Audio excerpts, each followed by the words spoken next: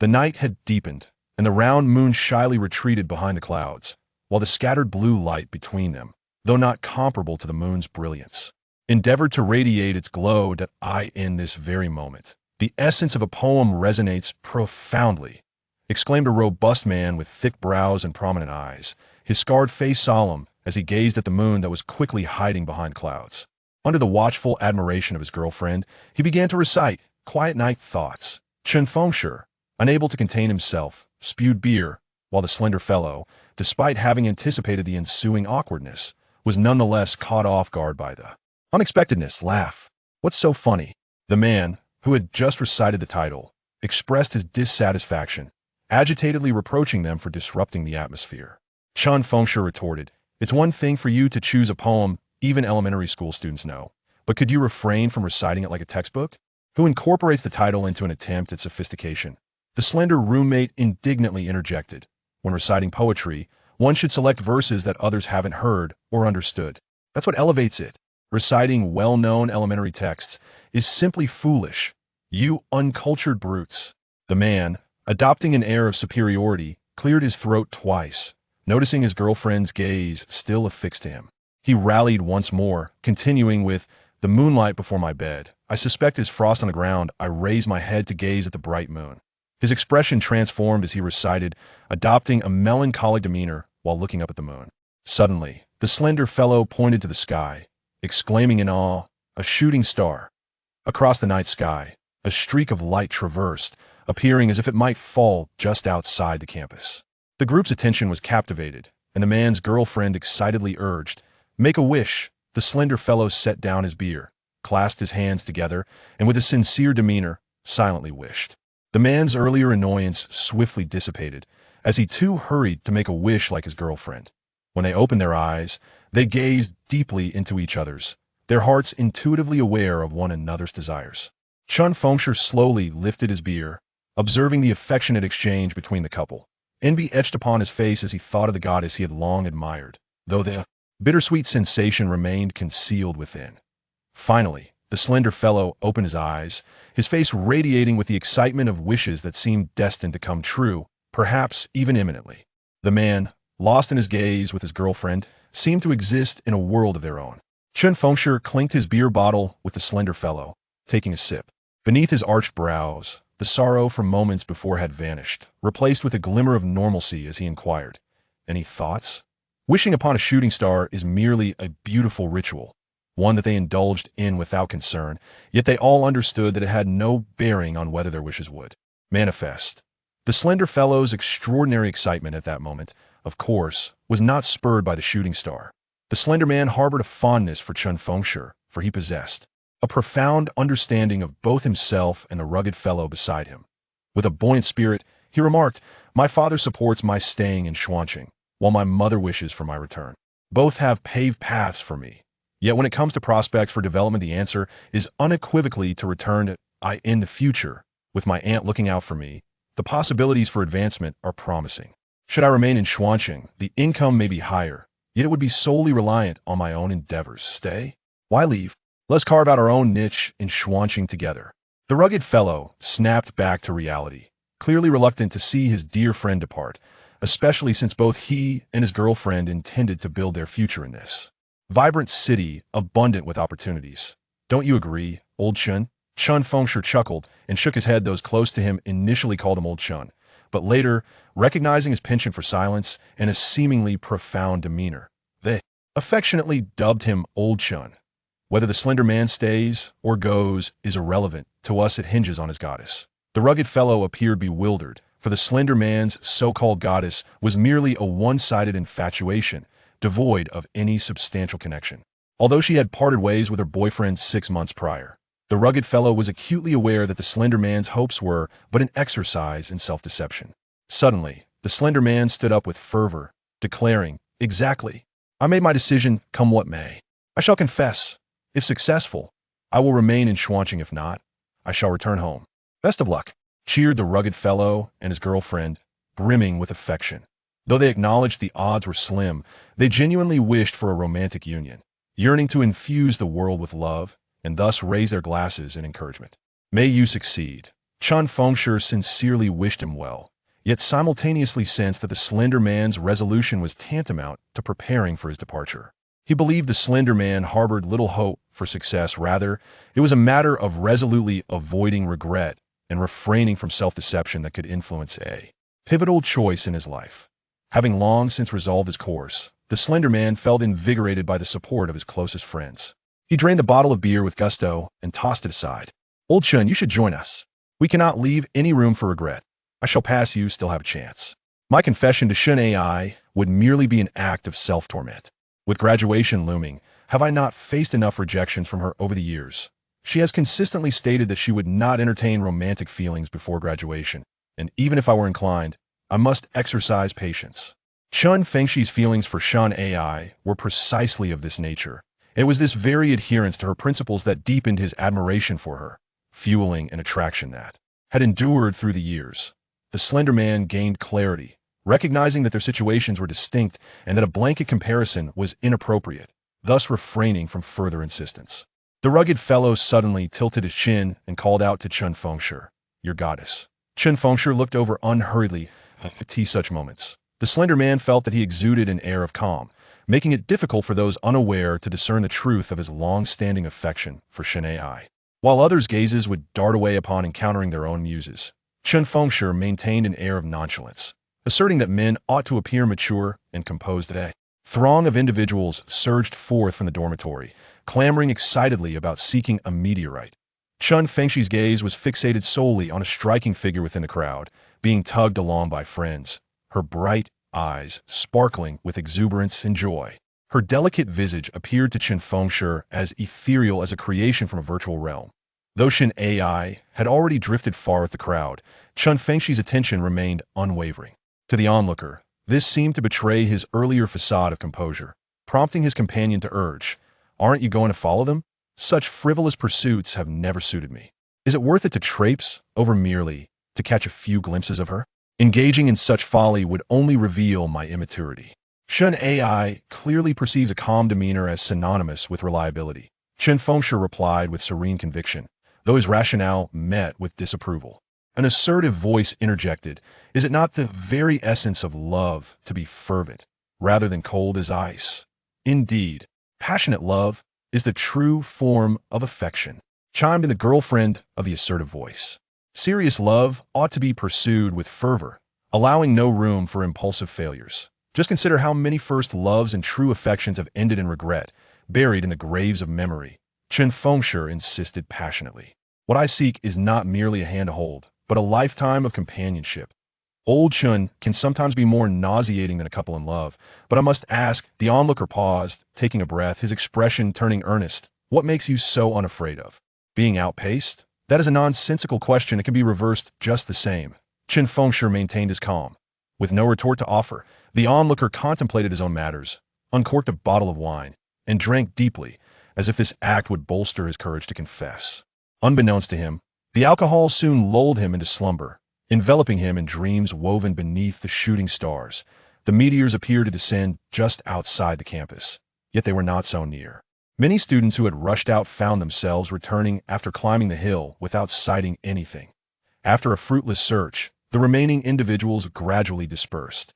Chen Ai, accompanied by a group of friends, retreated while chatting, overhearing complaints about the initial shouter who had claimed the meteor had fallen this way, suggesting it may have burned up before landing, or perhaps was still far off.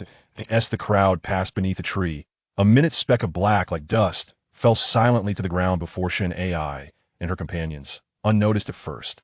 Yet, in the next moment, Chen Ai instinctively shook her head slightly, and she noticed that several friends did the same, with one nearly losing balance as if momentarily dizzy. Was the wind too cold? A sense of unease washed over Chen Ai and her friends until they spotted other students from their school, which restored their sense of security. One brave soul laughed at the one who nearly stumbled, jesting, "A relative must have arrived clearly. One is lacking in vitality." A wave of laughter erupted among a gathering of people, momentarily dispelling the earlier peculiarities. Upon returning to the school grounds, everyone felt an overwhelming hunger. Even those who typically abstained from eating after 8 o'clock at night found themselves unable to resist indulging in a lavish feast, the portions so abundant that they left even themselves astonished. Once back in the dormitory, fatigue washed over them, and with a self-deprecating chuckle, one murmured, "A room full of well-fed pigs ready to sleep," and within mere seconds, they succumbed to slumber as a meteor streaked across the sky. Countless wishes were whispered into the night following the fleeting brilliance. Some drifted into sweet dreams. Chen Fengshi remained sober, and lacking a girlfriend, the responsibility of caring for the slender youth fell upon him.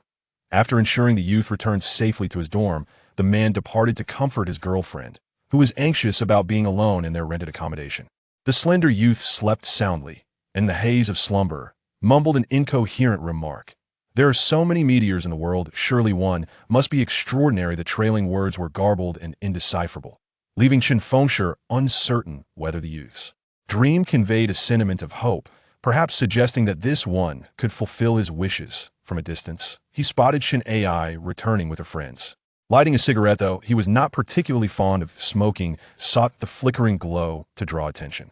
Alas, Chen Ai and her companions remained oblivious, but the dormitory supervisor happened to catch sight of him and shouted, "Hey!" Reluctantly, Chen Fengshi extinguished the cigarette, burdened by a sense of frustrated longing, and lay down to sleep.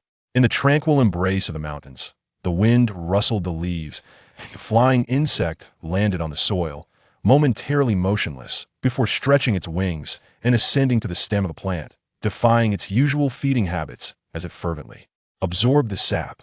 The night sky was replete with meteors, yet who would remember the one that fell outside Xuanqing University days later? Chen Fengshi had long forgotten, and the slender youth remained uncertain if he recalled it, for he had yet to confess his feelings to his goddess. In recent days, Chen Fengshi had not encountered Chen Ai. With only one course left to complete, he was unburdened by worries of post-graduation employment. Chen Ai's future was already mapped out by her family, while Chen Fengshi's parents worked in a thriving state-owned enterprise. Many years ago, there had been a tradition of passing down careers, but that was a distant memory. Although entering the company was not particularly challenging for Chen Fengshi, securing a formal position proved to be a daunting task. Consequently, Chen Fengshi expressed no ambition in that direction, and his father did not press him, both understanding that there were no promising prospects to anticipate. Fortuitously, the martial arts school where Chen Fengshi had trained since childhood was in need of assistance, and during holidays, he had helped teach younger students. Thus, he felt no urgency. He preferred to lend a hand at the school for 6 months rather than compete fervently during an employment frenzy, believing that opportunities would be more plentiful come the new year. Avoiding the crowd was his consistent approach, and he maintained this mindset regarding employment. The man and his girlfriend, both having familial connections, had already determined their paths. The couple now grappled with the dilemma of whether to marry immediately upon graduation or to work for a year or two to save some discretionary funds before tying the knot. In essence, their concerns occupied a different dimension than those of the majority. Since Chen Fengshi is not in a rush for work, his thoughts are predominantly occupied by his goddess, Chen Ai. He has kept all his feelings for her suppressed, patiently waiting to unleash his plans after graduation, meticulously gathering various schemes and dialogues over the years. Through diverse means of documentation, Chen Fengshi is confident that these preparations will enable him to navigate any situation. He merely awaits the opportune moment to act. At that moment, his phone rang unexpectedly. As he leisurely sipped his green tea and picked up the device, his expression suddenly froze upon seeing the caller's name. "A call from the goddess? I'm free, absolutely," he replied. After hanging up, Chen Fengshi remained in a daze. None of his strategies accounted for such a scenario. The goddess Chen Ai had proactively invited him to converse before graduation. This defied logic. Fearing that proximity might inadvertently trigger his pursuit, Chen Fengshi had maintained a certain distance from Chen Ai, and the notion of a private meeting had never occurred. This naturally led him to a flurry of speculations. Yet when it came to preparing for the outing, changing clothes, grooming, and scrutinizing his appearance in the mirror dozens of times, she dared not be negligent. Finally, after enduring until the afternoon, Chen Fengshi arrived at Yulin Garden half an hour early.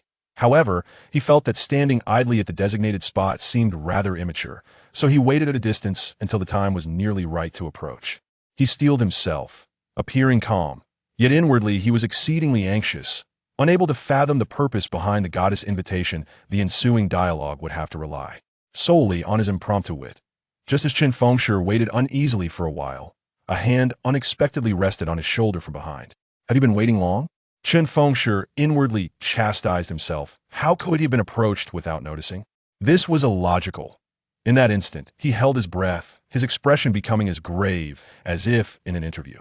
As he turned around, he suddenly felt a darkness envelop him. And before he could comprehend the situation, he fainted. In that fleeting moment, Chen Fengshi didn't even have time for any thoughts.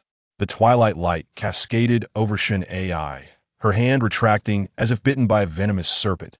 She gazed wide-eyed at the fallen Chen Fengshi for a moment, then retreated, turning swiftly and leaving with remarkably light steps. She simply abandoned the unconscious Chen Fengshi.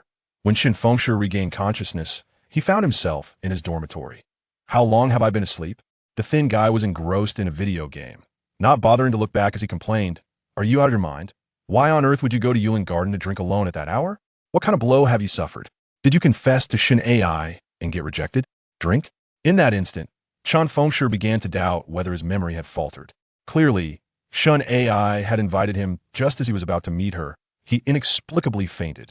How could this relate to drinking? Moreover, under normal circumstances, after he fainted, Chen Ai should have sought him out. Chen Fengshi had no recollection of any connection to alcohol, so he firmly asserted, I did not drink. By heavens, you haven't had a drink yet. When I and Hansi noticed your absence during dinner, and after several unanswered calls, we found you sprawled on the floor, surrounded by empty bottles, said the slender man, visibly agitated. If you must drink, it ought to be in the dormitory to you have any idea how exhausting it was for Hansi and me to trek from Yulin Garden to the dorm? Chen Fengshi felt increasingly bewildered as the slender man's account bore no resemblance to his own recollections. However, given that the slender man was not one to indulge in jest, especially not with such theatricality, it was evident that he was recounting the stark reality he had witnessed. Regaining his composure, Chen Fengshi inquired about the duration of his slumber. The slender man rambled on about his grievances, lamenting that Chen had been asleep for 2 full days and nights. Initially, he had suffered from a fever, which they had managed to reduce with medication and physical cooling. Once the fever subsided, they had grown concerned about his prolonged unconsciousness, planning to call an ambulance if he remained asleep by morning. Thank goodness I am all right. Aren't you worried that something serious could have transpired during those 2 days? What could possibly happen? It's merely that you drank too much. The slender man dismissed the concern, incredulously questioning, you'd call for an ambulance just because you're fine? Do you think there are no costs involved? Would you carry me to the hospital without incurring any expenses? That requires strength, the slender man retorted swiftly, only to erupt in frustration over a gaming loss, exclaiming, I was distracted talking to you and got taken out by that. Fool! Determined to redeem himself, the slender man paid no further heed to other matters. After conversing with him for a while, Chen Fengshi gradually became aware of a gnawing hunger, which intensified to the point of discomfort. He rose from his bed, feeling unusually feeble. He had never before experienced the sensation of fasting for 2 days and nights, nor did he wish to endure it again. He munched on a packet of instant noodles, and as his stomach began to settle, he felt a modicum of relief. Venturing outside the campus, he indulged in a hearty meal, devouring 2 bowls of noodle soup with gusto. To his astonishment, he found that it was far from sufficient when he ordered a 3rd bowl. The proprietor regarded him with incredulity. While 2 bowls were not an excessive amount, 3 were indeed quite rare, especially considering Chen Fengshi's well-proportioned physique, which concealed any hint of robust musculature, thus amplifying the contrast with his substantial appetite. When the proprietor brought forth a 4th bowl, he could not help but exclaim, Where on earth are you putting all this? Chen Fengshi himself was equally baffled. He typically consumed only 1 bowl, occasionally 2 when particularly famished, at which point he would feel quite full. Yet today, even after 3 bowls, he felt no sense of satiation. Today is an exceptional performance that are regular at the establishment. The proprietor, though not particularly loquacious, regarded him as a familiar face and kindly cautioned, Do take care not to overextend your stomach. Chen Fengshi indeed sensed something amiss. Although it is said that the human stomach can stretch several times its capacity without issue, that remains a theoretical notion, and, in reality, one might struggle to move thereafter. At that moment, a handsome man strolled past.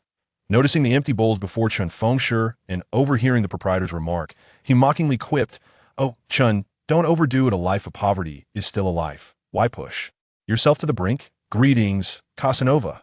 Farewell, Casanova, Chen Fengshi replied, casting a glance upward, offering no warmth in his tone. The romantic figure tilted his head, displaying a proud disdain as if he were above engaging with him, passing by with a light laugh, his back straight and posture dignified as though traversing a red carpet in a grand hall. Yet, the scene unfolded on the worn streets outside the school, where the sense of grandeur felt more like mere pretense. Once a formidable rival of Chen Fengshi in matters of the heart, the latter's concealed affection had remained deeply buried, leading to a palpable disconnect between them at this moment, exacerbated by the recent confrontation instigated by the lean fellow, which nearly escalated into conflict. Chen Fengshi had supported the lean one, consequently earning the disdain of the romantic figure. The romantic figure's only flaw lay in his overwhelming sense of superiority, his radiant aura making it difficult for anyone not to harbor animosity towards him. Chen Fengshi, uninterested in pursuing the matter further, soon found himself concerned about his own physical condition. Rising cautiously, he tested his body with gentle stretches, bending down and discovering no hindrance whatsoever. Remarkably, he felt as if his stomach was just as it would be when he had not eaten at all. How unscientific! Is there a black hole inside me? With no discomfort and an insatiable appetite surging like a relentless tide, he resolved to continue eating. After finishing his fifth bowl, the proprietor urged him to stop, fearing he might suffer adverse consequences. Chen Fengshi himself found the inexplicable increase in appetite alarming, yet despite still feeling hungry, he chose to restrain himself. Upon settling the bill, the restaurant owner breathed a sigh of relief, glad to see him leave without collapsing. Once outside, Chen Fengshi found himself increasingly perplexed, eager to inquire of his goddess regarding the events following his sudden loss of consciousness. However, considering the late hour, he surmised that Shun Ai had likely retired for the night. Lost in thought, he unwittingly made his way to Shun Ai's dormitory, standing there for a moment before realizing that lingering aimlessly was futile. Just as he decided to depart, he unexpectedly spotted a man standing beneath the dormitory, clutching a beautifully wrapped gift. It was none other than the romantic figure he had encountered earlier.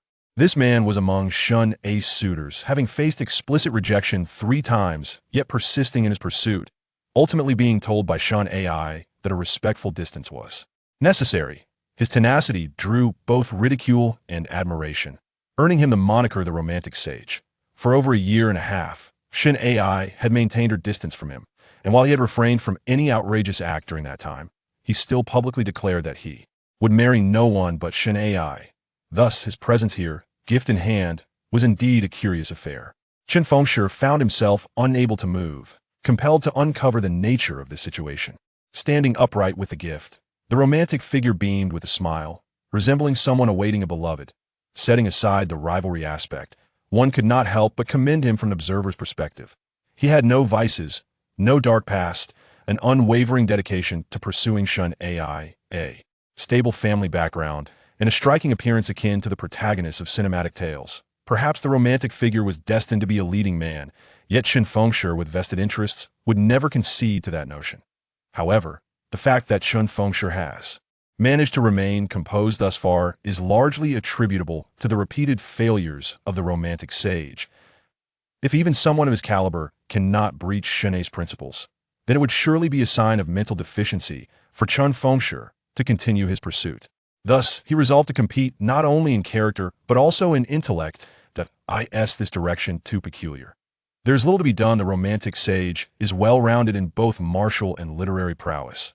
Though he may lag slightly behind Chen Fengshi in physicality, his literary finesse is leagues ahead. Under such circumstances, how could Chen Fengshi afford to deviate from the conventional path? He established a strategy of precise, targeted efforts, striving to elevate himself in character to align with Shun Ai's ideals, while meticulously analyzing her circumstances, biding his time until graduation to launch a focused courtship campaign. Yet, the pressure from the romantic sage remains formidable, compelling Chen Fengshi to ascertain the current situation. Should he endure for years only to be thwarted at the moment of his intended advance by the sage's sudden, formidable tactics, it would indeed be folly. Not a date with Shun Ai. Not a date with Shun Ai. Not a date with Shun Ai, Chen Fengshi silently chanted, but as he emerged, the figure before him was undeniably Shun Ai, to which the romantic sage promptly advanced to greet her. That moment, Chen Fengshi's thoughts abruptly shifted, for in his eyes, Shun Ai's form was enveloped in a veil of crimson mist. Crimson mist? Chen Fengshi paused momentarily, then instinctively rubbed his eyes and focused anew. Indeed, Shanae's body was cloaked in a delicate layer of red mist, extending from her feet to the crown of her head, with the mist further extending beyond her, reaching into the obscure distance behind the dormitory. Shun Ai exchanged a few words with the romantic sage before accepting a gift from him, and subsequently, the two strolled leisurely, engaged in conversation. However, at that moment, Chen Fengshi's primary concern was no longer their interaction. He rubbed his eyes once more and looked again, but the phenomenon persisted, prompting him to scan his surroundings. There were no abnormalities, and he saw no one else interacting. With Shun Ai in such a manner, a flicker of fear crept into Chen Fengshi's mind, for he was uncertain whether this was merely a peculiar ocular affliction. However, based on the observable phenomena, it seemed illogical for only Shun Ai to be affected. Could it truly be supernatural? Despite his usual skepticism, the environment's influence made such thoughts surface in his mind upon encountering the inexplicable. Chen Fengshi trailed at a distance, observing that the romantic sage and Shun Ai indeed appeared to be taking a leisurely stroll, maintaining a respectful distance between them. He watched as the crimson mist surrounding Shun Ai began to incessantly transfer towards the romantic sage. This occurrence had been evident since their initial meeting, albeit infrequently. Yet now the mist enveloped the sage entirely. Chen Fengshi, witnessing this, felt an inexplicable dread towards the mist. It was no longer mere vapor. As it touched the sage's skin, it seemed to penetrate. Those tendrils that brushed against his hair slithered swiftly along the strands, vanishing into the depths of his dark locks. Even those that clung to his clothing crawled up to his skin, merging seamlessly within. Chen Fengshi felt a shiver down his spine as he witnessed the unfolding events, utterly perplexed by the situation. However, 10 minutes later, the figure of the romantic sage became enveloped in a crimson mist, reminiscent of Shun Ai, with tendrils of the red vapor continually stretching forth, heading towards the path where the mist had extended above Shun Ai's head. Throughout this peculiar episode, the romantic sage walked in silence, as did Shun Ai. In a moment that felt both surreal and disconcerting, they abruptly parted ways without any forewarning or exchange of words, diverging in opposite directions. At this juncture, Chen Fengshi was no longer concerned about Shun Ai's acceptance of the romantic sage's advances, yet he sensed that something extraordinary was transpiring with both Shun Ai and himself. Shun Ai's unexpected request for a meeting, his subsequent fainting spell, the recounting by the thin man, and the strange encounter and sudden separation between the romantic sage and Shun Ai all intertwined, leaving only the interpretation of the supernatural as a viable explanation.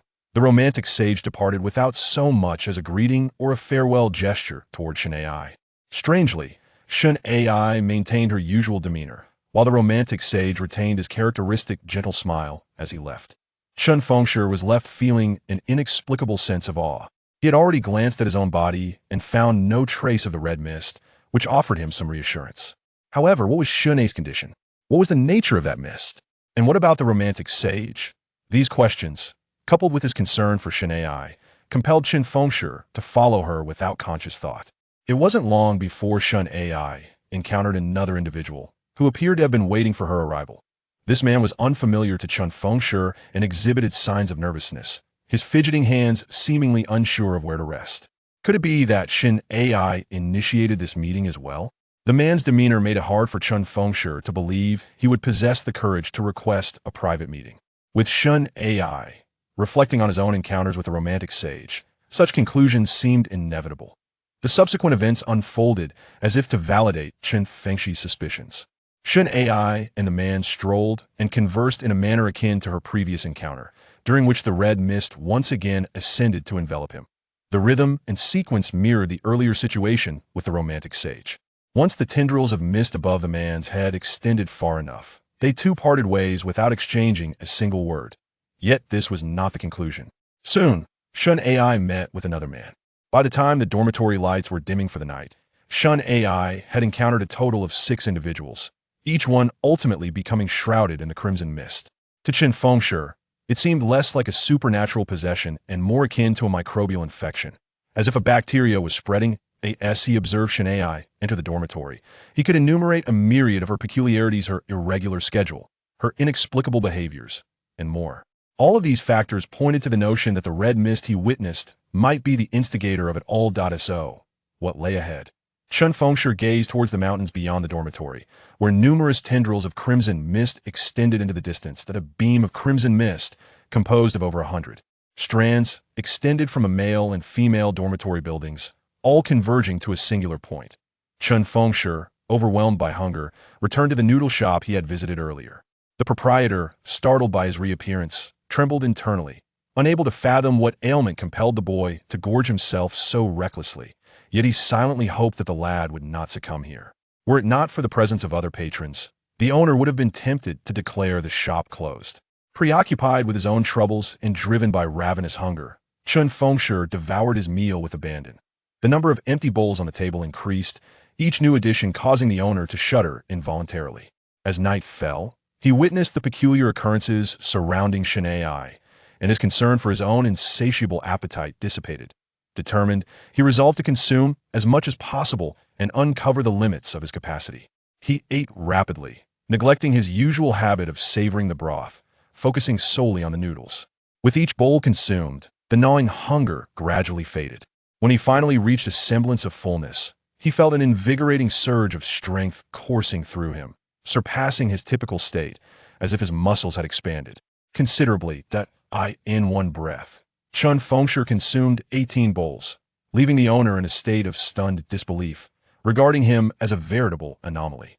"Time to settle the bill. 180, the owner replied, his expression devoid of emotion. The relentless onslaught of bowls had numbed him. He could not comprehend how a person could consume so much, for it was evident that Chen Fengshi's stomach appeared incapable of holding such a volume.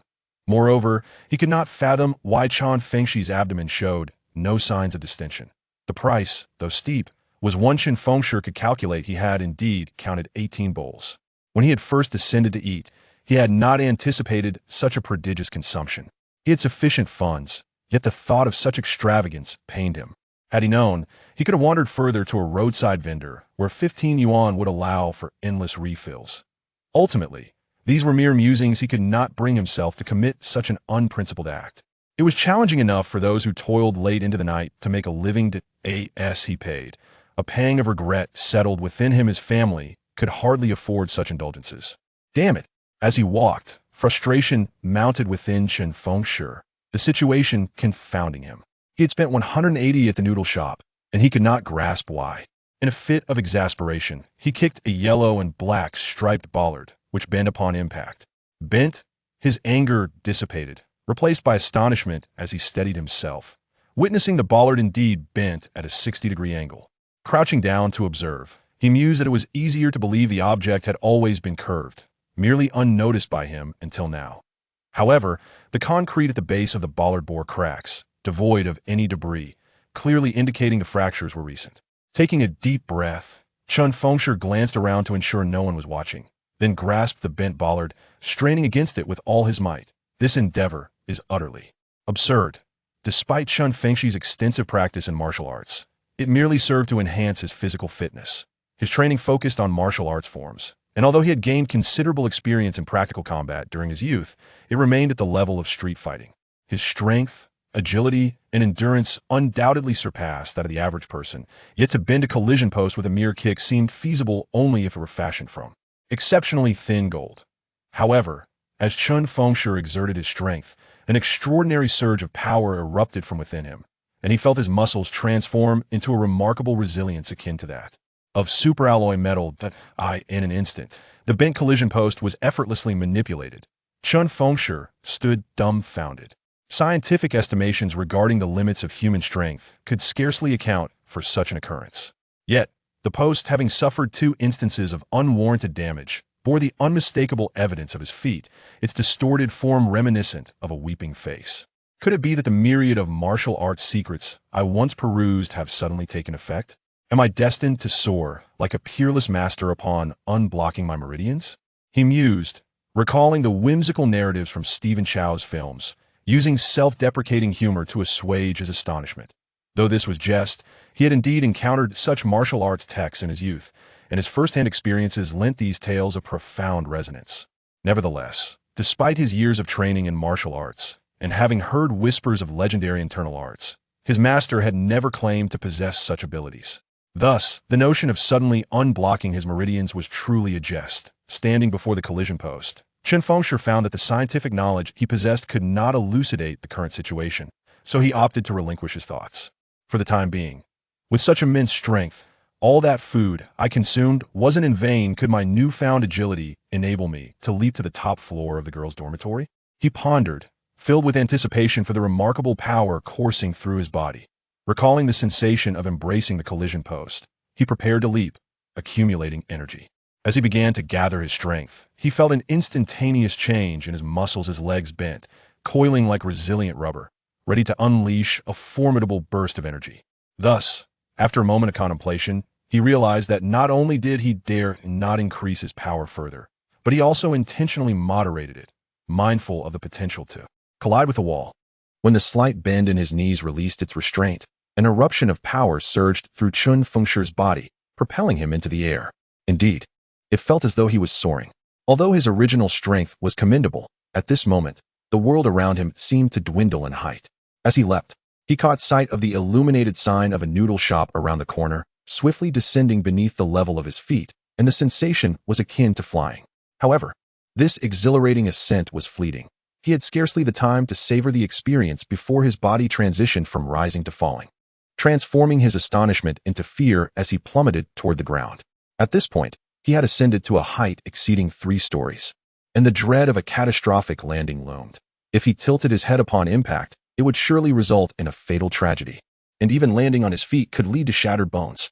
This feeling lasted but a moment, as his feet soon touched down, the ground reverberating with a force that indicated a significant impact.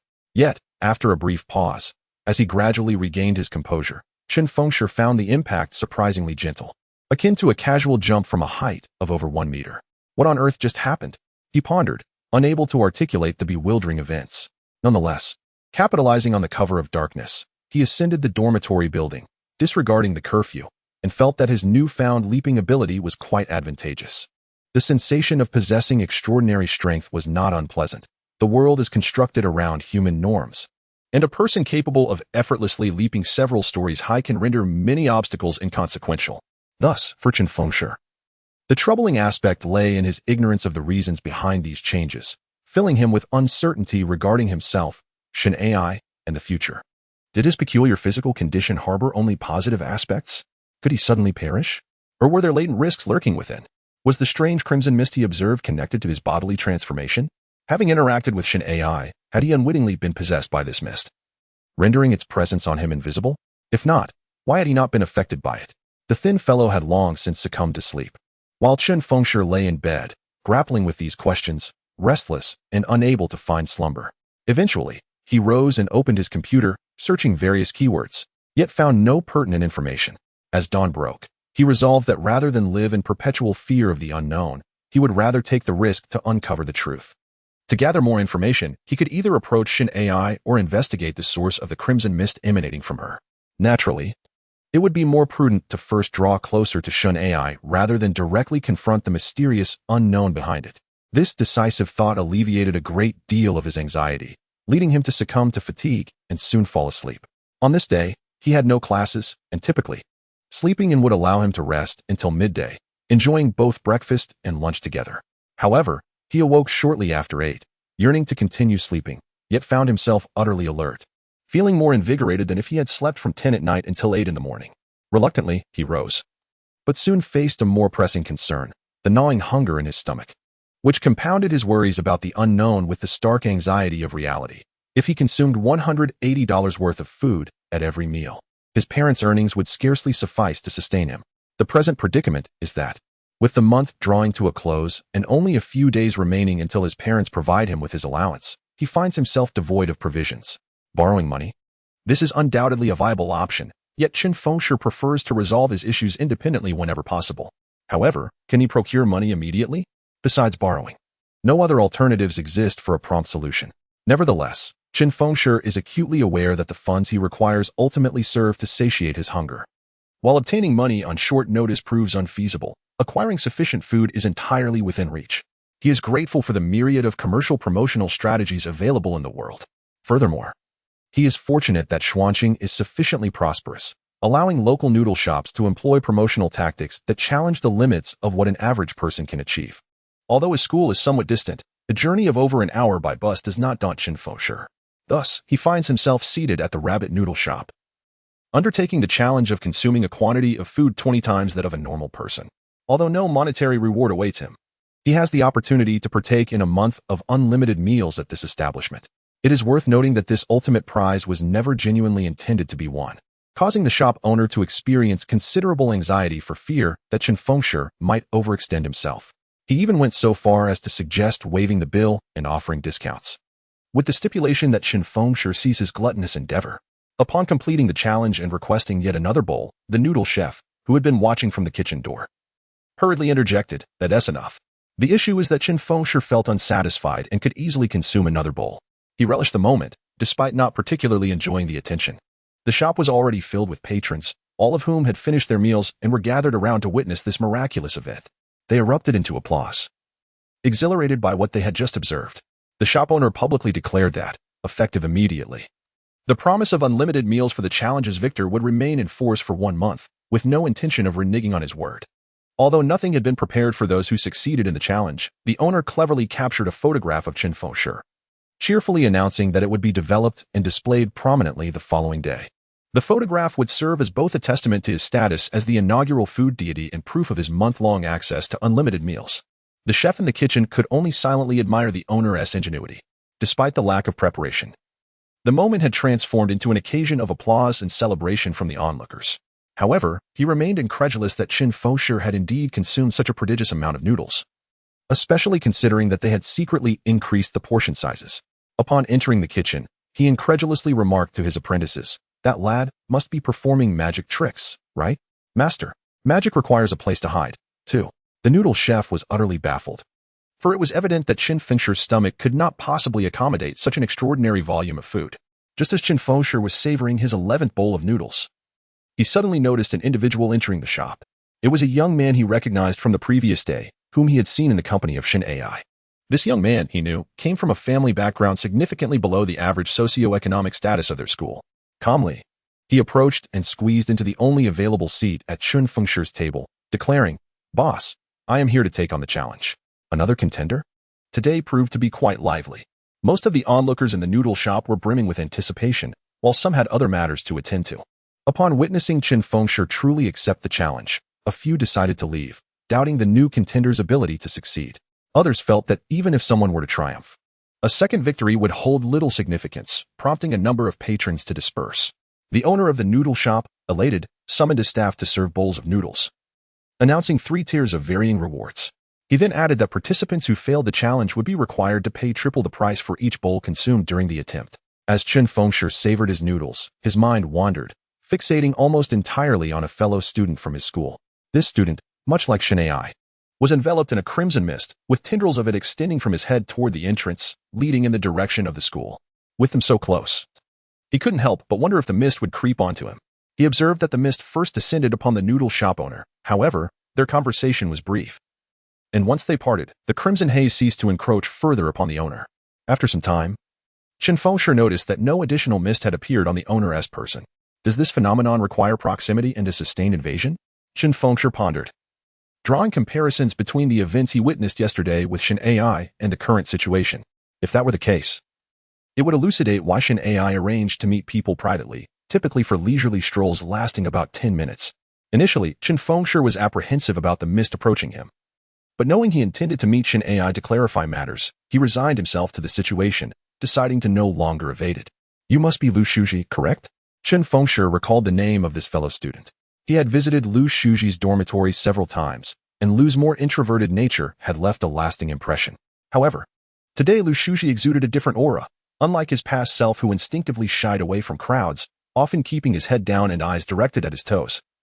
He now entered the bustling noodle shop with an air of confidence, his gaze steady and voice resonant. "It's been over a month since I last visited our dormitory." "What a coincidence," Lu Shuji replied with a smile.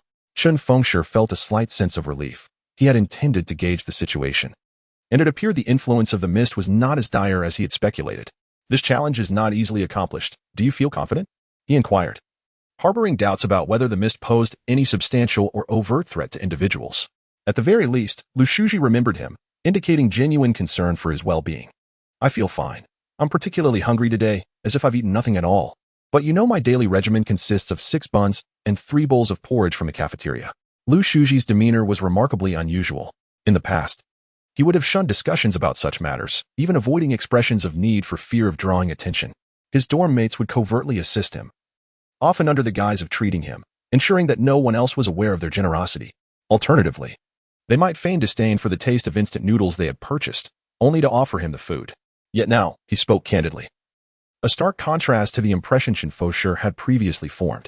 However, what piqued Chen Fengshi's curiosity most was Lu Shuji's mention of feeling exceptionally hungry. Could it be that I too have been afflicted by the red mist, yet remain oblivious to it? Chen Fengshi's speculation seemed to inch ever closer to the truth. He remarked, "Great minds think alike. I too have come here in search of complimentary sustenance."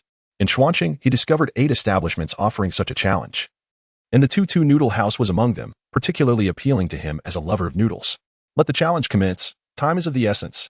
The proprietor of the noodle house interjected, eager to prevent any potential excuses from participants when it came time to settle the bill.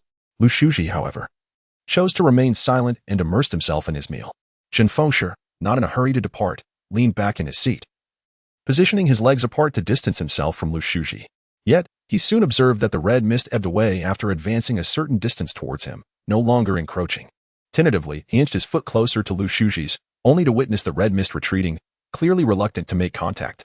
Though perplexed by this phenomenon, Chen Fengshi took it as a promising sign. He felt emboldened to scrutinize Lu Shuji, who was consuming his noodles at an astonishing pace, bowls disappearing into his stomach. The red mist surrounding Lu Shuji grew increasingly animated, as if his body was a boundless source of this ethereal mist, continuously spilling forth along the trajectory of the red filaments cascading from his head. As Lu Shuji polished off his 8th bowl, the proprietor's expression grew increasingly grim. To him, the challenge had initially appeared to be a lucrative endeavor, with both Chen Fengshi and Lu Shuji set to enrich his coffers. Yet he felt as though he had been soundly slapped in the face by Chen Fengshi's unexpected prowess. Now, with Lu Shuji achieving the 3rd-tier challenge, he was awarded 3 days of complimentary dining. Just when one food deity exits, another emerges. The proprietor's mood at that moment was nothing short of exasperating.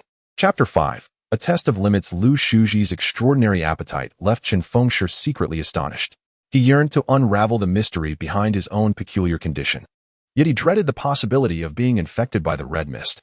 Fortunately, after Lu Shuji completed the 1st phase of the challenge, he paused, patting his distended belly, exuding an air of satisfaction after a hearty meal.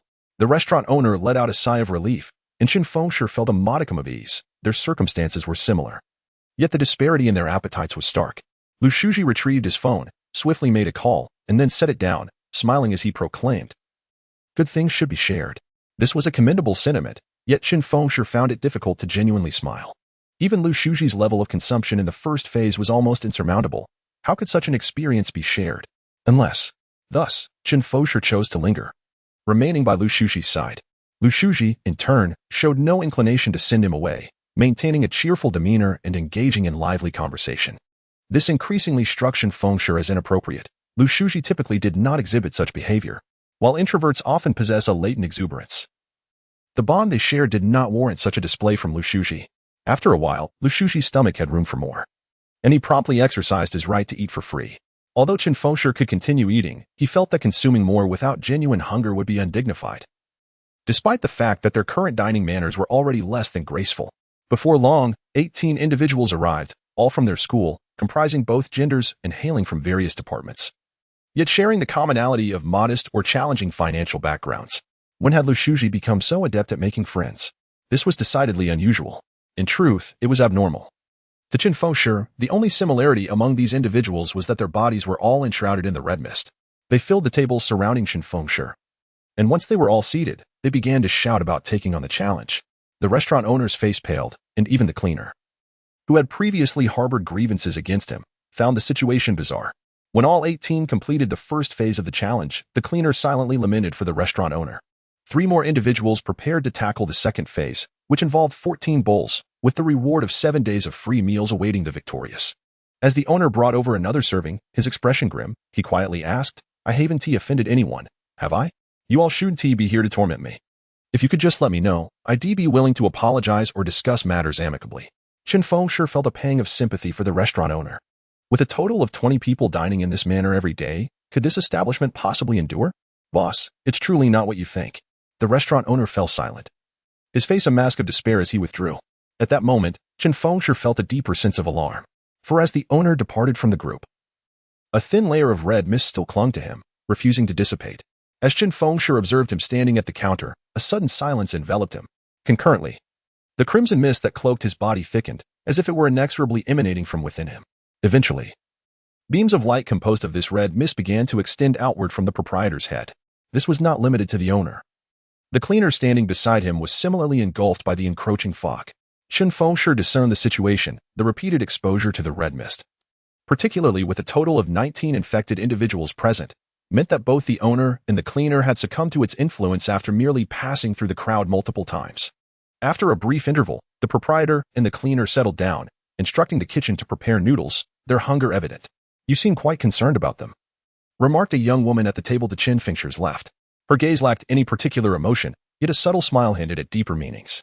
Indeed, Chen Fengshi had long recognized his predicament. These individuals had encircled him upon his arrival, their own red mist initially converging towards him, only to swiftly retreat when they drew near. Moreover, some of Lu Shuji's words during their conversation struck him as rather peculiar, almost as if probing. Were they perhaps suspicious that Chen Fengshi had uncovered the secret of the red mist? The proprietor truly deserved sympathy, confronted with such a multitude of culinary deities. Chen Fengshi feared he might despair and close his establishment. Maintaining a composed demeanor, Chen Fengshi understood that if Lu Shuji and his cohort were testing him, he too must engage in a subtle examination of them. Rest assured, the owner will not close his doors. We certainly want to be dining here every day. We must also visit the remaining establishments in Xuanqing that offer rewards for challenges. Dispersing the pressure is the key to longevity, Lu Shuji replied with poise, his focused gaze intensifying Chen Fengshi's anxiety. This was indeed a test of skill. Moreover, excelling in performance did not guarantee success. What an excellent approach. I must learn from this, Chen Fengshi exclaimed, giving a thumbs up in admiration. Lu Shuji fixed his gaze upon Chen Fengshi and suddenly inquired, "You seem to harbor a dislike for me. Earlier, you deliberately distanced yourself. I don't appear that unkempt, do I?" "Oh." Chen Fengshi feigned a wry smile, adopting an expression of innocent grievance. "That is indeed a misunderstanding. I merely wish to avoid any discomfort that physical contact might provoke. It is a habitual avoidance. If you insist, I shall demonstrate my intentions through action." As he spoke, he rose and maneuvered to sit closer, despite Lu Shuji's refusals. With a playful grip around Chen Fengshi's shoulders, he laughed. "If you don't embrace me, how can you expect me to believe you? Are you truly repulsed by me?" Lu Shuji pushed against Chen Fengshi's arm with increasing strength, yet it paled in comparison to Chen Fengshi's own, rendering any escape futile. He could only utter apologetic reassurances, insisting that such measures were unnecessary, that he was trustworthy, and so forth. However, the more panicked he became, the more Chen Fengshi felt compelled to engage in intimate proximity. He had already contemplated that if the red mist avoided him, perhaps he possessed a repelling influence against it. Seizing the opportunity presented by Lu Shuji's words, he intentionally sought to test this hypothesis. At that moment, he clearly observed the crimson mist enveloping Lu Shuji rapidly dissipating. Others nearby reached out to assist, but Chen Fengshi, feigning half annoyance and half jest, pushed them away, exclaiming, "Don't interfere. Did you not hear Lu Shuji's audacious conjecture about me? We are not strangers. We have shared many meals and conversations in the past. Now he questions my friendship? This misunderstanding must be resolved." Chen Fengshi delayed for a while, and those who attempted to help could not pry him away. They resorted to verbal persuasion instead. In that brief span, Chen Fengshi noticed that the crimson mist surrounding Lu Shuji had vanished, and the beams of red light extending from above his head had disappeared as well. Lu Shuji stood bewildered for about 5 seconds, as if awakening from a trance, glancing around in confusion before turning to Chen Fengshi and asking, "Why am I here? What is happening? Can I truly dispel the crimson mist?" Chen Fengshi felt a surge of excitement. This was akin to witnessing a direct glimmer of hope in aiding Shen Ai. The potential for a hero saving the damsel in distress was indeed promising. Yet he maintained his composure, teasing Lu Shuji, "You certainly have a knack for joking. All right. I'll let you off this time. No need to feign amnesia. My sole intention is to clarify that misunderstanding you just expressed." Releasing Lu Shuji, he returned to his seat. Lu Shuji appeared utterly perplexed, seemingly unaware of his circumstances, not comprehending Chen Fengshi's words. However, his state of confusion did not last long. Surrounded by the crowd, he was soon enveloped again by the encroaching crimson mist, and in mere moments, the red light re-emerged above his head. "This is utterly hopeless," Chen Fengshi lamented silently, observing the crimson tendrils extending from Lu Shuji's crown.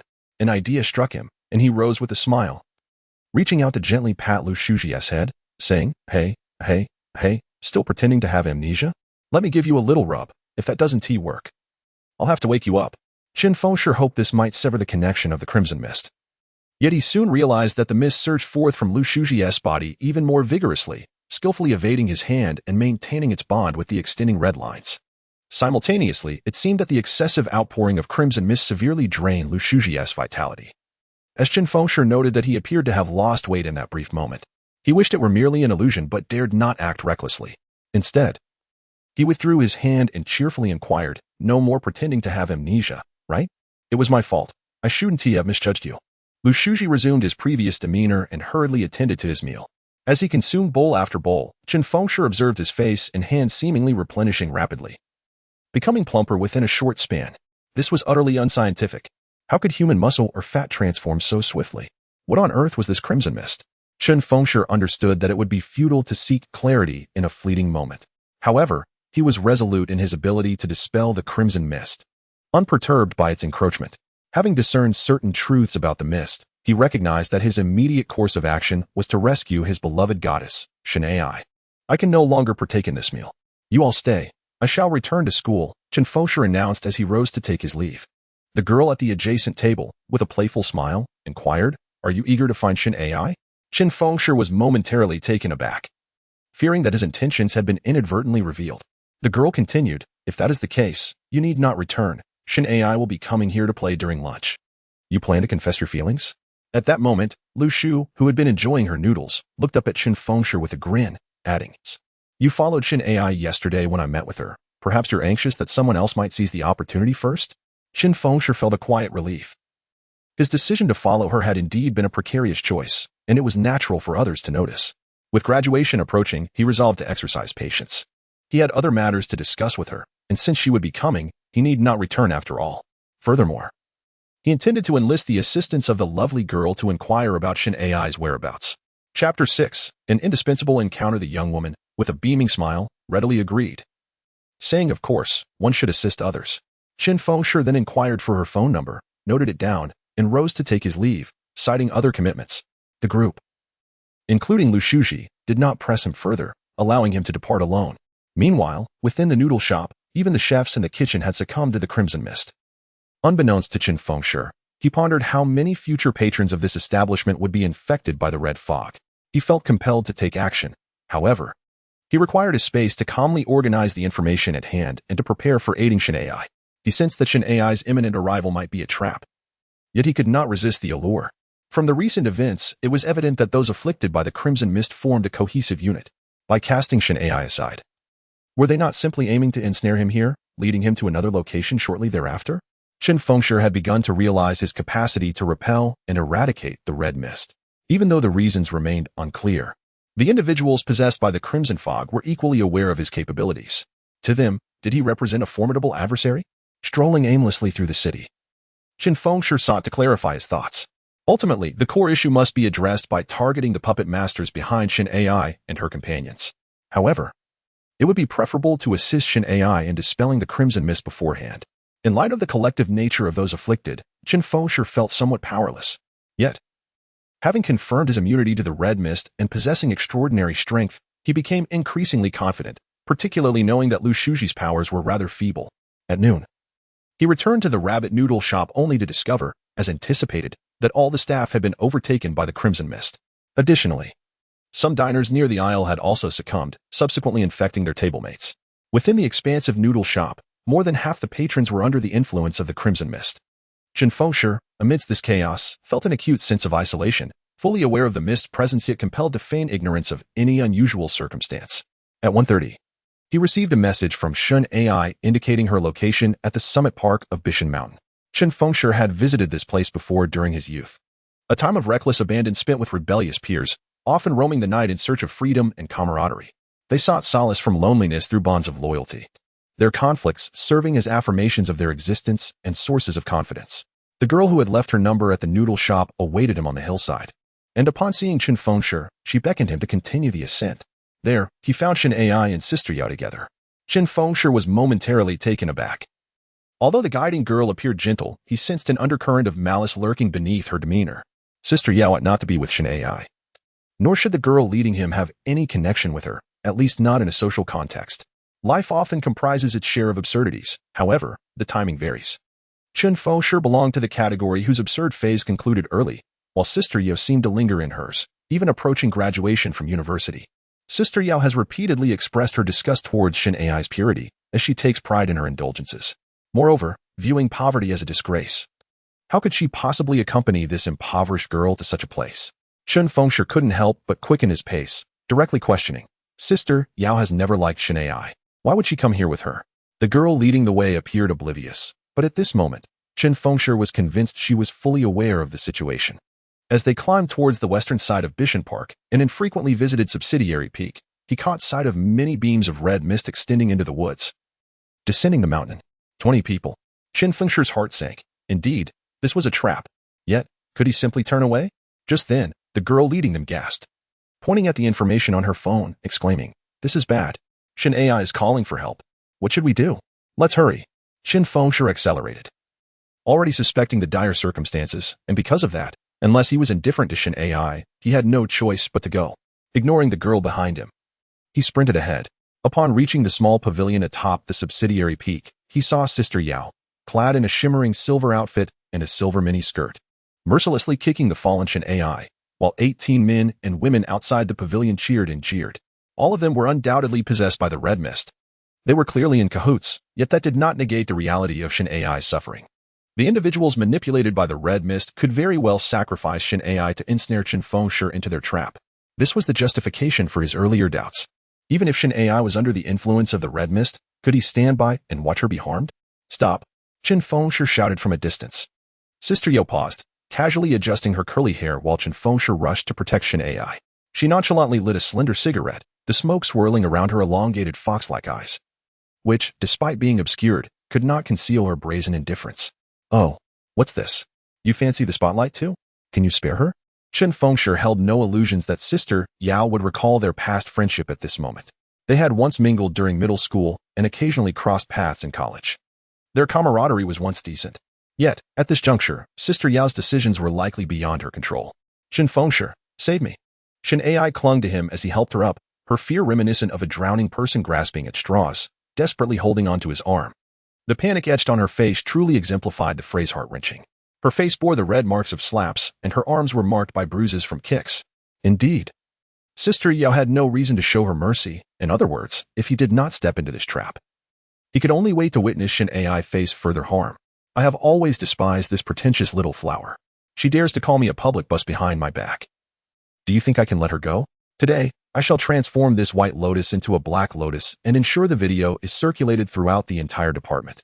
Let us see how she continues to pretend in the future." As she uttered these words, Sister Yao's haughty demeanor clearly revealed her enjoyment of wielding the power to inflict harm and despair upon others. Shen Ai appeared to tremble in fear, repeatedly murmuring, "No, no." She could never speak ill of others behind their backs. Shen Ai had always refrained from passing judgment, whether in public or private. Whoever spread such rumors to you should be dealt with directly. They are undoubtedly guilty of slander and instigation. Chen Fengshi, while feigning indifference, was discreetly observing the other 18 individuals, none of whom he recognized, likely not from their school. Judging by their expressions, they were evidently seasoned troublemakers. "Old Chen, if you're going to get involved today, don't say I didn't give you face. Either leave quickly, or stay and witness how the white lotus transforms into a blackened flower," Sister Yao declared. At this, a woman in the pavilion laughed and chimed in. "If someone desires a spectacle, let him partake. That would be quite entertaining." "Oh, Old Chen, shall we let you be the first? Once it's over, I'll record a video and share it at school. How many people would envy you?" Sister Yao laughed heartily, reveling in the experience of inflicting pain on others. "Discussing this with me is futile, Sister Yao. You're not lacking in intelligence. Engaging in such acts and leaving evidence? Actively seeking police attention?" Chen Fengshi replied in a calm tone, aware that Sister Yao was not foolish, merely indulging in a sense of superiority. He knew she would not relent, nor would she let him escape. He merely needed to buy some time to prepare for the impending confrontation. Outnumbered, he had never faced multiple adversaries at once. In past experiences, when confronted with a larger group, he had always retreated, never considering a reckless charge that would likely result in a severe beating. "You've brought this upon yourself, Old Chen," Sister Yao exclaimed, flicking her cigarette onto the ground, her teeth clenched, bitterness evident in her words. "You and this wretched person truly deserve each other. Haven't you always prided yourself on being pure? Today, let you both be engulfed in darkness, a perfect match. At that moment, the group of men and women outside the pavilion moved in unison. Some drew daggers from their bodies, others brandished clubs, while a few donned finger sleeves with blades protruding an inch long. Chen Fengshi was particularly wary of those wielding clubs, based on his past experiences. Those with daggers were typically just posturing unless they were left with no choice or were lacking in judgment. Otherwise, they wouldn't stab unless absolutely necessary, serving primarily as a deterrent. As for those with exaggerated finger sleeves, they were merely for show, comprising just 3 women. The ones with clubs were genuinely practical, and as long as they avoided targeting heads, there was little concern for serious repercussions. Find an opportunity to escape, Chen Fengshi whispered, pushing Shen AI behind the pavilion railing, secretly calculating how to defend himself against the impending assault. The red mist surrounding Shen AI faded slightly as she drew closer to him. Yet the numerous individuals inside and outside the pavilion continued to impede its dissipation, causing the reduction to be painfully slow. Once this trouble is resolved, we can help Shen AI dispel the red mist. Chen Fengshi fixated on the approaching individual, a gaunt figure standing at 1.76 meters. His face was unnaturally pale, and his sunken eyes contributed to a rather ghastly appearance. As he strode forward, brandishing a short club, his mouth, revealing a gap where a front tooth should be, twisted into a sneer. The onlookers, eager for the spectacle, hesitated to intervene in the impending confrontation. Seizing the opportunity, Chen Fengshi anticipated the trajectory of the assailant's swing and, in a swift motion, lifted his arm while simultaneously delivering a rapid kick with his right leg. He recalled the previous night's events, during which he had inadvertently bent a guardrail with a single strike. To avoid causing further mischief, he tempered the force of his kick. Although his strike arrived a fraction late, he was determined to preempt the impact of the club before it could land on his arm. His foot connected squarely with the assailant's abdomen. Given the frail stature of the figure before him, it was only natural that the blow would send him reeling backward, thus preventing the club from striking its intended target. However, as he was struck, the gaunt man displayed a contemptuous smile, thrusting his abdomen forward with force, which unexpectedly propelled Chen Fengshi backwards, causing his back to collide with the concrete railing of the pavilion. Concurrently, the assailant's club came crashing down upon Chen Fengshi's raised arm. The man wielding the club, emboldened, spread his arms wide, mockingly declaring, "Is that all you've got, you soft-shell shrimp? Is this your strength? Come on, hit me again." "I barely felt that." Pathetic. The surrounding crowd erupted in laughter, with Sister Yao joining in, feigning astonishment as she quipped, "Oh Chen, have you regressed over the years?" "Fortunately. Jizi and the others often reminisce about you. I even defended you back in school. Are you really going to slap me in the face like this?" Chen Fengshi gritted his teeth in frustration, uncertain if his previous kick had lacked sufficient force, but the disdainful ridicule stung deeply. Recognizing the gaunt figure's arrogance, he resolved to measure his strength accurately. Without a moment's hesitation, he aimed another kick at the exposed abdomen of his opponent. Chapter 7. Relentless Retreat. The kick landed squarely. The thin man did not evade at all, bracing himself against the blow. His abdomen thrust forward violently, sending Chen Fengshi flying once more, his back crashing against the railing of the pavilion. A chorus of laughter erupted from the onlookers. The thin man feigned disdain, brushing off the dust from his clothes, then beckoned to Chen Fengshi with a taunting gesture. "Is that all you've got? Are you trying to be amusing?" Chen Fengshi paid no heed to the mockery. He merely felt that the situation had exceeded his expectations. A moment ago, a stick had struck his arm, delivering a certain impact, yet it had not caused him pain. Moreover, when hit, he had not perceived the short stick as particularly hard, akin to being playfully tapped with a book. He had previously attempted to block a stick with his arm, though not one as solid as the one wielded by this man, and had suffered bruises for days. Clearly, his body's resilience to impact was unusually heightened. Thus, even after 2 collisions, he felt no discomfort. Yet the thin man also surprised him. While the kick just now was not as forceful as the one delivered to the crashed pillar last night, he estimated it to be at least a quarter, if not close to a third, of that intensity. Still, the thin man remained unfazed. This could only indicate that, after being possessed by the red mist, his ability to withstand blows had surpassed the ordinary. "Come on, you coward. You're afraid to hit me now?" The crowd surrounding them jeered, with some individuals particularly animated.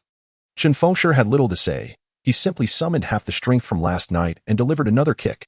This time, it landed perfectly. The thin man, still indifferent, prepared to brace himself for the impact. Yet, upon being struck, he staggered back, colliding with 3 individuals behind him, before ultimately kneeling on the ground, hands pressed down, as he coughed up a shocking mouthful of blood. "Did I injure his internal organs? I hope nothing serious happens," Chen Fengshi thought to himself, alarmed. If he had inadvertently caused severe harm or even death, he would bear legal responsibility as an adult. Suddenly, a man to the side swung a short stick aimed at Chen Fengshi's head. Outnumbered, he remained vigilant, swiftly raising his arm to block while simultaneously delivering a retaliatory kick. The stick striking his arm barely registered. This newfound resilience imbued Chen Fengshi with confidence. Even in the face of overwhelming numbers, as long as he safeguarded his vulnerable areas, he could manage easily, though he had to be cautious not to inflict serious harm. The force of his counterattack was slightly less than before. Yet upon making contact with the assailant, the man leaned back, landing on his back with his head striking the ground. Chen Fengshi did not have the luxury to assess the man's condition. He formed a shield with his arms, continuously adjusting his position to deflect the incoming strikes, while his legs unleashed a barrage of kicks. Each attack from his foes was met with his defense, effectively turning their aggression into his advantage. As he retaliated with remarkable lethality, dispatching one adversary after another, a few individuals armed with knives lunged forward, thrusting at Chen Fengshi's body with reckless abandon. While he was unafraid of blunt instruments, the sharp daggers demanded his utmost attention and vigilance. In an instant, Chen Fengshi sidestepped, delivering a swift kick that sent one adversary sprawling, while he seized another's wrist, forcefully throwing her to the left alongside two women. However, being limited to mere hands and feet, and lacking the swiftness to intercept bullets, he found himself at the mercy of three sticks raining down upon his back and waist as he fended off the onslaught of several daggers. Undeterred, he focused on neutralizing the assailants wielding the sticks, preventing the two remaining women, still capable of retaliating, from continuing their assaults with knives. With a series of rapid punches, he rendered them unconscious. At that very moment, a fist unexpectedly emerged from the side, catching Chen Fengshi off guard as he was executing his own punch, leaving him unable to evade. It struck him squarely in the chest. This was no ordinary fist. It bore a sharp blade. Just moments before, Chen Fengshi had dismissed the woman, noting her cool demeanor yet lack of menace, as if she were merely a rebellious youth playing outside with friends, untouched by darkness. The type of glove she wore seemed impractical, typically serving only as a means of intimidation. Yet now, that fist had undeniably found its mark upon his chest. Forgetting momentarily that he faced a beautiful adversary, he retaliated with a palm strike to her face, pushing her to the ground. Following this, he swiftly dispatched several more opponents, until only Sister Yao remained standing. It was then that he lowered his gaze to inspect the injury on his chest, noticing several red spots where the skin had been cut, merely superficial wounds. A blade of merely 1 centimeter in length has caused such a shallow injury? Has modern musculature reached a level that is nearly impervious to knives and bullets? He observed Sister Yao silently smoking a cigarette, lost in thought, her silence echoing in the air. Just as he was about to escort Chen Ai away, he noticed the pale, slender man he had previously kicked, now crawling toward a tree, pressing his hands against its trunk. A thick red mist began to pour forth from him, rapidly enveloping the tree's surface and its branches. As Chen Fengshi pondered this peculiar behavior, he witnessed the tree's leaves withering at an astonishing rate, while the limited flesh on the pale man's face quickly shriveled. Meanwhile, the muscles on his bare arms began to proliferate at an alarming speed. To his astonishment, this slender man was experiencing a remarkable increase in muscle mass in a matter of moments, his physique expanding significantly, and it showed no signs of ceasing. Confronted with this bizarre spectacle, Chen Fengshi, both alarmed and intrigued, dashed forward with urgency. Having grown up watching television and films, he could not abide the trope where the hero waits for the villain to gather their strength or transform before acting. Thus, even without fully grasping the situation, he discerned that the pale man was on the verge of regaining combat readiness, and he would undoubtedly be more formidable. Could he afford to stand there, mouth agape in astonishment? Chen Fengshi delivered a decisive kick that sent the slender man crashing to the ground.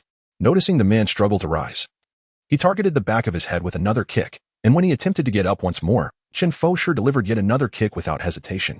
This time, the pale man succumbed to unconsciousness, and the red mist dissipated, ceasing its frenzied outpouring. Within the pavilion, two individuals, previously felled, struggled to rise but were swiftly intercepted by Chen Fengshi, who delivered a striking blow to the nape of one's neck, rendering them unconscious in rapid succession. Observing that no one else had managed to rise, Sister Yao stood silently, smoking, without uttering a word, before stepping forward to deliver a swift blow, incapacitating another. Grasping Chen Ai's hand, they walked briskly, one following the other, as Chen Fengshi felt the softness and warmth of her palm, causing his heart to race uncontrollably. His face flushed with an intense warmth. Holding Chen Ai's hand, a scenario he had envisioned countless times, he had never anticipated its realization would occur today, under such circumstances. The mountain breeze approached, not bringing the expected chill, but rather alleviating the heat on his face slightly, while within him, The flames of passion blazed even more fervently. He could see Shen Ai, who was being urged onward beside him, her long hair flowing gracefully, and her exquisite face, devoid of any flaw, reflected a growing confusion in her eyes. Indeed, the red mist that had enveloped Shen Ai had dissipated, seemingly banished from her very being. Chen Fengshi? Shen Ai exclaimed, her expression one of bewilderment, unaware of her presence in this place or the events that had transpired. Her memories offered no fragments that could connect to her current surroundings. What are we doing? Chen Fengshi had long envisioned the moment of aiding Shen Ai in dispelling the red mist, poised to articulate his prepared words when, suddenly, he noticed an increasing number of heads emerging from the mountain path ahead. He and Shen Ai instinctively slowed their pace, and as the figures drew nearer, the faces became discernible. Crowded together were familiar visages from the noodle shop and others unknown to him, yet all were well-known faces from their school, including Shen Ai's dormitory companions.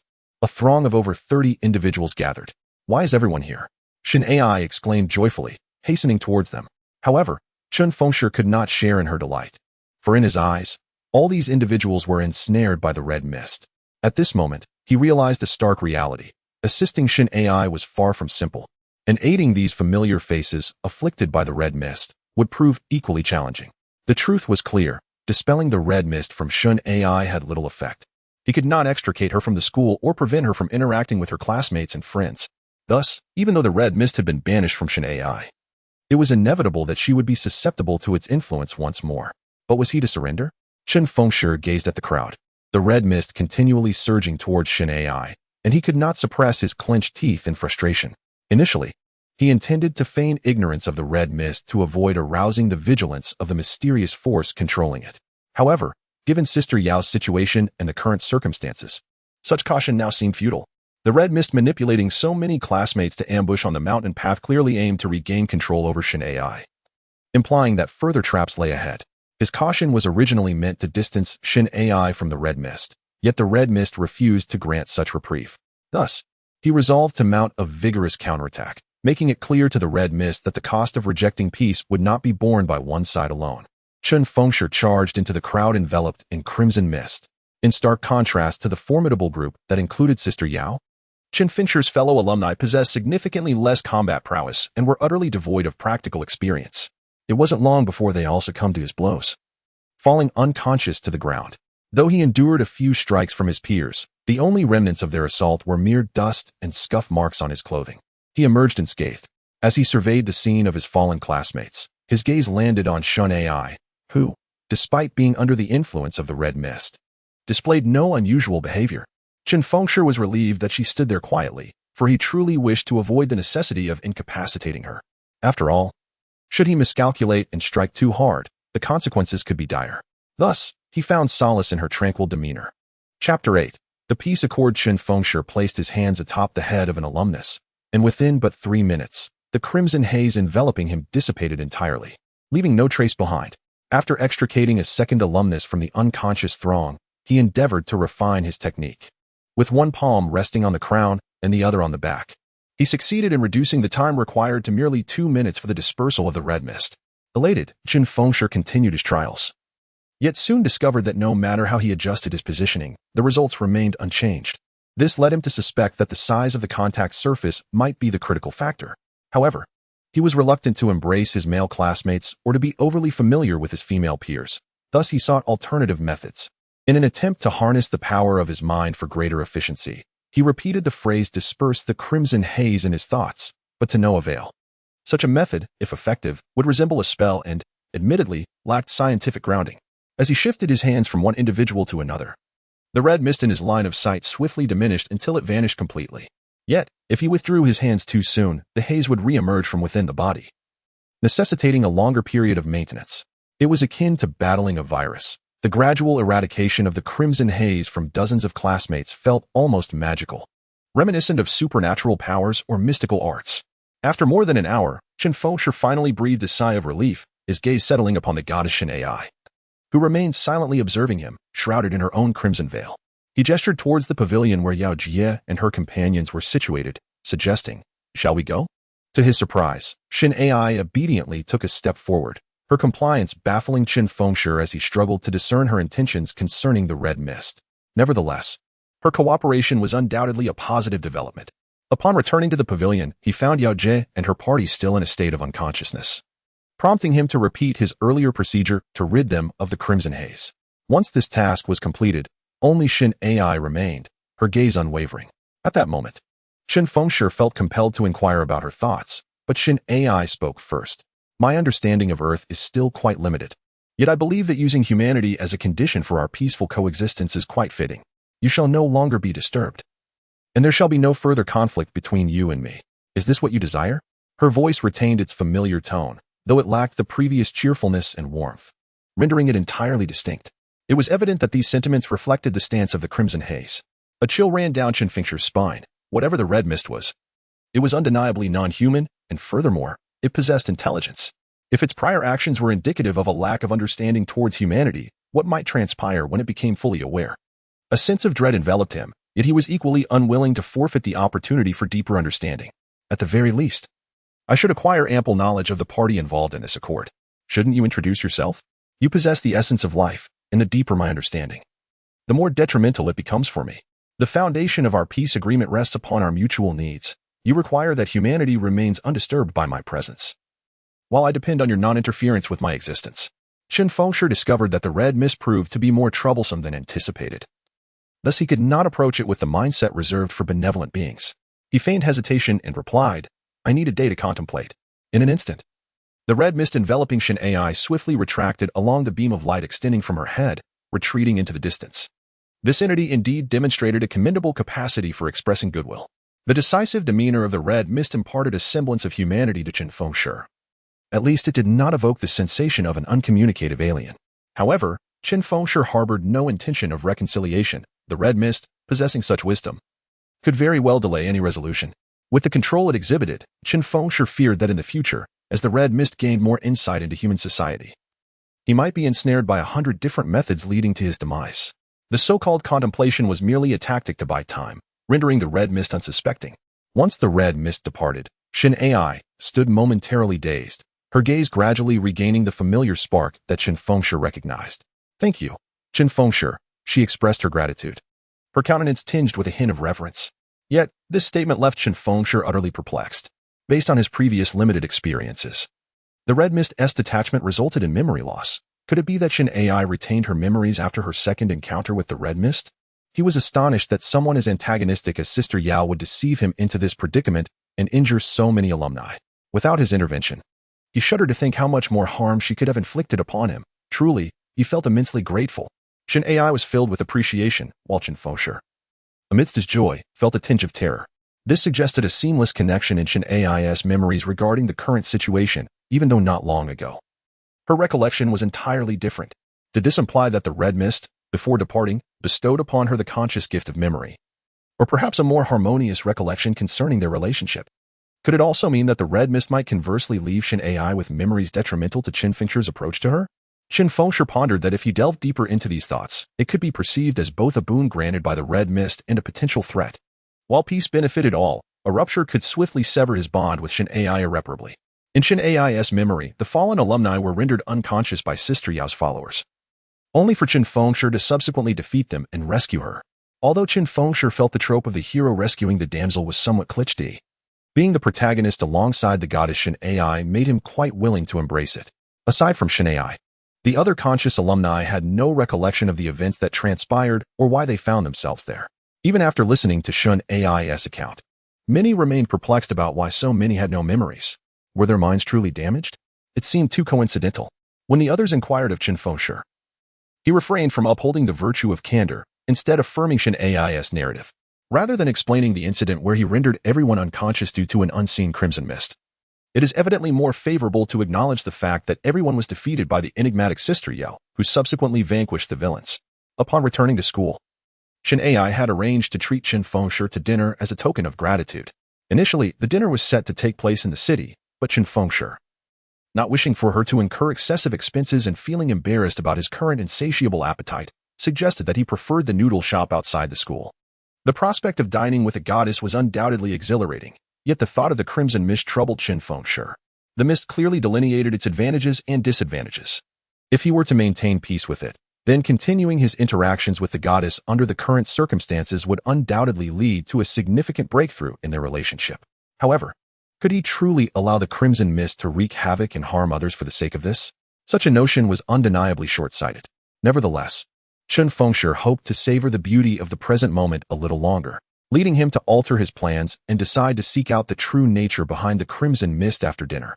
As Chen Fengshi awaited the appointed time in his dormitory, a thin friend, engrossed in a game, suddenly heard someone returning to school recounting tales of heroic rescues and excitedly rushed over to his bedside, incessantly inquiring about every detail.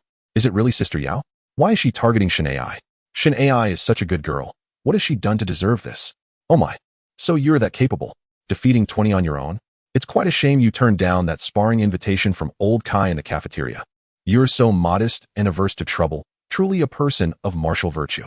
Chen Fengshi felt an overwhelming sense of shame within, rendering him unable to respond to the overly flattering conclusions drawn by his friend. For instance, regarding the spar with old Kai in the cafeteria, he had merely been preoccupied with observing Shen Ai that day, and after finishing his meal, he hastily returned to his dormitory to play games, thus neglecting to address old Kai's somewhat impolite remarks. However, they had indeed compared strengths in a handshake during a subsequent encounter, where old Kai had suffered a loss. Yet Chen Fengshi had refrained from boasting about it.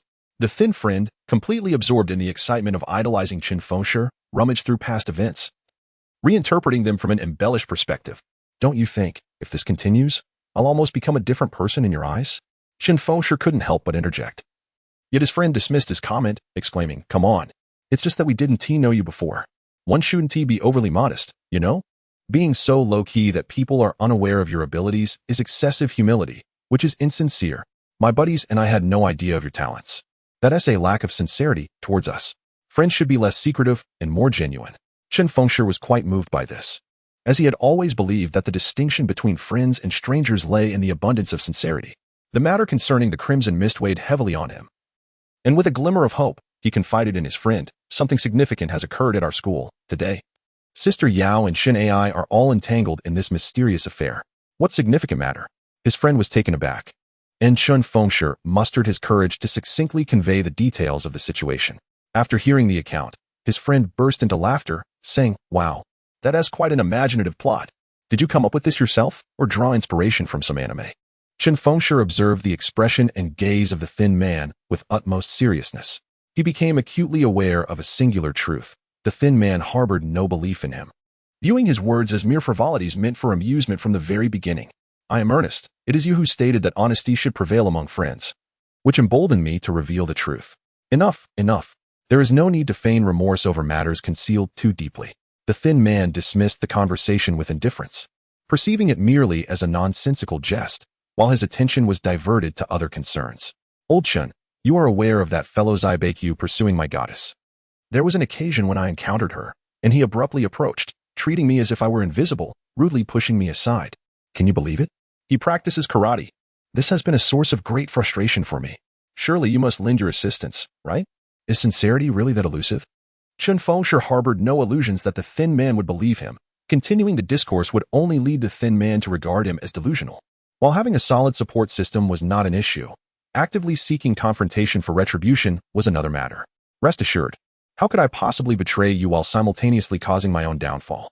A mere collision will suffice, allowing him to experience the bitterness of being unable to voice his anger. The taste of humility. The thin man was invigorated, exuberantly declaring his loyalty, and immediately began to contemplate how to seize the opportunity for revenge. Noticing that time was slipping away, Chen Fengshi had no leisure to assist the thin man in pondering the details. He agreed to accompany him in execution, then took a solitary shower, donned fresh attire, and meticulously groomed his hair, scrutinizing his reflection in the mirror until he was satisfied. Only then did he step outside. As Chen Fengshi descended the dormitory stairs, he received a message from his goddess. Chapter 9. The wedding dress. In the message, Shen Ai expressed her heartfelt apologies. Her parents had unexpectedly arrived at the school, necessitating a postponement of their evening rendezvous. Chen Fengshi's emotions were indescribable. He had already changed his clothes and prepared himself, only for such an unforeseen turn of events to occur. However, he could not hold Shen Ai accountable for this. He could only suppress his frustration and convey his understanding, reassuring her that it was all right. As for the tumult of feelings he experienced, he would have to process them internally. With the sudden alteration of their plans, Chen Fengshi contemplated seeking out the true essence of the Crimson Mist to resolve the issue thoroughly. Yet, he remained concerned for Chen Ai's well-being. Through their correspondence, he learned that she was walking toward the school gate, prompting him to pursue her. From a distance, he noticed that the Crimson Mist no longer enveloped her, which provided him with a measure of relief. Chen Ai was adorned in a light blue gown, and her appearance, along with the graceful silhouette accentuated by the dress, was even more captivating than the hue itself. At that moment, Chen Fengshi felt a fleeting sense of inadequacy. However, he quickly transformed this self-doubt into a form of self-admiration, which in turn blossomed into confidence. In the next instant, he perceived the striking figure in blue as a perfect compliment to himself. Chen Fengshi messaged Chen Ai, stating, "I have discovered a blue fairy." Upon reading the message, Chen Ai instinctively glanced around, spotting Chen Fengshi behind her and smiling as she waved. What a delightful coincidence! Chen Fengshi deliberately moved closer to her, still harboring concerns about the potential lingering effects of the Crimson Mist within her. He had always found it irksome when careless individuals created unnecessary complications due to their thoughtlessness. Are you heading out for noodles? Will you return to school tonight? Chen Ai did not express discomfort over the mere inch separating their shoulders. Instead, she continuously apologized, mentioning that she would be out with her parents and would not return until at least noon the following day. As they exited the school gates, Chen Fengshi did not hasten to depart, intentionally engaging her in conversation while waiting for a ride. Chen Ai showed no inclination for him to leave, fully aware that it might not reflect well if her parents were to see them together under such circumstances. Nevertheless, Chen Fengshi had no intention of lingering until her parents arrived. He merely wished to stay a little longer to ensure that any latent crimson mist within her would be completely eradicated. Quietly calculating the passage of time, Chen Fengshi felt it was nearly time to take his leave when he fortuitously spotted a thin man exiting the school to purchase cigarettes. Seizing the moment, he bid farewell to Chen Ai, stating, "If your parents see us, they may worry." Chen Ai couldn't help but smile, appreciating Chen Fengshi's thoughtfulness while also admiring his candor. "My parents have always had great trust in me. However, there will certainly be some small concerns. Then, I shall see you tomorrow." Chen Fengshi fully understood. After all, even as a secret admirer, he could empathize with the instincts of a parent. Although he possessed great confidence in Chen Ai's principles, he still experienced fleeting moments of anxiety when witnessing her converse with another man, though it was a manageable concern that he could dissolve within 30 seconds. "See you tomorrow," Chen Ai smiled and waved, watching as Chen Fengshi made his way to the thin man across the street. The slender fellow, sipping a beer, observed as Chen Fengshi approached, glancing back with each step. He then noticed Chen Ai watching for quite a while, and as she arrived, the two exchanged glances laden with unspoken sentiments, filled with envy and jealousy. He nudged Chen Fengshi's arm and exclaimed, "You're all set." A hero saving a damsel, directly capturing Chen Ai's heart. "With the way you two are exchanging glances, it seems you won't even have to wait until graduation." "Stop rambling. She merely feels grateful, which is why she is particularly polite," Chen Fengshi replied, not daring to be so presumptuous. He could not act recklessly. What if there was a misunderstanding? If Chen Ai were to say, "I genuinely consider him a friend, while he only wishes for me to be his girlfriend," that would be quite disastrous. Moreover, based on his understanding of Chen Ai, he was certain she would not be so impulsive. If it were that easy to sway her principles, would she have been able to uphold them until now? Although Chen Fengshi occasionally entertained the fantasy of Chen Ai making an exception for him, it was merely a fleeting thought. In reality, if such a scenario were to unfold, he would likely feel a tinge of disappointment. "I'll quietly observe your pretense," the slender fellow scoffed, just as he spotted a black Mercedes gliding in from a distance and eventually halting beside Chen Ai, who then entered the vehicle. Chen Fengshi paid little attention to the car, while the slender fellow sighed and remarked sympathetically, "Wow, you're in big trouble. That's an AMG, not just any wealthy ride. How expensive is it?" Chen Fengshi mused, associating Mercedes with the conventional price of 1 million. "Look it up when we get back to China," the slender fellow retorted, his focus shifting as he saw his idealized goddess exiting the school grounds, accompanied by a man, none other than the handsome rival he had implored Chen Fengshi to help him deal with, Xiao Baiqiu.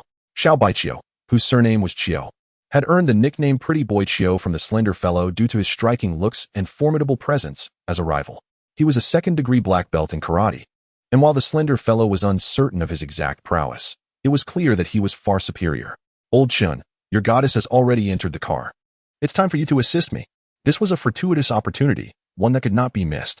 The slender fellow, suppressing his excitement, set his beer bottle aside, As he contemplated how to exact revenge, he realized that it was quite challenging. It required all four of them to be present, with both Xiao Baiqiu and his goddess needing to notice him. Thus, as the opportunity lay before him, it was difficult not to feel exhilarated. Chen Fengshi, equally taken aback by the coincidence, could only hope that Xiao Baiqiu and the slender fellow's goddess would take their time, wishing for Shen Ai's car to swiftly turn and depart. The slender fellow lowered his head, taking deep breaths to steady his emotions as he awaited the moment to act. Suddenly expressing concern, "Old Chen, what if I can't knock Xiao Baiqiu down? Just charge at him. I will subtly lend you a hand," Chen Fengshi reassured, recognizing the validity of the slender fellow's worries, given that one stood at 176 meters and weighed 90 pounds, while the other towered at 180 meters, tipping the scales at 140 pounds, plus being a trained fighter. As Xiao Baiqiu and the slender fellow's goddess approached side by side, they glanced at Chen Fengshi for a few seconds, likely having heard of his heroic act. It was only natural that they would exchange a few words upon encountering him. The slender fellow, with his head down, saw them nearing and feigned a sudden bold step forward, mustering all his strength to crash directly into Xiao Baiqiu. As Chen Fengshi acted, he placed a hand on the back of the slender figure, providing a timely push. Caught off guard, Xiao Baiqiu stumbled backward and, unable to regain his balance, fell to the ground. The outcome surprised the slender figure beyond measure. Yet, he adhered to the prearranged plan, feigning astonishment as he remarked, "My apologies. I didn't see you." Xiao Baiqiu, not one to be easily trifled with, sensed the slender figure's intentions. Although he was not particularly aggressive by nature, it was unacceptable for him to be belittled before the goddess. He immediately surged forward, reaching out to push the slender figure. Anticipating this, Chen Fengshi swiftly grasped Xiao Baiqiu's wrist, applying just enough force to make him break into a cold sweat. Had he wished to humiliate him, Chen Fengshi could have easily exerted more force, causing Xiao Baiqiu to kneel in pain. The disparity in their strength was staggering. Even if Xiao Baiqiu had mastered the dragon subduing 18 palms, it would have been futile. However, Chen Fengshi believed the slender figure deserved retribution and did not wish to be overly cruel. Xiao Baiqiu, initially unafraid of Chen Fengshi, was taken aback by his astonishing strength. The difference was beyond comprehension. Knowing full well the principle that a single force could subdue 10 techniques, he realized that in a real confrontation, he stood no chance of victory. Moreover, the possibility of turning the situation around was utterly out of the question. His reluctance to escalate the confrontation was clearly an act of mercy. Yet, he did not want to appear frightened, so he feigned bravado, saying, "Chen Fengshi, what do you mean by this? We have no enmity. You saw him crash into me first. Is this how you defend your friends?" At that moment, the slender figure's goddess emerged from her daze, excitedly shouting at Chen Fengshi, "Are you out of your mind? He hit someone, and you're aiding and abetting? Is this who you truly are?" The slender figure was taken aback, the tumult of emotions within him indescribable. Despite his desire to remain composed, he could not help but erupt in indignation, exclaiming, "I hit him first? Who is truly bullying whom? You witnessed how he struck me last time. I am here to settle the score. Am I being excessive? You are truly narrow-minded, despicable, and shameless." His defense only provoked further anger and disdain from the goddess in his eyes. Xiao Baiqiu, originally unprepared to counterattack, found his previous fury dissipated, replaced by gratitude for the slender figure's misguided attempt to assist him, leading him to feign magnanimity, saying, "All right, since you are intent on avenging that incident, consider it settled. From now on, we owe each other nothing." The slender figure was nearly driven to the brink of fury. Observing the situation, Chen Fengshi knew that prolonging the conflict would only exacerbate matters, so he released Xiao Baiqiu. The goddess then hurriedly took his hand and walked away, casting a final contemptuous glare at the slender figure. In a fit of rage, he trembled uncontrollably, and with no outlet for his frustration, he seized a bottle and smashed it on the ground. Still feeling unsatisfied, he grabbed another bottle of Chen Fengshi's untouched drink and shattered it as well. At that moment, a sleek black Mercedes slowly passed by them, inside which Chen Ai heard her cousin disdainfully remark, "Your school has such people? They look so polished yet behave so poorly." To collide with a person and then resort to violence, all while lacking any sense of public decency and dirtying the streets, is truly regrettable. One ought to inform your principal, for individuals like you tarnish the reputation of your esteemed institution. Chen Ai could utter not a single word, for the circumstances offered no room for defense. As the vehicle accelerated, she glanced back and fortuitously caught sight of Chen Fengshi's gaze pursuing her. As the car distanced itself, Chen Fengshi found himself in a dismal mood. Although it was uncertain how long Chen Ai's parents would remember him, the negative impression lingered, casting a shadow over any joy. However, at this moment, Chen Fengshi's greater sorrow stemmed from the fact that his good friend, Shozi, had experienced heartbreak. Shozi, who had not yet found the opportunity to confess as planned, had already faced defeat. Anyone could discern from the earlier incident that Zyabekyu had evidently captured her heart. The conflict inadvertently served to break the ice between them, accelerating the warmth of their burgeoning affection. The objective of revenge had not been realized. Rather, it had inadvertently woven a shroud for another, delivering a crushing blow to Shoji himself. As one directly involved, how could one adequately articulate such feelings? It was utterly exasperating. Even after shattering 2 bottles of wine in succession, Shoji felt his frustrations were still insufficiently vented. Only to be met by the shopkeeper's nonchalant remark, 5 dimes for every broken glass bottle. Chapter 10. The grave of the innocents. The slender man's anger swiftly transformed into a bittersweet sorrow as he clutched his hair in anguish and exclaimed, "How could she be like this? Did Zyabekyu say anything when she bumped into me? Today, she actually brings this up." Unable to continue. Tears of fury cascaded down his face, for deep down, he already knew the answer. Chen Fengshi found himself at a loss for words, compared to futile words of comfort. Perhaps the slender man needed to vent, or perhaps to indulge in intoxication. However, he had no desire to shatter any more bottles, as they cost 5 jiao each. And his mind was intact. He bore no grudge against money. The slender man also did not wish to drown his sorrows in alcohol. He patted Chen Fengshi on the shoulder and said, "Brother, thank you. I'm heading back to my dorm. Let me have some time alone in the coming days. You and Hanzi can treat me as if I were invisible.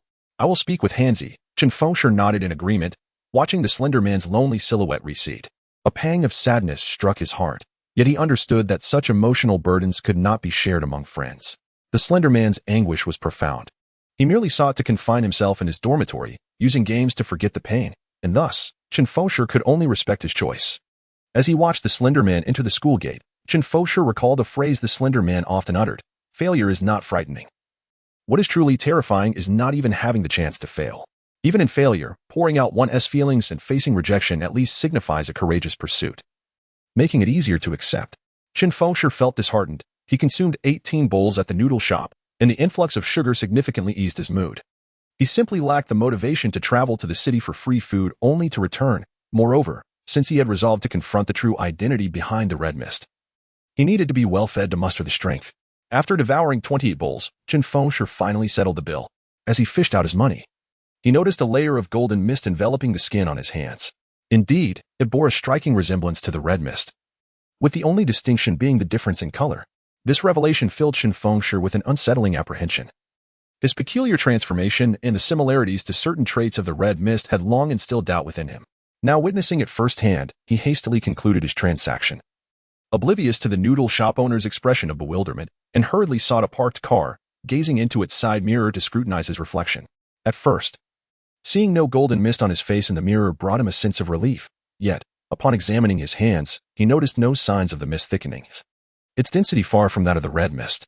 Just as Chen Fengshi found solace, he suddenly observed a thin layer of golden mist slowly emerging from the skin on his face and neck, quickly thickening to match that of his hands. Was it akin to the red mist? This development was nothing short of terrifying for Chen Fengshi. If his anomaly was merely a manifestation of another strange force distinct from the red mist controlling his body, would it not be a tragic irony? He fixated on his reflection in the car's side mirror. All that remained was the top of his head. If golden beams like those of the red mist began to emanate from there, fundamentally, it would be the same. As time trickled by, Chen Fengshi noticed his eyes in the mirror were bloodshot, his jaw quivering from the strain of clenching too tightly. He was unaware of how much time had elapsed. Yet still, no golden mist had emerged to form a beam from above. How much longer must he wait for it to appear?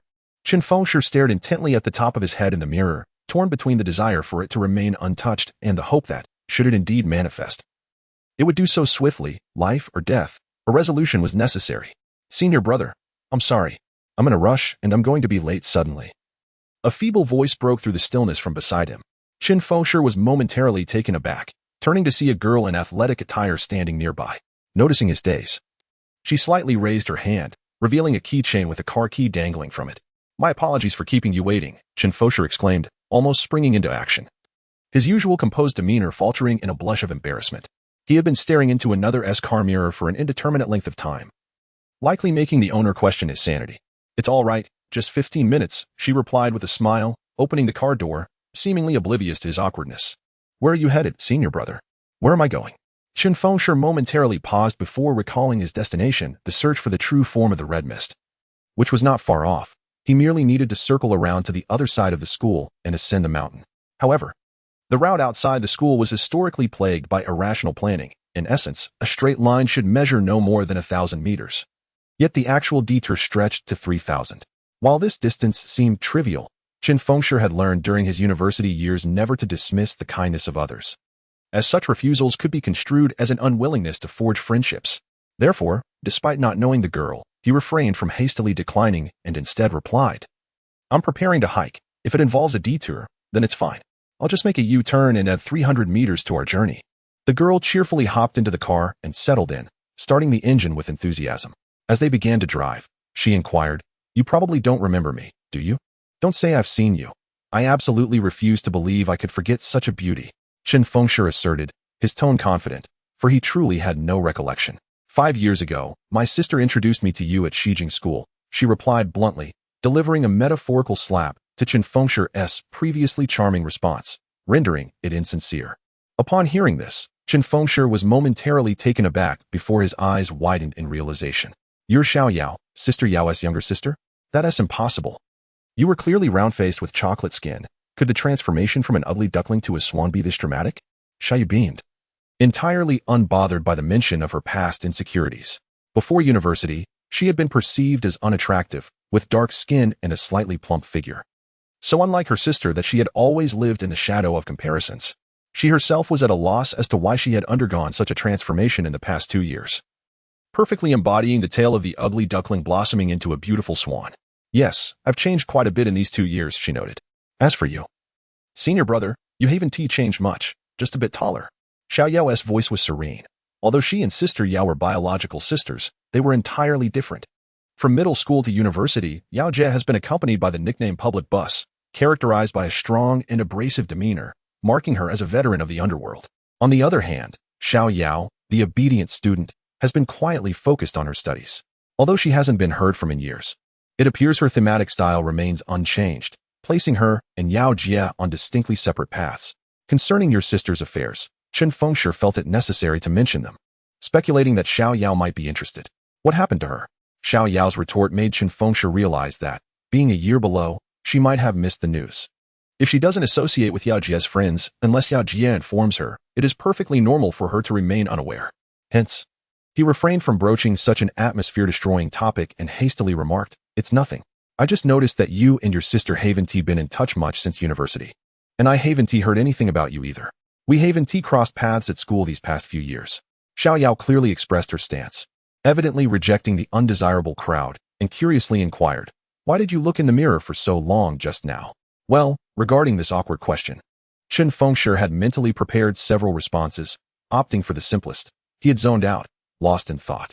Xiao Yao responded with a soft as she drove at a leisurely pace in her adorable microcar, the Smart. With a low engine capacity, she navigated the roads gently, yielding to others with the demeanor of a novice driver, yet her control was evident, showcasing her experience.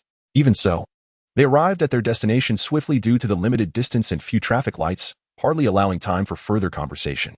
Chen Fengshi pondered whether Yao Jie might once again fall under the influence of the red mist. Although he felt that a warning might be futile, he couldn't help but ask Xiao Yao, "Do you meet with Yao Jie often?" A look of concealed sadness crossed Xiao Yao's face as she softly replied, "I've never seen her at school." Chen Fengshi was taken aback. He hadn't anticipated their sisterly relationship had deteriorated to such an extent. While he was uncertain about the quality of their past relationship, he knew it could not have been this poor. However, this revelation, in light of the current circumstances, was somewhat beneficial, so he did not press further. After thanking Xiao Yao for the ride, they exchanged phone numbers upon parting, with Xiao Yao occupied with other matters. Chen Fengshi did not linger by the roadside, merely suggesting they dine together another day, then watched as her Smart drove away. As he turned to gaze at the mountains, he noticed the red mist emanating from the direction of the school, converging at a certain point among the peaks.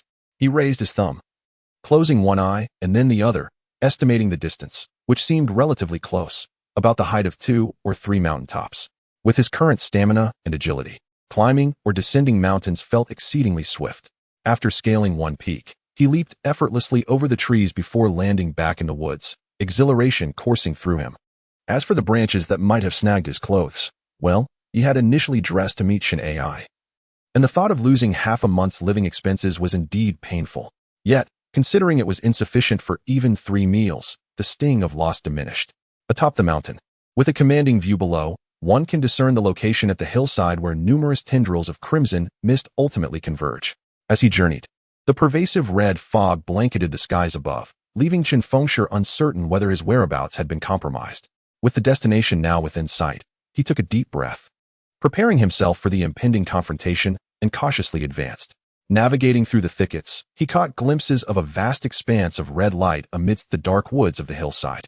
As he drew closer, it became evident that these were indeed strands of red mist. Chen Fengshi inhaled deeply, emboldened by the realization that he was impervious to the mist's malevolence, which quelled his dread of the unknown. He approached with utmost caution, inching ever nearer, only to discover that the red fog enveloped individuals. Among them were two familiar faces. One was Sister Yao, and the other was Lu Shuji. Lu Shuji's transformation was uncanny. He had once been slender, but now his physique was that of a bodybuilding elite, his muscles so pronounced that they obscured much of his neck. In contrast, Sister Yao appeared largely unchanged. Suddenly, Lu Shuji opened his eyes, his expression devoid of emotion as his gaze fell upon Chen Fengshi from above. In that moment, Chen Fengshi comprehended the truth. While he had feigned consideration for a day to stabilize the red mist, it had no intention of negotiation. Rather, it was orchestrating a formidable force to eliminate him, its sworn enemy. The deceitful dance between him and the crimson fog had been determined from the outset. Naivety would lead one straight to the grave. Chapter 11. The trees in flight. Chen Fengshi felt a sense of relief that he had arrived when he did. What horrors might await him if he had delayed by just one more day? Would Sister Yao also transform into a formidable muscle-bound killer? Taking a deep breath, he steadied his emotions. The figure of Lu Zhizhi on the slope was indeed intimidating, resembling an elite bodybuilder. His arms were even thicker than Chen's thighs. Despite possessing extraordinary strength himself, how could he possibly compare to the imposing Lu Zhizhi? In terms of sheer physicality, it seemed Lu Zhizhi's muscles could effortlessly crush him, suffocate him, or subject him to a myriad of torturous fates. Fear not. Muscles, no matter how terrifying, are still just muscles. I can bend a crash barrier with ease. There's no need to be afraid of him. Chen Fengshi reassured himself, suppressing his unease regarding the unknown strength of Lu Zhizhi, and continued his ascent up the slope. Casting a speculative glance at Lu Zhizhi as he inquired, "What is the situation?" Lu Zhizhi regarded him with an impassive gaze. Responding with a question of his own, "Have you made your decision?" "Of course, I have," Chen Fengshi replied swiftly, his face adorned with a faint casual smile, as though he had come to negotiate peace. Yet, he was uncertain whether he could deceive the crimson mist. As he spoke, he had already ascended the hillside, only to realize that Sister Yu had indeed undergone a transformation. Sister Yu lacked the exaggerated musculature of Lu Zhizhi, but her physique appeared more curvaceous than before. The exposed skin of her thighs and arms exuded a remarkable elasticity. When she suddenly opened her eyes, the muscles beneath her skin revealed themselves with a slight exertion. Not bulging, yet remarkably resilient. In her hands, she wielded two knives, differing in form. One appeared to be a robust fruit knife, while the other resembled a decorative dagger she often toyed with, adorned with intricate gold and silver patterns, its hilt ending in a skull. Perhaps she could find no more practical weapons, but these two, despite their nature, were sharp and, combined with Sister Yao's newfound muscular resilience, certainly posed a threat. Chen Fengshi had come in search of the essence of the crimson mist, yet both Sister Yao and Lu Zhizhi were shrouded within a forest engulfed by this very mist, with a myriad of crimson beams extending from the outside, connecting to the trunks of trees cloaked in red. Where could the source of the crimson mist be? To Chen Fengshi, the forest was entirely enveloped in this eerie red, darkening as it delved deeper into the night. Closer to him, birds perched upon branches, and insects crawled upon the leaves, coexisting harmoniously without interference. Yet, he found no surprise in this. After all, both birds and insects were cloaked in the crimson mist. The mystery of the entity controlling the crimson mist was becoming increasingly terrifying. Lu Zhizhi shifted his stance, blocking Chen Fengshi's path, clearly intent on preventing him from proceeding further. "What is the outcome of your deliberation?" Sister Yao inquired, her eyes reflecting a peculiar emotion that straddled amusement and mockery, devoid of her usual arrogant demeanor, making her appear far more approachable and allowing one to appreciate her inherent beauty. "You have bestowed upon me a grand gift, inciting profound gratitude from Chen Ai. What other choice do I have? However, before formally forging an alliance, I must witness the true form, for I cannot remain in a state of ignorance. It would be disastrous if one day you were to breach our pact, and I would be left unsure of whom to hold accountable." Chen Fengshi continued to press on, uncertain if he could successfully persuade, as this largely hinged on the extent of the red mist's apprehension towards him. In terms defined by your kind, what you see is all me. Each aspect can endlessly proliferate. If you're able to perceive it, then you should comprehend its nature. Lu Shuji responded with a cold tone, his gaze fixed unwaveringly on Chen Fengshi. Are you attempting to extract my words? Does this unknown creature not realize how I perceive it? Chen Fengshi sensed a glimmer of hope and deliberately slowed his speech, stating, what I perceive is yellow energy. Yellow energy? Sister Yao chuckled, her expression laced with derision. If that is the case, you are utterly unqualified to discuss an alliance. There is also blue energy. Chen Fengshi continued to fabricate, realizing that the existence of the red mist might indeed manifest in various forms or colors. Sister Yao and Lu Shuji fell into a contemplative silence. Unsure whether Chen Fengshi's response had astonished the puppeteer behind them or if his fabrications had bewildered the essence of the red mist. Each aspect is me. By your human definitions, I do not exist in the form you seek. You may enter the woods to investigate, Sister Yao remarked, while Lu Shuji stepped aside, gesturing for Chen Fengshi to proceed. At this moment, Chen Fengshi found himself bewildered, uncertain whether he had intimidated the red mist or if the latter had devised a trap for him. Nevertheless, he felt compelled to enter. Moreover, since the red mist had previously attempted to impede his progress, it implied that entering should not pose a significant danger. Otherwise, he would have been allowed entry from the outset. As Chen Fengshi ventured into the fog-laden forest, he remained vigilant as he passed by Lu Shuji, relieved that the latter did not cause any trouble. Lu Shuji remained in place, while only Sister Yao accompanied Chen Fengshi deeper into the woods.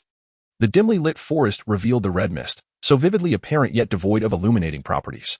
At that moment, Chen Fengshi realized that the existence of the red mist was not as straightforward as he had initially believed. Thus, although the red mist was clear to him, he still struggled to discern the ground within the forest. Only beside him, Sister Yao moved gracefully, her hips swaying with each step, partially illuminated in the faint light, some aspects clear, others obscured, accentuating her enchanting presence. Prior to this moment, Chen Fengshi had merely defined Sister Yao with terms like alluring. And thus he remarked, you appear far more captivating under your control than usual. To say control in human terms is not quite fitting. This is an emergency borrowing under extraordinary circumstances. In normal conditions, I do not exert control over the host. When a sufficient number of hosts are present, even the abnormal growth of appetite does not occur. My relationship with humans is symbiotic, rather than one of mutual destruction. Chen Fengshi was eager to glean more about the red mist, yet he found it difficult to fully trust these words, particularly regarding the issue of control. Thus, he inquired with curiosity, setting aside other matters. While Sister Yao is nicknamed the bus, she typically does not walk with such an alluring gait. This human longs to walk in this manner, yet fears the opinions of others. The moniker attributed to this individual stems from her vengeful retaliation against her first love's infidelity, as she deliberately engaged in a liaison with a close friend of his, inciting a tumultuous struggle that ultimately led to her former lover being assaulted thrice and subsequently incarcerated for manslaughter.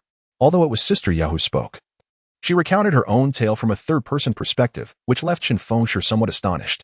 More unsettling was the realization that Hong Wu would articulate such revelations. Chen Fengshi was aware of Sister Yao's history with her first love, yet he remained oblivious to the underlying machinations. This recollection reminded him of the time Sister Yao had also made advances towards him, provoking a mix of dread and relief. Had he not been a naive believer in love, he might have succumbed to temptation and become embroiled in the treacherous plot. His life trajectory had once teetered at that very crossroads. Were it not for Hong Wu, he would likely remain ignorant of this aspect of truth that Sister Yao had meticulously concealed. Nonetheless, he remained acutely aware of his lingering question, why was Hong Wu divulging these matters to him? Was it an attempt to forge a connection through shared dialogue? Or was it a ploy to elicit sympathy for Sister Yao, thereby softening his resolve during the impending conflict? In the midst of his contemplation, Chen Fengshi realized he had emerged from the thicket suffused with red mist. He glanced around, discovering that the area affected by the crimson haze was not as expansive as he had initially perceived. Unwilling to concede defeat, he retraced his steps into the mist-laden territory, illuminating his path with the beam of his phone's flashlight, diligently searching for any suspicious signs. You may continue your search, but it shall yield no results. Herein lies no entity as defined by human cognition, Sister Yao remarked with a calm demeanor as she accompanied Chen Fengshi in brisk strides through the forest. The realm engulfed in red mist harbored no anticipated monsters, extraterrestrials, or any visibly anomalous creatures. In fact, he observed a conspicuous absence of avian life, as if the only birds present were those he had seen upon entry. This is indeed troubling. How can one eradicate a monster without locating its essence? The unfolding circumstances left Chen Fengshi in a precarious predicament. Should he feign compliance to buy time? However, such a strategy would be more detrimental than beneficial, as it was evident that the willows would only grow more menacing. and Sister Yao might have been irrevocably altered by the power of the red mist. Delaying was not an option, yet the blame for violating the agreement had to fall upon Hongwu. Thus, Chen Fengshi feigned anger and exclaimed to Sister Yao, "If you do not reveal your true form, how can we affirm the peace accord? If you seek harmony, unveil your essence. Even if the distance is great, as long as I can discern your identity, I shall know whom to confront should you renege in the future." Sister Yao wore a faint smile, her intentions obscured, appearing both enigmatic and inscrutable. Before she could respond, Chen Fengshi suddenly heard an unusual sound, followed by what felt like a tremor beneath his feet. What was happening? On high alert, he scrutinized his surroundings and inquired, to which Sister Yao shrugged and replied with a smile, "Did you not desire to witness my true form?" Chen Fengshi, half convinced, cautiously surveyed the area, involuntarily envisioning a monstrous creature emerging from the earth. The surrounding red mist seemed to harbor imminent danger lurking just out of sight. The tranquility was short-lived, soon interrupted by the heavy thuds of approaching footsteps. Chen Fengshi felt a sudden jolt of alarm, suspecting it might be Lu Shuji, for the weight of the steps could only belong to someone of his stature. "Your true form?" Chen Fengshi murmured, his mind alert, while Sister Zhao merely smiled in silence. Suddenly, a tree came hurtling through the crimson mist. Although Chen Fengshi was on guard and attempted to evade, he could not crouch in time. The tree's trunk swept through the red fog and struck him. In a frantic moment, he raised his palm in defense, but was too late to muster any strength, and was lifted off the ground, flung several meters away, crashing into a branch as thick as his forearm before landing on the ground. Dizzy and disoriented, Chen Fengshi's vision darkened briefly, only to be replaced by a chaotic swirl reminiscent of vibrant sands stirred in water. His consciousness waned, perception blurred. Yet he did not forget the perilous situation he was in, desperately striving to move, knowing he must not remain stationary. As his feet propelled him forward, the chaotic scene before him began to stabilize. In that fleeting moment of clarity, he beheld the formidable Lu Shuji brandishing a tree that was twice the thickness of his thigh, having seemingly missed him, only to prepare for another sweeping assault that sent Chen Fengshi tumbling sideways once more. This fellow actually wields trees as weapons. Chapter 12. An unforeseen encounter. Chen Fengshi fell to the ground, yet this impact was considerably less severe than the previous one. As he swiftly regained his footing, the scenery around him had returned to normal. Before he could assess his physical condition, Lu Shuji, with a fierce countenance, charged at him while embracing the tree. Chen Fengshi, unable to evade and unwilling to retreat, summoned his strength and pressed his palms against the trunk's base as it collided with him. Lu Shuji's muscles swelled, veins bulging on his forehead as he exerted all his might to push forward, his feet sinking into the earth, yet the tree remained immovable. Remarkably, Chen Fengshi had not yet utilized his full strength.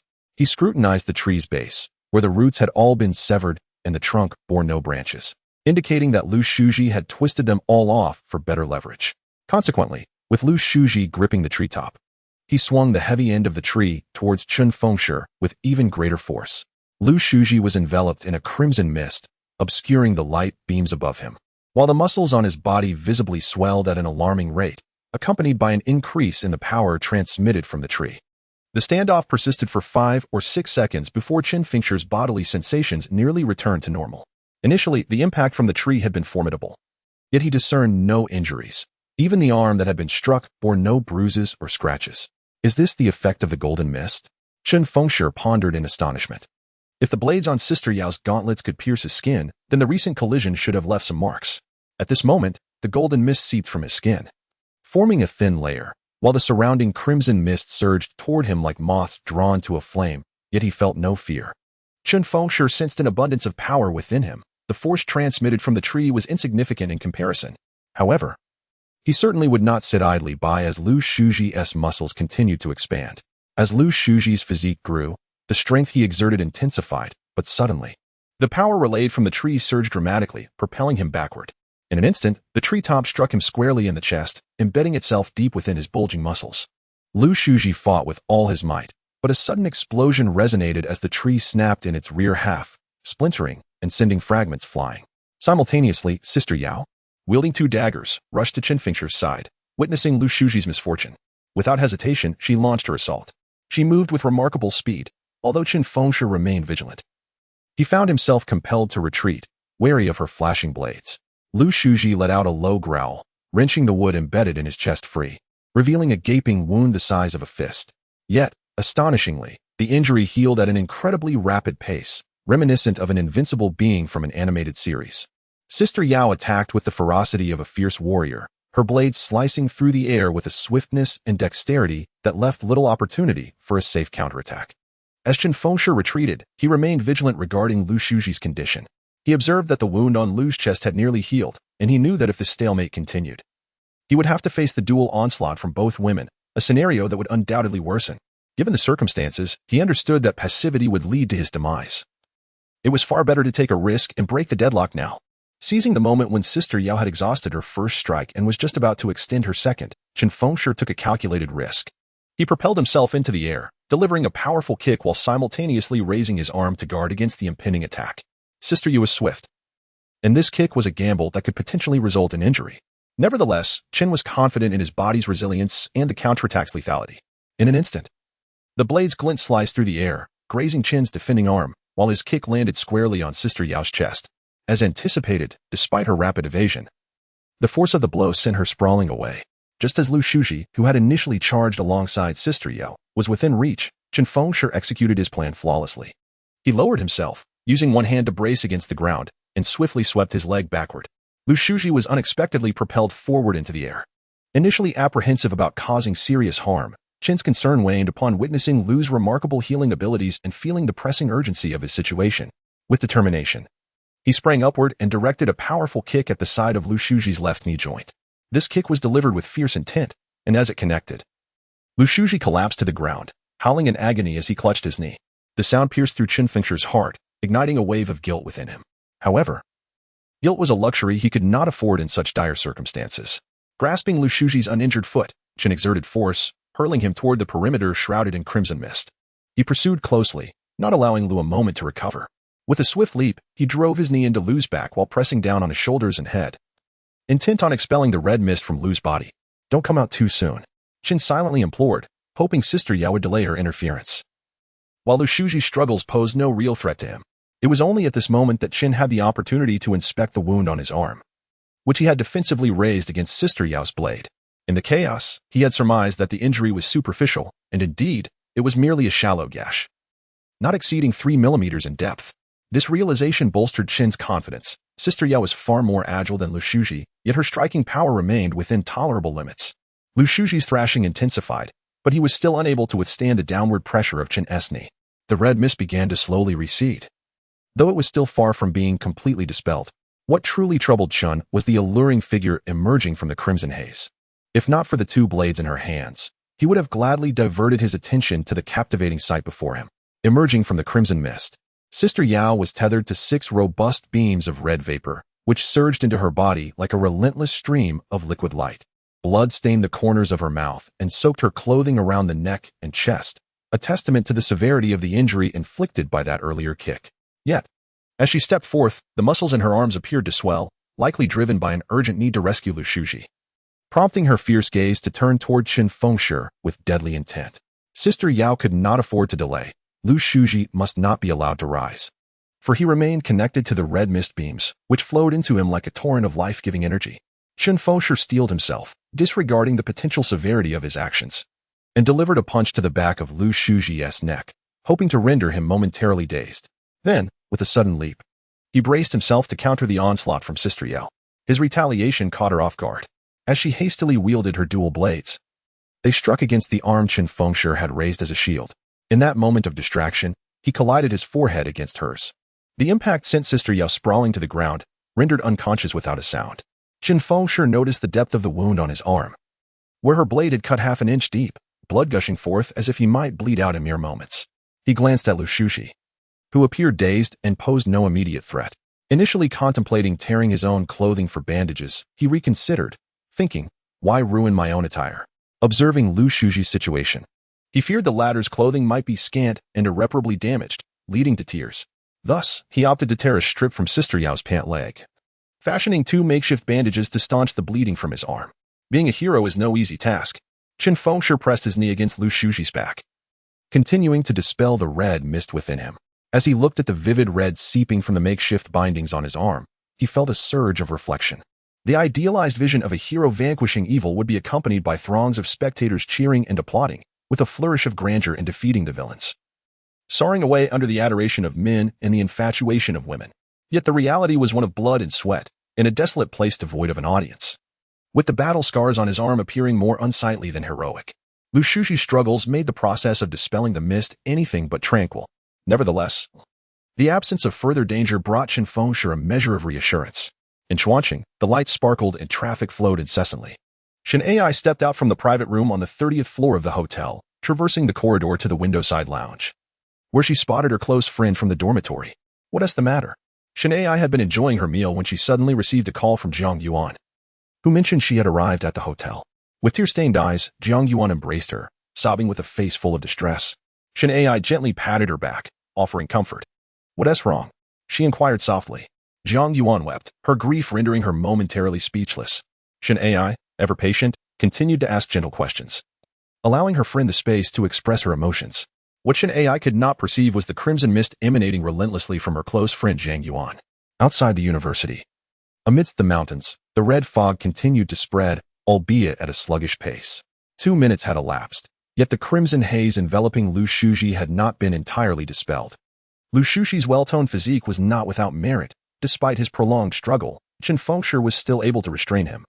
Though the continuous exertion was beginning to weigh heavily on him, the mist retained a thickness of approximately 5 millimeters, and with ample experience in dispersing such phenomena, Chen Fengshi could not help but feel a twinge of doubt as he observed the ceaseless influx of the crimson mist into Lu Shuji's being, speculating that this incessant flow was the cause of the situation. Chapter 13. Was this an act of wrongdoing? Chen Fengshi recalled the moment he found himself enveloped in crimson mist, where the golden haze surrounding him provided a formidable barrier against the encroaching red. He adjusted his posture, resting against Lu Shuji's back to shield himself from the beams of light, while pressing his legs against his arms and cradling his head with both hands. This maneuver left only the legs connected to the crimson mist. Indeed, the remaining red mist surrounding Lu Shuji rapidly dissipated, soon becoming imperceptible against his skin. As the mist within his body was dispersed, the connection of the crimson beams to him was severed as well. Lu Shuji ceased his struggles, and for reasons unknown, fell into a state of unconsciousness. Chen Fengshi exhaled in relief, gradually rising to his feet, yet felt a profound weakness enveloping him. However, rest was a luxury he could not afford. He steeled himself and emulated his previous actions by climbing onto Yao Jie's back, pressing his legs against her arms and his hands upon her head to continue expelling the red mist. In comparison to Lu Shuji's robust physique, Yao Jie was remarkably petite, and given her unconscious state, the task proved far less burdensome. The expulsion was completed in a fraction of the time it took before. Not even a minute had elapsed. As Chen Fengshi observed the distance of the red mist's encroachment, he pondered his next course of action. Within the mist-laden forest, the source remained elusive. Yet, if there was no tangible entity, why did the crimson threads upon the heads of those infected extend to this place? There had to be a motive. His gaze flitted across the trees entwined with the crimson beams, and he resolved to adopt the most rudimentary approach. Chen Fengshi plunged into the mist, embracing the nearest tree. The rationale behind expelling the red mist was still unclear to him, but it seemed plausible that the larger the area of contact with the golden haze, the more swiftly the crimson mist would vanish. As he surged deeper into the fog, the previously spreading red mist abruptly halted its expansion, and soon, a contraction of the range became evident. Although the act of embracing the tree was not particularly graceful, Chen Fengshi was astonished by the effectiveness of his approach. In less than a minute, several crimson threads connected to the tree he clutched vanished, and the surrounding mist dissipated as if it had been continuously drawn toward him, only to evaporate completely. Unsure of the outcome should he persist, he nevertheless glimpsed a glimmer of hope for breakthrough. With renewed vigor, he dashed towards another tree entwined with crimson beams, again embracing its trunk. One by one, with his successive embraces, the red threads vanished, and the volume of crimson mist in the forest continued to diminish. Meanwhile, in the Xian City Hotel, after a brief bout of tears, Jiang Yuan finally began to confide in Chen Ai. Do you know? I have always harbored feelings for Chen Fengshi. Ah? Chen Ai was taken aback, her memory devoid of any such indications or associations. Moreover, I was already together with him. He claimed he feared his family would cut off his allowance if they discovered our relationship, thus forbidding me from disclosing it to anyone. I believed him without question, only to learn today that he is nothing but a deceiver. He has said the same to many women. What? Chen Ai felt utterly bewildered. The revelation was simply outrageous.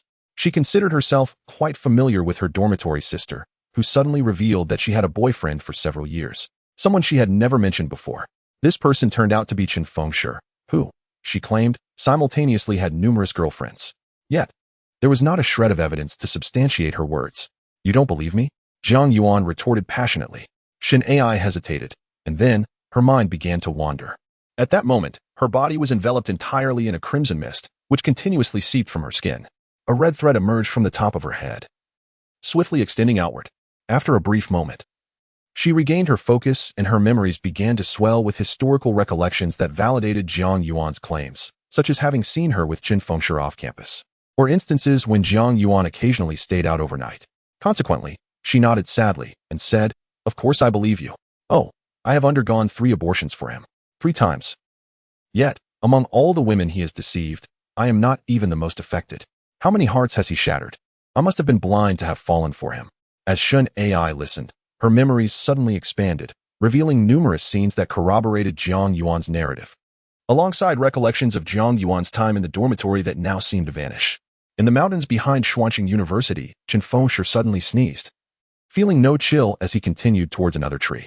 He noticed that the speed of dispersal was accelerating and the golden light surrounding him was thickening, now reaching a diameter of 5 to 6 meters.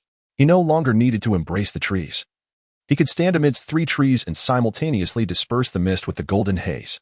Chen Fengshi recalled feeling a bit hungry when he expelled the red mist from the willow tree, but now he felt no hunger at all. In fact, he was remarkably energized, stronger than when he first arrived.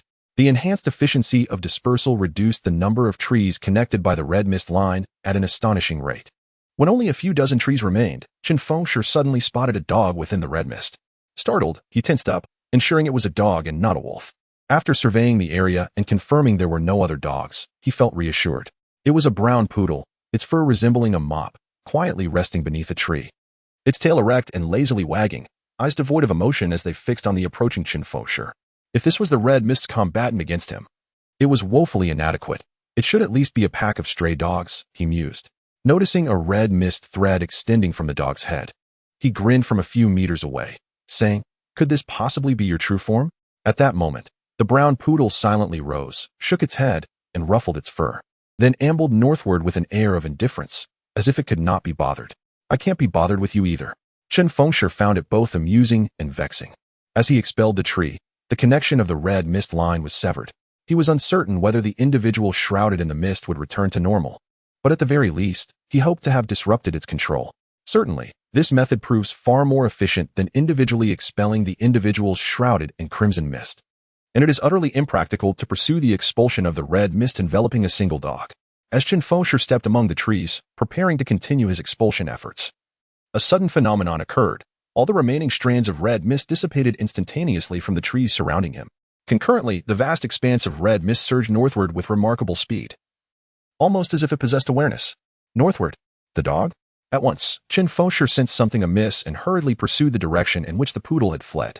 Upon witnessing a mass of red mist enveloping the forest below, its pace abruptly slowed. Would it allow you to escape? Chen Fengshi leaped down the slope, propelling himself forward in a frantic chase. He inwardly chastised himself for allowing the dog to slip away. It was also his nature not to harbor malicious intent. He had always refrained from inflicting harm. Otherwise, he would have preferred to err on the side of caution rather than let it go. The situation was now unmistakably clear. The essence of the red mist likely resided within that dog, utilizing it as a means of evasion. With the departure of its source, the connection of the mist to the forest had been irrevocably altered. As Chen Fengshi dashed through the trees, heedlessly crashing through underbrush and thickets, he paid no mind to the branches that tore at his clothing. He ran with fervor, soon spotting the poodle ahead, sprinting for its life.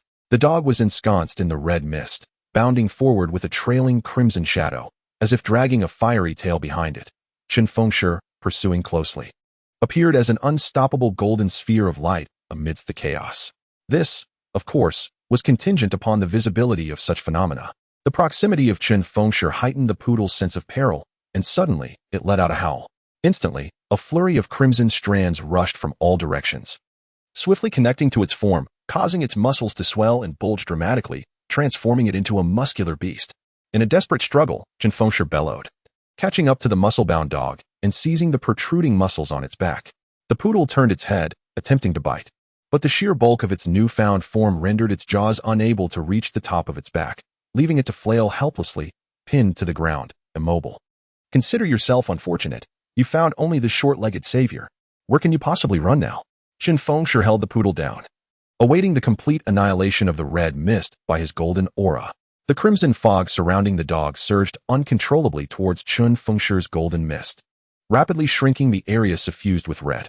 In tandem, the poodle's struggles intensified, its muscles expanding at an alarming rate until its form truly resembled a ball of muscle. Consequently, Chen Fengshi found it increasingly difficult to maintain his grip as the poodle's bulk exceeded his control and it began to roll down the slope.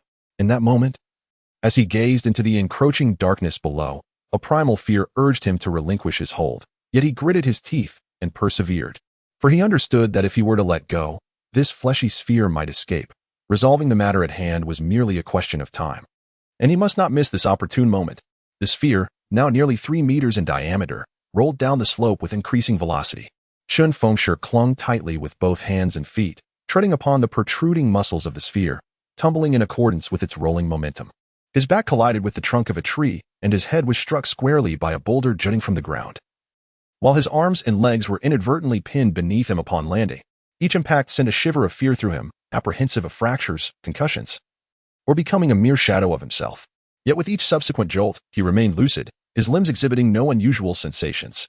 After what felt like countless revolutions, Chen Fengshi sensed that the sphere's volume had finally ceased to expand.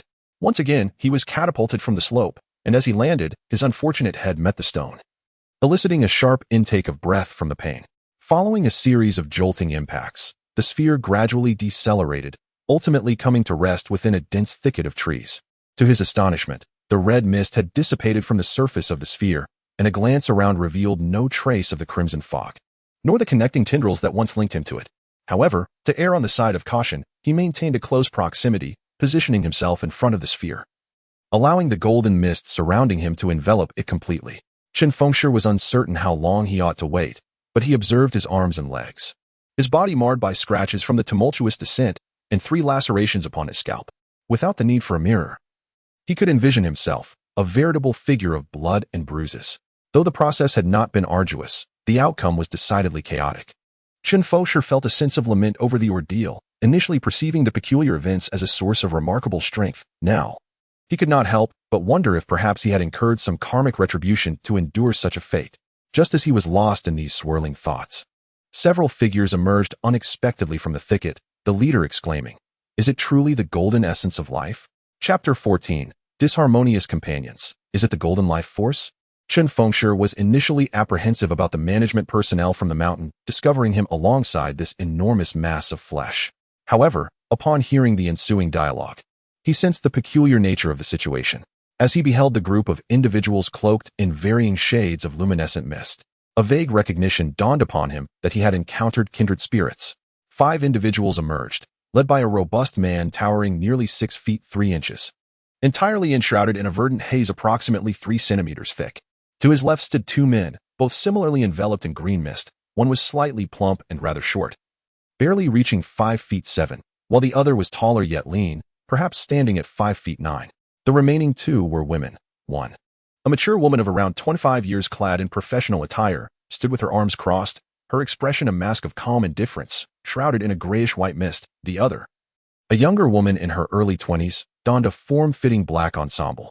Her long burgundy hair framed a striking oval face, yet her demeanor was cold and aloof, her gaze sweeping over Chen Fengshi before settling on the colossal mass of flesh.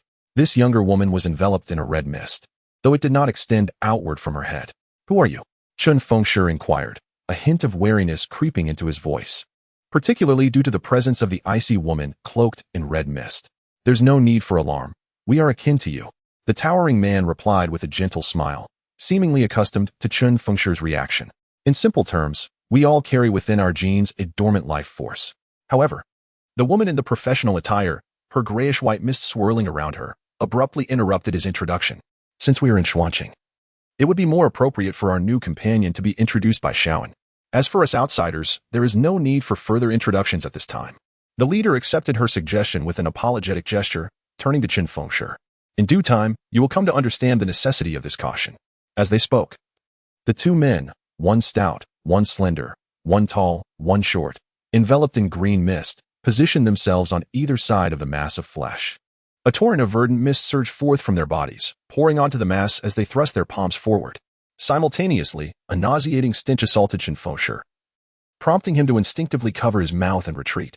The green mist enveloping the mass of flesh reacted as if undergoing a corrosive transformation, swiftly decomposing the muscle tissue into a pungent gas.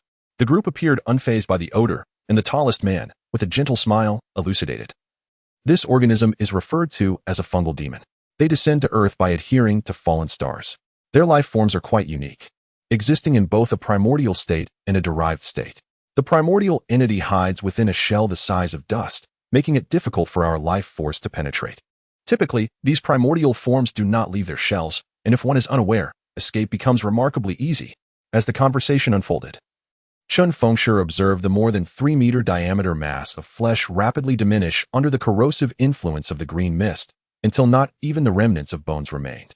At that moment, 2 men, one tall and one short, exclaimed with a sense of achievement, "It's a primordial entity," although the muscle had been eroded. A small cluster of the green mist remained, its color particularly vibrant, as if encasing something indestructible.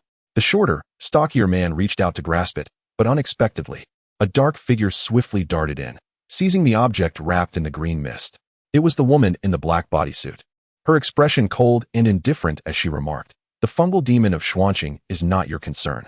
The stocky man was visibly displeased, opening his mouth to respond but ultimately refrained, perhaps out of caution. However, the leaner man, unable to contain his temper, challenged her directly, "You were the one who handled it just now. We worked hard, and you simply stand by to take the spoils?" The man with the gentle demeanor quickly intervened, attempting to ease the tension. "We are all comrades here. Let us not damage our camaraderie." Shaoan makes a valid point. This is how we conduct ourselves in such matters. As for your contributions, consider them the actions of friends, rather than quibbling over details. The lean man seemed to relent, albeit begrudgingly, spitting on the ground in frustration, but choosing to remain silent. This scene left Chen Fengshi with an unsettling feeling. He realized that these individuals, whose purpose was unclear, were not particularly harmonious with one another. Furthermore, the primordial fungal demon appeared to retain significant residual value. The stocky man, though displeased, did not wish to escalate the situation, merely stating, "We've lingered here quite long. The plane must be nearing its departure." The leading man then extended his hand to bid farewell to the woman in black, expressing gratitude for Shaoan's hospitality. "Since we are tasked with handling the primordial entity, there is no need for you to escort us to the airport. Should the opportunity arise to visit Yangqing, please allow me to extend my hospitality in return." "No need for that," Shaoan replied somewhat coldly, though she still shook hands with the leading man, refraining from insisting on the customary airport send-off. It was evident that the recent dispute had created an atmosphere of discomfort, thus allowing the quartet to pass through the thicket without further exchange. Before departing, the leading man flashed a smile and waved goodbye to Chen Fengshi, suggesting they might meet again in the future. Once they had left, the woman named Shaoan abruptly recited a string of numbers to Chen Fengshi, concluding with, "Contact me in 5 days. Send a text before calling. Just mention you are the blood man of Jinwu, and I will remember." She added, "This item is of no use to you. I will take it." With that, she turned to leave, seemingly unconcerned whether anyone had noted the number she had provided or what thoughts others might harbor. Chen Fengshi, however, had his thoughts, particularly regarding the demeanor of this aloof woman named Shaoan, which rendered him unable to maintain a facade of politeness. Thus, he brushed off the dust and leaves from his hair and inquired, "Excuse me, miss, you are Shaoan, correct? If I were to suggest that your sudden appearance was a ruse to abscond with this primordial fungal entity, would you consider such suspicion a reasonable act of malevolence?" Originally intending to leave, Shaoan halted, turning around to coldly fixate on Chen Fengshi's eyes, if they could indeed be called eyes, for he was smeared with blood. His visage marred, and his hair matted into disheveled clumps by congealed blood, interspersed with leaves and dirt. Quite frankly, the first impression was undeniably dreadful, too disheveled for comfort. "Yes, your skepticism is entirely reasonable. I should reflect on this," Shaoan muttered, yet her expression remained impassive, her gaze devoid of sincerity. She stood there in silence. Chen Fengshi, clueless about her thoughts, could only endure the silence, preoccupied with tearing at the tangles in his hair. Growing increasingly disheartened by the present disarray, Shaoan's silence lingered, but fortunately, Chen Fengshi possessed considerable patience. After what felt like an eternity, she abruptly raised her hand and tossed something into the air. Chen Fengshi caught sight of it, a wisp of red mist. Thus, he swiftly seized it, only to hear Shaoan's icy tone declare, "Here is your thing back. Forget the phone." Chen Fengshi was momentarily taken aback. finally grasping why she had remained silent for so long. She had been waiting for those few individuals to distance themselves sufficiently. After all, apart from her, who could Chen Fengshi turn to for answers to the myriad peculiarities surrounding him and the transformations he had undergone? Can we, in a calm and collected manner, have a proper conversation? He ventured. Now you must plead with me to accept the original form of the mycelium demon and utter 100 apologies before we can engage in dialogue. Xiaowen's expression bore no trace of triumph. She appeared entirely unfazed, as if such matters were routine to her. Chen Fengshi felt a surge of frustration and reflected that his initial aggressive stance, provoked by Xiaowen's demeanor, was indeed inappropriate. Now, faced with her insistence, he could only concede, inhaling deeply and conceding, "Very well, I must apologize for my earlier rashness, but does a sincere apology truly require 100 utterances?" Not a word less, Xiaowen declared with resolute finality, her demeanor suggesting that she had anticipated Chen Fengshi's capitulation. Indeed, now apart from her, to whom could he pose the question swirling in his mind? Yet, while Chen Fengshi was a man of reason willing to yield for the sake of logic, if faced with unreasonable demands and pressure, any inclination to concede would transform into a fierce resolve to stand his ground. "Take care, I shan't see you off," Chen Fengshi uttered, his words stark and definitive, signaling his intent to cease any further negotiation. Xiaowen remained silent, promptly turning away, her back to him as she navigated through the thicket from whence she had come. After a short distance, she paused beneath a tree, leaning against it as she lit a thin mint cigarette, inhaling deeply. Even as the smoke dissipated, Chen Fengshi did not emerge. As she discarded the cigarette, but a flicker of amusement danced in Xiaowen's eyes. "You may not even know how you will meet your end." With that, she descended the hill without a backward glance, continuing to smoke until she reached her vehicle and drove away. Chen Fengshi would certainly not allow himself to be spineless and venture out to seek reconciliation. After Xiaowen departed, he examined the fungal primordial entity he held in his hand for a moment, yet due to its enigmatic nature, he could only wrap it in a tattered piece of cloth. Subsequently, he reached into his pocket and discovered that his phone had miraculously survived, albeit in a condition so disheveled that the circuit board was rendered unrecognizable, clearly devoid of any value for repair. The allure of dreams contrasted starkly with the harshness of reality. Chen Fengshi felt utterly drained, even of the energy to express his frustrations. The designer clothes he had hesitated to wear, originally intended for a date with Shin Ai, were now ruined. He was battered from head to toe and uncertain of how to explain his appearance upon returning to school. Not returning was ill-fated as the end of the month approached, leaving him without funds for a hotel stay. Moreover, in his current state, how could he even contemplate entering a hotel? The front desk would undoubtedly call the authorities, and he could hardly blame them. To add insult to injury, he had lost his phone. He would have to plead with his parents just to procure a new one. After all this turmoil, how could he have experienced the beauty of strength and power? All that remained was the dismal reality of suffering. What sin have I committed to become entangled with some ghastly extraterrestrial fungal entity? Chapter 15. Did you think this was the end of his misfortunes? Chen Fengshi's dismal mood persisted until he reached the restroom at the foot of the mountain, where, to his astonishment, things took a turn for the better. After washing up, he was incredulous to discover that his arms bore no injuries. Indeed, there were no marks. Could it be that he had been fortunate enough to avoid scrapes during his tumble down the mountain? That seemed implausible. His legs were also unscathed. After cleansing the bloodstains on them and his face, he found no trace of wounds. Gazing into the mirror above the sink at the reflection of his unblemished skin, so fair it elevated his appearance by 2 notches, Chen Fengshi could only stare in disbelief. Then, he involuntarily recalled the scene where Lu Shu, under the influence of the mycelium demon, had rapidly healed from his injuries. Such an ability was nothing short of superhuman. Skeptically, Chen Fengshi placed his head under the faucet, vigorously scrubbing his hair, which had become matted with congealed blood. Lacking shampoo, he resorted to the hand soap at the sink. Fortunately, whether due to a recent refill or the frugality of the local residents, there was an ample supply remaining, untouched by anyone else. After a rough cleaning, his hair, once more disheveled than that of a vagabond, was finally restored to a semblance of normality. As he faced the mirror, illuminated by the overhead light, he earnestly searched for any wounds on his scalp, yet found none. Absolutely none. Even the scar from a childhood injury on his forehead had vanished. He then removed his trousers to inspect his thighs, where scars from youthful tumbles had also inexplicably disappeared, leaving behind skin that was smooth and delicate, surpassing even that of a meticulously cared-for romantic lead. At last, Chen Fengshi accepted the visage reflected back at him in the mirror, unable to suppress a shocked exclamation. Am I suddenly more handsome than a romantic hero? My goodness, is this level of attractiveness excessive? Was this what it meant to possess skin akin to that of an infant? Though he had initially thought himself to be on par with the romantic leads in terms of appearance, he recognized that, as someone from the working class, he had endured life as tribulations, scrapes and bruises from the outdoors that left indelible marks on his skin, which were not merely superficial blemishes. In contrast to the flawless countenance of a well-cared-for romantic hero, his own face, now devoid of any irreversible marks, was worthy of a moment's self-admiration. After shaking the water from his hair and patting his face dry, Chen Fengshi took a deep breath and tugged at his tattered clothing, feeling an uplift in his spirits. At the very least, he would no longer have to fret over a body marred by scars upon his return. He could choose to scale the wall to sneak back into school, stealthily ascend to his dormitory, and perhaps only disturb a thin fellow. Alternatively, he could directly borrow clothes from a friend to return to campus. Of course, he might even strip down and seek help from the police, falsely claiming to have been robbed. The latter option, however, would consume too much time and impose an undue burden on law enforcement, rendering it an ethically dubious consideration. Chen Fengshi gathered his composure, preparing to adopt the first plan. Just as he peeked out of the restroom, he caught sight of two figures descending the path, prompting him to quickly withdraw. Without a moment's thought, he recognized them solely by their silhouettes as the awakened Lu Shuji and Sister Yao. It was unnecessary to mention Sister Yao's strikingly alluring figure.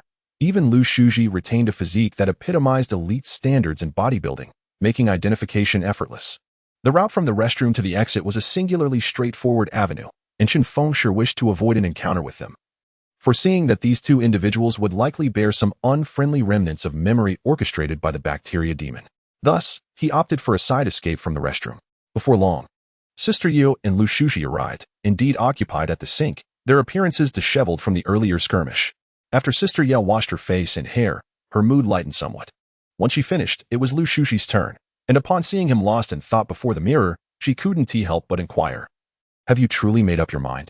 Chen Fengshi injected you with a strange substance, causing your body to develop a peculiar condition of muscle hypertrophy. And you really have no desire for revenge?"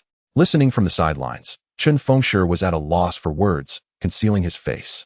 Aware that the bacteria demon had left Lu Shuji with memories that not only implicated him, but also elucidated the sudden transformation of Lu Shuji from a mere bamboo pole into a muscular elite. Yet, he was more concerned about the animosity that lingered in Sister Yao's memory. In Lu Shuji's recollection, this was the first time he gazed upon his reflection and felt a sense of unfamiliarity, yet he also found a surprising fondness for his newfound robust appearance. Throughout his past, he had never possessed a reason to feel confident or proud, but now, the image in the mirror provided him with such a reason. "Sister Yao, I believe Chen Fengshi's earlier threats to kill you were merely words spoken in anger. You shouldn't take them too seriously. As for me," Lu Shuji hesitated, still gazing at his iron-like muscles reflected in the mirror, murmuring to himself, "I truly do not harbor any hatred towards him. Although I am unaware of the nature of the drug he administered to me, I relish the strength I have gained." "You fool!" Sister Yao's frustration surged, her finger jabbing at him as she scolded. "He intended to use that drug to kill you. You're fortunate. Otherwise, according to his words, you would continue to grow muscles until death. And you still don't hate him?" "I genuinely do not hate him. I find Chen Fengshi to be quite amiable. He has never looked down upon me in our previous encounters." Lu Shuji wiped the dust from his arms with clean water.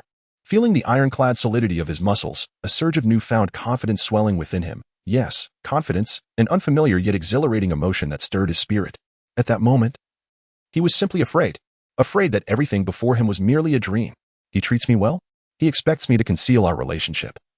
Seeks me out for pleasure when he is pleased, yet vanishes when he is not. I have undergone 3 abortions for him. And what of him? He has so many women on the side. When I discovered this, I confronted him, and he deceived me into this situation to kill me. You must be lacking oxygen to think such a person is good. Sister Yao's ire mounted, unable to accept Lu Shuji's demeanor, her scolding growing increasingly harsh in response to his unyielding silence.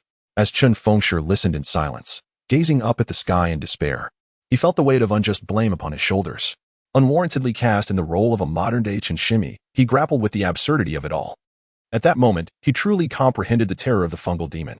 If that malevolent entity were given more time, would it not learn the art of framing others, transforming him into a fugitive with no hope of exoneration? Do you even have a brain? Was your mother so malnourished during pregnancy that she gave birth to a simpleton? Sister Yao berated, her words cutting through the air. Suddenly, Lu Shuji froze, and in a fit of rage, he splashed water onto her face. Stunned, Sister Yu had not anticipated his abrupt outburst. Lu Shuji glared at her, enunciating each word with conviction. "Yes. My mother did not eat well when she was pregnant with me. But that is not her fault. Whether I am a fool or not is none of your concern. You only want me to be your muscle, and when your persuasion fails, you lash out in humiliation, oblivious to your own lack of intelligence. I do not care if Chen Fengshi is good or bad, but what gives you the right to demand respect from others? Even if he seeks solace in the arms of other women, I believe you deserve it. Shaking with fury, Sister Yao found herself at a loss for words. Yet Lu Shuji's formidable physique deterred her from retaliating. Pointing a finger at her face, he warned, "Do not mistake me for the Lu Shuji of the past. Someone you can trample upon. I see you are a woman, so I will not retaliate, but from now on, mind your words.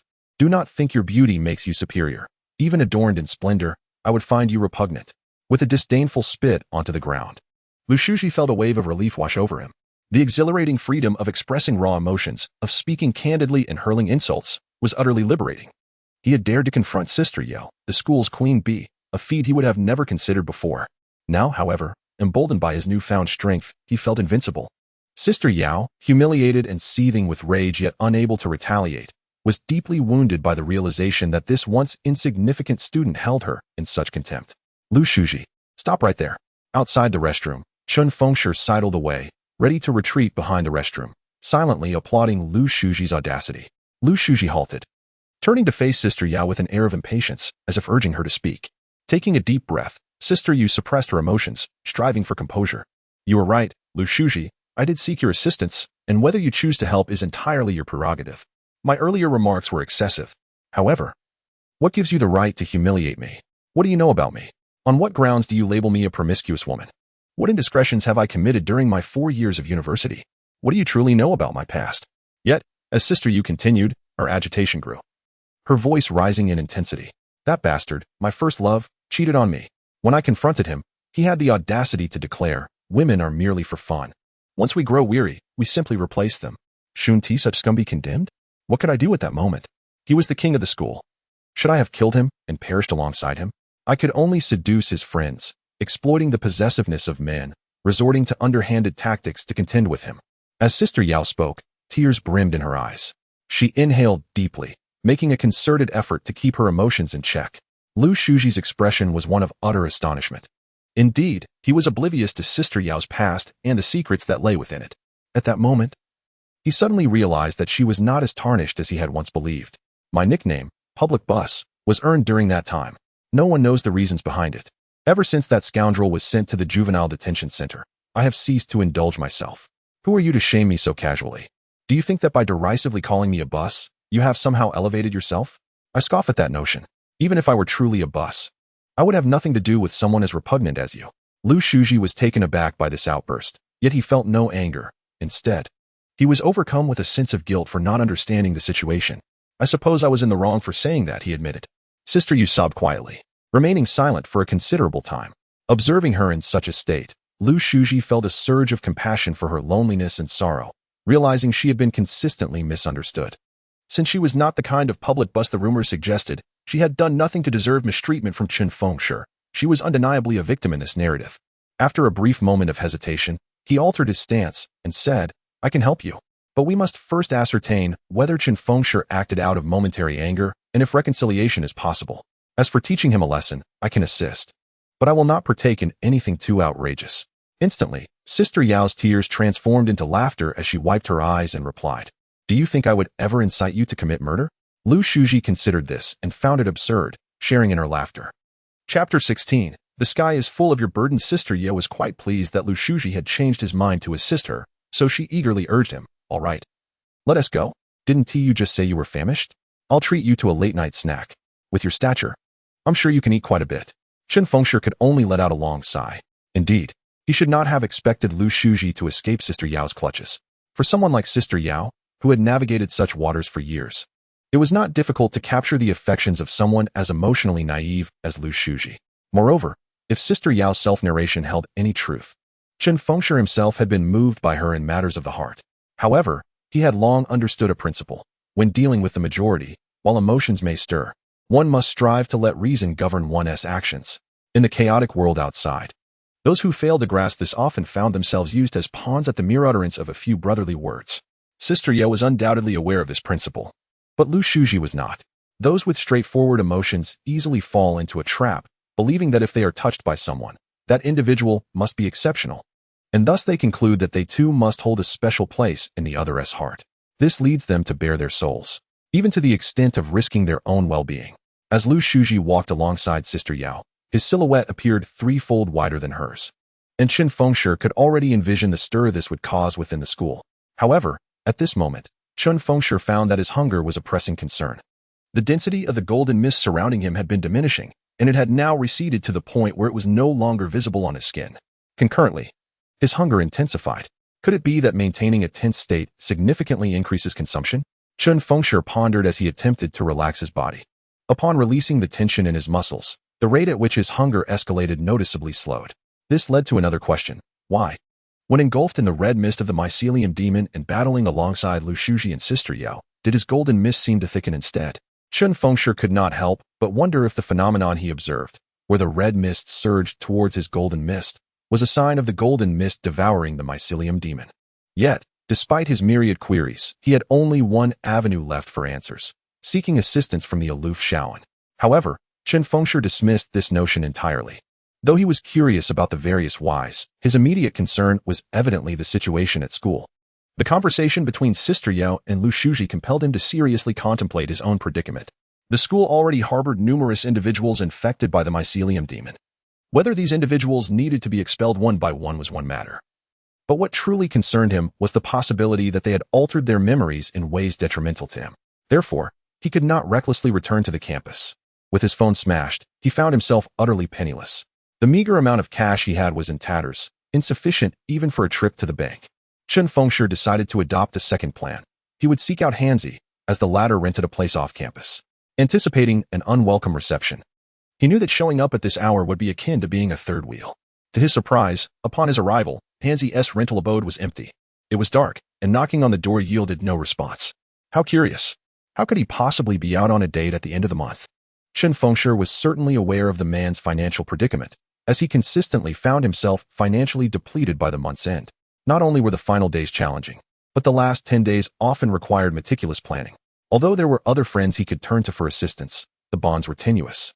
And with that came an added layer of hesitation and the necessity to fabricate complex explanations.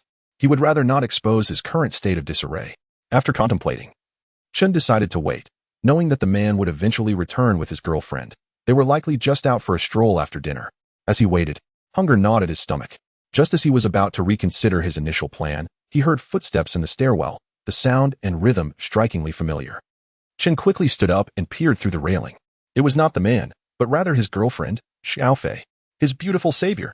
Chen was overjoyed, momentarily forgetting his bare torso and the multitude of holes in his pants. "Old Chen?" Xiaofei exclaimed, her surprise rendering her mouth agape. Her already large eyes widened even further, resembling apricots in their astonishment. "The man and the thin one are looking for you. Why didn't you answer your phone?" "Looking for me?" Chen realized that something had indeed gone awry at school, and it somehow involved him. However, his immediate desire was for food, so he replied, "It's a long story. Beautiful lady, I beseech you for sustenance." Though he was quite familiar with Xiaofei, he had not anticipated her reaction to his disheveled appearance. Instead of ushering him inside, she appeared shocked and first called the man, informing him of Chen's presence. She then asked, "Old Chen is hungry. Should I let him in?" Chen stood there dumbfounded, utterly perplexed by Xiaofei's response. Fortunately, he overheard the man's swift and clear reply on the other end of the line, which offered him some relief. Yet, he soon noticed Xiaofei's cheeks redden as she glanced at his bare torso, then said into the phone, "He isn't wearing a shirt, and his pants are full of holes. But let me clarify, don't misinterpret this." Chen felt an overwhelming urge to inquire when he had ever shown Xiaofei disrespect to warrant such wariness. However, what was even more unsettling was when Xiaofei handed him the phone and said, "You should call the thin one. The man will be back shortly with more food. Let us wait for him to return before entering." At that moment, Chen truly grasped the meaning of bewilderment. Was this truly the man's intention? How could it be? He adamantly refused to believe it. His heart ached as if pierced by needles, and he yearned to break the silence. Yet, after handing him the phone, Xiaofei stepped back, positioning herself at the bottom of the staircase, watching him intently, as though guarding against a thief. No, this was treating him like a criminal. Gripping the phone, Chen felt a surge of discontent and, suppressing his frustration, calmly asked Xiaofei, "Xiaofei, have I ever disrespected you? What is this all about? It feels as though you were treating me like a thief." Xiaofei blinked in surprise, her eyes wide, and retorted, "Old Chen, Are you completely unaware of the situation regarding your own affairs? Tell me, what exactly is going on? Chen speculated that it must relate to the changes at school, yet wondered why such an attitude of suspicion should be directed towards him by the man and Xiaofei. The clandestine affairs involving 21 women have surfaced, leading to confrontations from those with boyfriends, likely numbering over 200. The lean fellow and the sturdy man are unable to reach you by phone, concerned that you may have encountered them first, and thus they set out to find you. Given your current predicament, I must clarify matters with the sturdy man. After all, should he suspect any entanglements between us, it would be most unfortunate. Xiaofei's assertive remarks left Chen Fengshi momentarily speechless. Oh, heavens! Can the cunning one not exhibit a modicum of creativity? Employing the same tactics on so many individuals is tantamount to using the strategy of 3 men make a tiger, seeking to crush him under an avalanche of similar accusations. With no thought of allowing him any chance of redemption, well, he has begun to understand Xiaofei's sentiments. Old Chen, how could you engage in such nefarious deeds behind closed doors? It is most unethical to bring dishonor upon so many, especially when you profess to hold affection for Shenai. Is your fondness truly so profound? Do not think that I regard you with any less esteem. You must comprehend the toll this has taken on the sturdy man.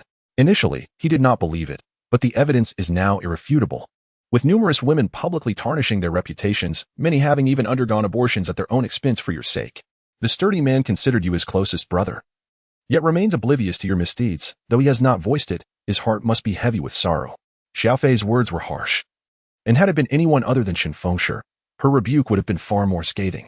Her character is such, and in light of the current situation, it is undeniable that Chen Fengshi's reputation has undergone a complete transformation. Her continued engagement with him is likely out of loyalty to the sturdy man. Chen Fengshi listened in silence, recognizing that the true victim is not himself. As the saying goes, the voices of the many can tarnish gold. And given the circumstances at school, as Xiaofei described, even his own parents struggle to truly believe in him. So many involved are publicly denouncing themselves simply to ensnare him? He is not a wealthy man. What would they gain from implicating him without substantial compensation? Who would believe such a tale? The individuals most aggrieved in this scenario are his good friends, the lean fellow and the sturdy man. The sudden revelation of these events, unbeknownst to them, feels like a betrayal of their friendship, as if he had never regarded them as true brothers. Chen Fengshi wished fervently that the sturdy man would arrive a bit later, granting him more time to contemplate a resolution. However, the sturdy man returned swiftly, accompanied by the lean fellow, each carrying a large bag of instant noodles. Upon meeting, the lean fellow remarked, "There are no hot dogs. I don't have much food left either." Chen Fengshi, deeply moved, replied, "A true brother. How did you know I would need this much to be satisfied?" The sturdy man looked utterly bewildered. The lean fellow, confused, explained, "We figured you would be unavailable for a while, so we bought you extra." "What do you mean? Can you possibly consume it all in one sitting?" "I'll take it upon myself to eat in front of you, and once you've recovered from your astonishment, I shall share with you an even more unbelievable revelation that will leave the 3 of you in disbelief." Chen Fengshi seized this opportunity. Upon entering the room, Xiaofei prepared noodles, while the man and the thin fellow stared vacantly as Chen Fengshi devoured bowl after bowl. Xiaofei, growing exasperated, decided to boil an entire pot, then rested her chin on her hands as the 3 of them watched Chen Fengshi continue to consume bowl after bowl. "That's it," Xiaofei remarked. "I've boiled all 40 packets. No more?" The man was taken aback, though it was no longer surprising. 40 packets? Have you really eaten them all? The thin man gazed incredulously at Chen Fengshi's belly, unable to resist pressing it. "This defies science. Is there a black hole inside you?" Chen Fengshi wiped his mouth clean and calmly declared, "I could finish another 40 packets. Don't doubt my sudden capacity for consumption. It correlates with the tales you've heard about me at school. I have been possessed by a war god, and after confronting a malevolent spirit, it proclaimed that I had not truly triumphed, but rather, it had prepared a grand gift for me. I only just realized that this predicament was engineered by the spirit's possession." Chen Fengshi mused quietly, not intending to propagate superstition, but acknowledging that in this scenario, only such enigmatic beliefs could adequately explain the situation and be readily accepted by the trio. The man, the thin fellow, and Xiaofei stared wide-eyed, momentarily stunned. After some time, the thin fellow suddenly slapped his thigh and exclaimed, "No way. There truly are ghosts and deities in this world. I always said that old Chen couldn't possibly possess such abilities while enjoying all the pleasures alone. He ought to share some tricks with us single dogs. There's no way he could keep it all to himself." Their worldviews were shattered. Their worldviews shattered. "There really are spirits," the man murmured to himself. If it were merely stated, he might not believe it, however. The undeniable act of Chen Fengshi consuming 40 packets confirmed the existence of this scientifically improbable phenomenon, leaving him no choice but to accept it. Though in reality, the unscientific nature of Chen Fengshi's feat did not serve as evidence for the fabricated tale he spun. Nevertheless, human nature does not often allow for constant rational clarity, especially when bolstered by a foundation of long-standing trust and camaraderie. Chapter 17. Only you believe me. The first to believe was, in fact, Xiao Fei. Before the lean man could exclaim, she had already grasped the man's clothing, leaning against his back, casting bewildered and fearful glances around her, as if some invisible force lurked nearby, poised to harm her at any moment. As the man lamented the upheaval of his worldview, Xiao Fei could not help but inquire, "Old Chen, will we also be besieged by malevolent spirits?" Chen Fengshi felt a quiet remorse within. It was his fault that their worldviews had been shaken. "Fear not. The evil spirits have been vanquished by me, and they can no longer wreak havoc. The trouble lies in the aftermath they have left behind, which I cannot rectify instantaneously." Verbal explanations would be futile. Alas, by the end of his statement, Chen Fengshi sighed heavily, overwhelmed by a sense of helplessness. At this juncture, his dreams, his long-cherished aspirations to pursue Shen AI, had been irrevocably shattered. The despair was akin to a heart being torn asunder, a relentless ache.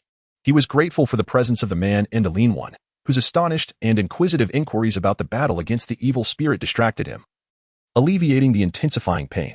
The details posed no difficulty for Chen Fengshi. He merely needed to relay the events in an acceptable manner, reframing the fungal demon as an evil spirit and those shrouded in red mist as victims of malevolent possession. The trio listened with a mixture of astonishment and delight, naturally sympathizing with him and offering encouragement. The man thumped his chest and declared, "Old Chen, fear not. With us as your support, if you cannot return to school, you can stay here until graduation. No problem at all." Xiao Fei also empathized with Chen Fengshi's plight, regarding him as a nameless hero who, in his quest to protect everyone, had battled the malevolent spirits alone and vanquished them, only to be wronged and bear an indelible stain upon his name. Only the three of them knew the truth, and they alone could assist him. The lean one pulled out the money from his pocket, which amounted to 48 yuan. Silently, he took 10 yuan back, saying, "5 packs of noodles will suffice for me. Keep the rest. If it isn't enough, I can borrow more at school. We cannot let our unrecognized hero go hungry." The world still brimmed with love. Chen Fengshi accepted the 10 yuan. "I will manage my meals," he replied. "My phone is broken, so I must return home to seek assistance." He was about to continue regarding the situation at school when Xiao Fei instinctively interrupted. "The most important thing is news about Shen AI, such as the understanding of true friendship." Chen Fengshi spent the night at the man's rented room, and the following morning, he hurried into the city, first stopping at the Rabbit Noodle House for a hearty meal. He also confirmed some good news. The red mist surrounding the owner and chefs had vanished. It seemed that after the fungal demon was dealt with, those who had been infected could return to normalcy. However, Chen Fengshi recalled the original form of the fungal demon he carried with him. Completely at a loss as to how to handle it, extermination seemed daunting, and he did not know where to begin. Nevertheless, it is somewhat reassuring that this peculiar object lacks any mobility. Enveloped in the foil from a cigarette pack for an entire night, it remains placid to this day. Perhaps the fungal entity concealed within is too fearful to emerge. Chen Fengshi first ensured he was well fed before daring to seek out his mother, as he did not wish to approach her on an empty stomach, nor did he want to alarm her with his current appetite, which might lead her to believe he had contracted some grave illness.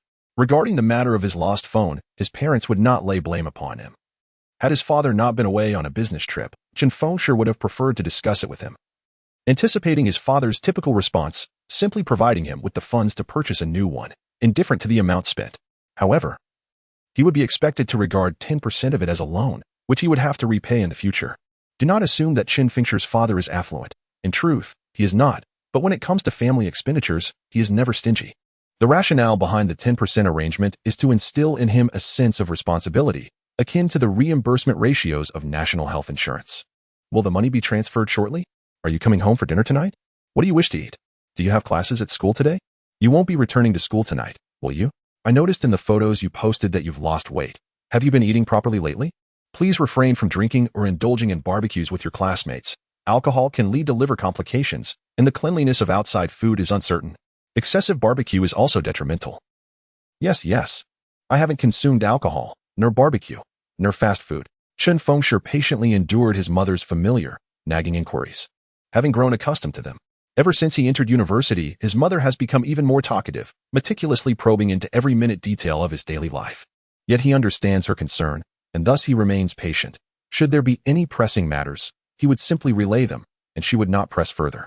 Out of consideration for his mother's feelings, he only calls during his leisure time, setting aside 2 or 3 hours for their conversations. By the way, have you offended anyone at school?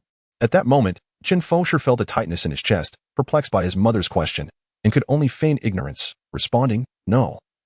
Why would you ask that? This morning, he had received a message stating, "Hello, Auntie, I am your son's girlfriend, claiming that you abandoned me. And I have undergone 3 abortions for him." Reflecting on it, the sender had not provided a name, suggesting it might have been a mass-sent scam. His mother, however, displayed no suspicion, remaining her typically optimistic self, unable to connect such matters to her son. Yet, Chen Fengshi felt a pang of unease. He recognized this as a deliberate act. The anonymity was likely a prelude to negotiations, and if they failed, the sender would escalate matters by contacting his mother, or even his father, eventually naming names. But who could be behind this? Chen Fengshi found it difficult to ascertain, knowing that it was not challenging to obtain his mother's phone number. Now, according to the reports from his friends, there are over 20 such victims at the school, all of whom could be suspects. Unsurprisingly, Chen Fengshi suspected the greatest culprit to be Sister Yao, as she was inherently aggressive and not one to be trifled with. Chen Fengshi had initially intended to accompany his mother for lunch, yet due to recent events, he found himself discreetly checking his phone during the meal, only to discover that the message had been deleted, rendering the number invisible. After finishing his meal, Chen Fengshi hurriedly purchased a new phone, opting for a mid-range model priced at 2,000. His consumer mindset, heavily influenced by his father, placed great importance on cost-effectiveness and a careful assessment of his actual usage needs. Additionally, he was mindful that the more expensive the purchase, the greater the 10% he would have to shoulder himself. Thus, he adopted a practical yet frugal approach, ultimately deciding against extravagance. He believed that this 10% was exceptionally wise, effectively preventing limitless exploitation. Upon inserting his card, a plethora of messages flooded in, and his WeChat was inundated with numerous new, unfamiliar contacts, predominantly men. The requests from women were rather aggressive, clearly indicating they sought to confront him. Chen Fengshi could only silently screenshot and save them, marveling at the absurdity of it all. These individuals were not friends, yet they had morphed into acquaintances of a rather intimate nature. Among the messages were those from individuals already in his contact list, junior schoolmates, girlfriends of friends, and close friends of those girlfriends, who conveyed a limited range of sentiments. One group felt deceived, realizing only now that he had been secretly unfaithful to many, demanding an explanation or threatening to provide one themselves. Another group lamented their prolonged ignorance of his character, feeling guilty towards their boyfriends for not being aware of the truth, and sought to confess in pursuit of peace and understanding. The last group denounced him and resolved to sever ties, vowing to learn to discern such deceitful individuals in the future. Accusations abounded, and the blame was relentless. How terrifying was the specter of deception! Chen Fengshi contemplated that if the source of this deception remained unresolved and became more familiar with human society, the potential for harm inflicted upon individuals could exponentially increase. Amidst the barrage of messages, he stumbled upon one from Chen AI. He braced himself, fully aware that it would not bear good news. Yet he had to confront the grim reality of his life. Reluctantly, he opened the message. As expected, the content revealed Chen Ai's shock at his true nature, followed by her defending her friend Jiang Yuan. Chen Fengshi, Jiang Yuan is such an innocent person, devoted to you. How could you be so irresponsible? In that fleeting moment, he felt an overwhelming urge to smash his phone in frustration. However, he refrained, recognizing that such an act would only exacerbate his predicament. Yet, he felt aggrieved. The myriad of accusations had utterly undermined his most crucial aspiration of pursuing Chen AI. What was more disheartening was the uncertainty of the truth behind these accusations. Was there a kernel of truth in any of them? Fueled by a tempest of anger and irritation, Chen Fengshi experienced a powerful impulse to respond to those demanding accountability with a simple retort, "Very well, come find me, and I shall take responsibility." In a moment of impulsiveness, he switched off his phone, unwilling to further complicate his already precarious situation. Chen Fengshi sipped on the icy mineral water, gradually regaining his composure, and realized he must take action. He could not allow the situation to deteriorate any further. Suddenly, he recalled the versions discussed with the lean man and the robust fellow the previous night. He then searched for characteristics related to hallucinations and, after much contemplation, posted a message on the school forum in his social media circle. The essence of his message conveyed the existence of a mysterious and malevolent force that mischievously induces illusions and false memories. What evidence did he provide? Firstly, he devoted all his time to deceiving women, even if his skills in charming the fairer sex were fully developed.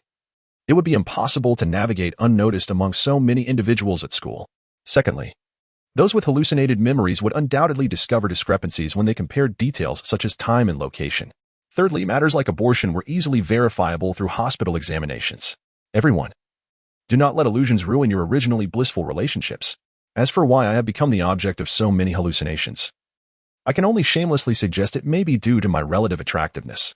As for the effectiveness of his actions, Chen Fengshi remained uncertain. Nevertheless, he reasoned that this was his only means of self-rescue in his current predicament.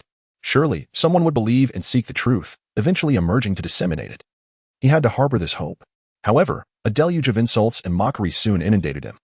And whether anyone sought to verify the truth remained unknown amidst the cacophony of derision. Chen AI, too, had new information. But it consisted of a single sentence. You have gone too far, having committed numerous egregious acts without a single word of reflection or apology. Shirking responsibility while escaping under the guise of superstitious nonsense. How could Zhang Yuan possibly be attracted to someone like you? Chen Fengshi muted his device. A feeling of heaviness settling in his chest. In that moment, he finally grasped the essence of despair, which is the absence of hope. Chapter 18. Courage. Chen Fengshi felt utterly foolish.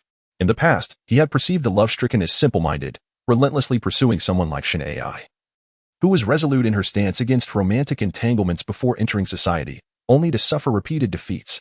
Yet now, he realized that perhaps it was he who was truly naive, believing he could foresee the trajectory of life, meticulously planning a future that seemed both extensive and flawless. But who was he to predict the coming years? Was he a deity or a prophet? Ultimately, he discovered that he had not even been granted the opportunity to launch a full-scale pursuit. He was already doomed. The love-stricken had at least fought valiantly for what they desired, and though they may not have succeeded, they had no regrets. And what of them? He hadn't even been afforded a chance to voice his feelings. In this moment, he grasped the sentiments of the Slender One. Indeed, it was profoundly sorrowful and utterly powerless. Chen Fengshi wandered aimlessly through the streets of Xuanqing, with no destination in mind, as returning home would only provoke concern from his family. His mother was well aware of the school curriculum and had never permitted him to skip classes. If he were to return home unexpectedly, she would undoubtedly suspect he was troubled and would likely contact his teachers for inquiries. He had no desire to seek solace in other friends. Expressing his plight to them would likely lead them to question his sanity. Presently, the only ones who believed in him were the Slender One, the man, and Xiao Fei. Yet, he found himself unable to articulate his true predicament. Both the Slender One and the man had phoned him, stating that they were supporting him on the school forum and that some had even stepped forward to endorse his assertions. However, their efforts bore little fruit. The prevailing belief remained firmly entrenched in the mainstream, with a multitude of men feeling humiliated by the betrayal of their partners. Old Chen, don't return to school just yet. Don't even go to mine. There is someone waiting outside my rented apartment, rumored to be armed with a knife. For your sake, do not return to school. Many are carrying knives with the intent to harm you, all proclaiming that a man may be killed but not dishonored. A green hat is intolerable. It feels as though someone is orchestrating this, as there are even whispers of sulfuric acid being offered. Several affluent individuals have placed bounties on you, and numerous unsavory characters have gathered outside the school. Chen Fengshi felt fortunate to have reliable brothers to assist him. Nevertheless, he still felt an overwhelming sense of loneliness. The complete truth was a burden he could share with no one, and returning to school was no longer an option. Yet, Xuanqing was so vast, where could he possibly go? As a student, no, even if he were not a student, he lacked the means to afford a hotel every day. In this day and age, Xuanqing had long since eliminated the existence of Tenyuan dormitory beds. As he observed the ebb and flow of people on the streets, Chen Fengshi's thoughts wandered, and he couldn't help but recall that cool girl named Shaoan. To be honest, she was someone with whom he could discuss the peculiarities of the world. Yet, recalling her disdainful demeanor at the time, he felt it was enough. Feeling hungry, he made his way to another restaurant that offered rewards for competitive eaters, opting to eat there rather than excessively burdening a single establishment. Though, in truth, spreading his patronage among multiple venues was hardly more honorable. After satiating his hunger, he found himself with nowhere to go, so he lingered in the restaurant, idly browsing his phone. He had come to terms with his situation. Upon viewing the barrage of insults online, he found it difficult to summon any anger. His emotions now rather dulled. Then, he noticed a message from Sister Yao. Has your mother not called to inquire about you? Are you really unconcerned about me seeking out your mother for a face-to-face conversation? Chen Feng was taken aback. Indeed, Sister Yao was capable of such antics. He was in a foul mood, and given their shared history of mischief, his words came out rather brusque. If you need to verify your memories, reflect on whether we ever had anything between us. If we were meant to, it would have happened long ago, back in middle school. You claimed that during that age of my youthful infatuation, we had nothing. So how could there be anything now? Stop talking nonsense, old Chen. Are you saying Lu Shuji's muscular physique is merely an illusion? Have you not seen the school forum? If it's all hallucination, then everyone you've toyed with, including me, would still remember what you looked like. Spare me your drivel and give me a clear answer. You know my temperament. I've been with you all these years. If you intend to cut ties, I assure you, I can handle anything. Chen Feng found it utterly implausible. He had scrolled through the school forum, only to be astonished by discussions concerning his private physical details, and shockingly, they matched. Moreover, a girl had created a fully simulated 3D short film, daring him to compare it to his own appearance on video. He was bewildered. Those images, along with the detailed descriptions, were indeed reminiscent of him before last night. Yet, why was this happening? How could it be? For a fleeting moment, Chen Feng couldn't help but doubt whether everyone else had normal memories while only his were flawed. On the screen, the images and verbal descriptions leaping from the forum ignited a desire in Chen Feng to truly verify his identity. However, his skin had lightened, yet his form remained unchanged. Do you think feigning silence will let this go unnoticed? Another message from Sister Yao arrived, and Chen Feng recognized her persistence. The thought of being unjustly accused fueled his irritation, prompting him to quickly send a message. Go to the hospital and check if you've had an abortion. If your hallucinated memories are correct and you've had 3, then I'll take responsibility. If not, please reflect on yourself and stop dragging me into this mess. What a joke. Lu Shuji was present when you threatened to kill me last night. Do you find it amusing to spout such nonsense? Lu Shuji himself is a product of distorted memories. I'm just an ordinary person with ordinary parents. Where would I find miraculous medicine to transform him into a muscular figure? If such a potion existed, I would have sold it and become wealthy. His muscles are merely a manifestation of a spirit's possession, which I vanquished, leaving behind the physique. It's quite enough that I saved you both. Do not dare to shift the blame onto me. Is there no sense of justice left? Chen Feng seethed with indignation, not wishing to prolong the conversation, and hastily sent another message. I beg you, beautiful, will you please go to the hospital? If you truly remember having had 3 abortions, I will take responsibility. After a considerable time without a reply, Chen Feng's breathing gradually steadied. Upon calming down, he suddenly realized how misguided his words were. What if Sister Ya had undergone an abortion for someone else? Had he not just trapped himself? He quickly searched to determine if it was possible to ascertain the number of abortions one had undergone. To his dismay, the search only exacerbated his frustration. Chen Feng opted to put away his phone and took to wandering the streets. As night deepened, the flow of traffic on the roads diminished significantly. Before dining, Chen Fengshi was immobilized, but now he is free to move. The flow of people on the street has diminished, and he has yet to encounter anyone else wandering about like himself.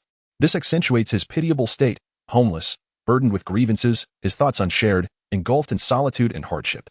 As he meanders, he unexpectedly spots an internet CAF he frequented years ago. Regrettably, he lacks the inclination to engage in gaming and does not intend to enter. However, as he approaches, he notices 2 individuals hovering near a motorcycle parked outside the CAF, brazenly attempting to unlock it. Indeed, they are stealing the vehicle. The duo appears quite youthful, and Chen Fengshi observes that they carry long bags, seemingly containing weapons. Suddenly, a young man bursts out from the CAF, exclaiming at the 2 thieves, "What are you doing?" Initially, it seemed certain that the thieves would flee, but the subsequent scene defied Chen Fengshi's expectations. The 2 thieves remained unfazed. The one in red leisurely continued fiddling with the lock, while the one in white retrieved a machete from his bag, striding forward and shouting, "Are you seeking death?" The young man who had rushed out was taken aback, realizing the imminent threat, and hastily closed the glass door. The machete-wielding thief pushed against the door but could not force it open, so he thrust the blade through the gap, causing the individual inside to cower behind the door, his face pale with fear, desperately bracing against it. This was no mere car theft, it was outright robbery. In the past, Chen Fengshi would have merely stepped aside to call the police, considering the danger posed by the armed thieves. However, now he regards them with disdain, and witnessing such audacity ignites a resolute determination to assist. Thus, Chen Fengshi resolves to recite poetry. Indeed, reciting poetry will hardly intimidate the 2 brazen thieves. Yet he feels compelled to do so. He strides forward and begins to recite aloud, "Those who abandoned me yesterday's day cannot remain." The thief in red, having successfully unlocked the vehicle, cannot help but hear the loud declaration. At such a volume, it is impossible to ignore, especially given the tense atmosphere. While his accomplice exudes a murderous aura that should instill fear, here is someone approaching them and audaciously reciting poetry. Consequently, the thief in red gazes at Chen Fengshi with a look of incredulity. The white-clad thief, who had been threatening the individual inside, also fixates on Chen Fengshi, clearly bemused by this apparent imbecile who seems oblivious to their menacing presence. Otherwise, one would expect that the sight of the terrifying machete would deter even the dim-witted. Chen Fengshi appears unperturbed, continuing his approach with unyielding confidence. Those who disturb my heart. Today's day is fraught with worries. The long wind stretches for miles. Get lost, you fool. Where did you come from? Roll away as far as you can. Tired of living, are you? The white-clad thief, unable to endure any longer, raises his knife, gesturing menacingly towards Chen Fengshi in a hollow threat. Chen Fengshi ceases his recitation, having intended the poetry to achieve this very outcome. After all, he has had a share of experiences. He took the initiative to confront two thieves who had provoked him, and in the event of any subsequent incidents, the repercussions would be markedly different. The man in red observed Chen Fengshi, who had yet to flee, and could not help but mockingly exclaim, "Is the fool so frightened that he cannot run? Have you wet your pants?" At that moment, the man in white had approached even closer. After a few seconds of silence, Chen Fengshi suddenly surged forward, leaping across a distance of 5 or 6 meters.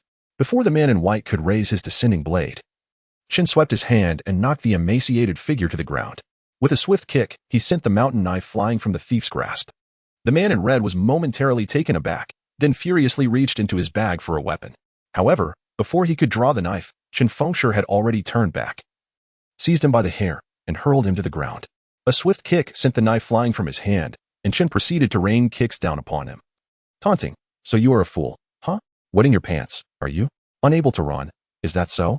Chapter 19. When I committed the robbery, Chen Fengshi continued to deliver a series of kicks, leaving the man in white feeling dizzy.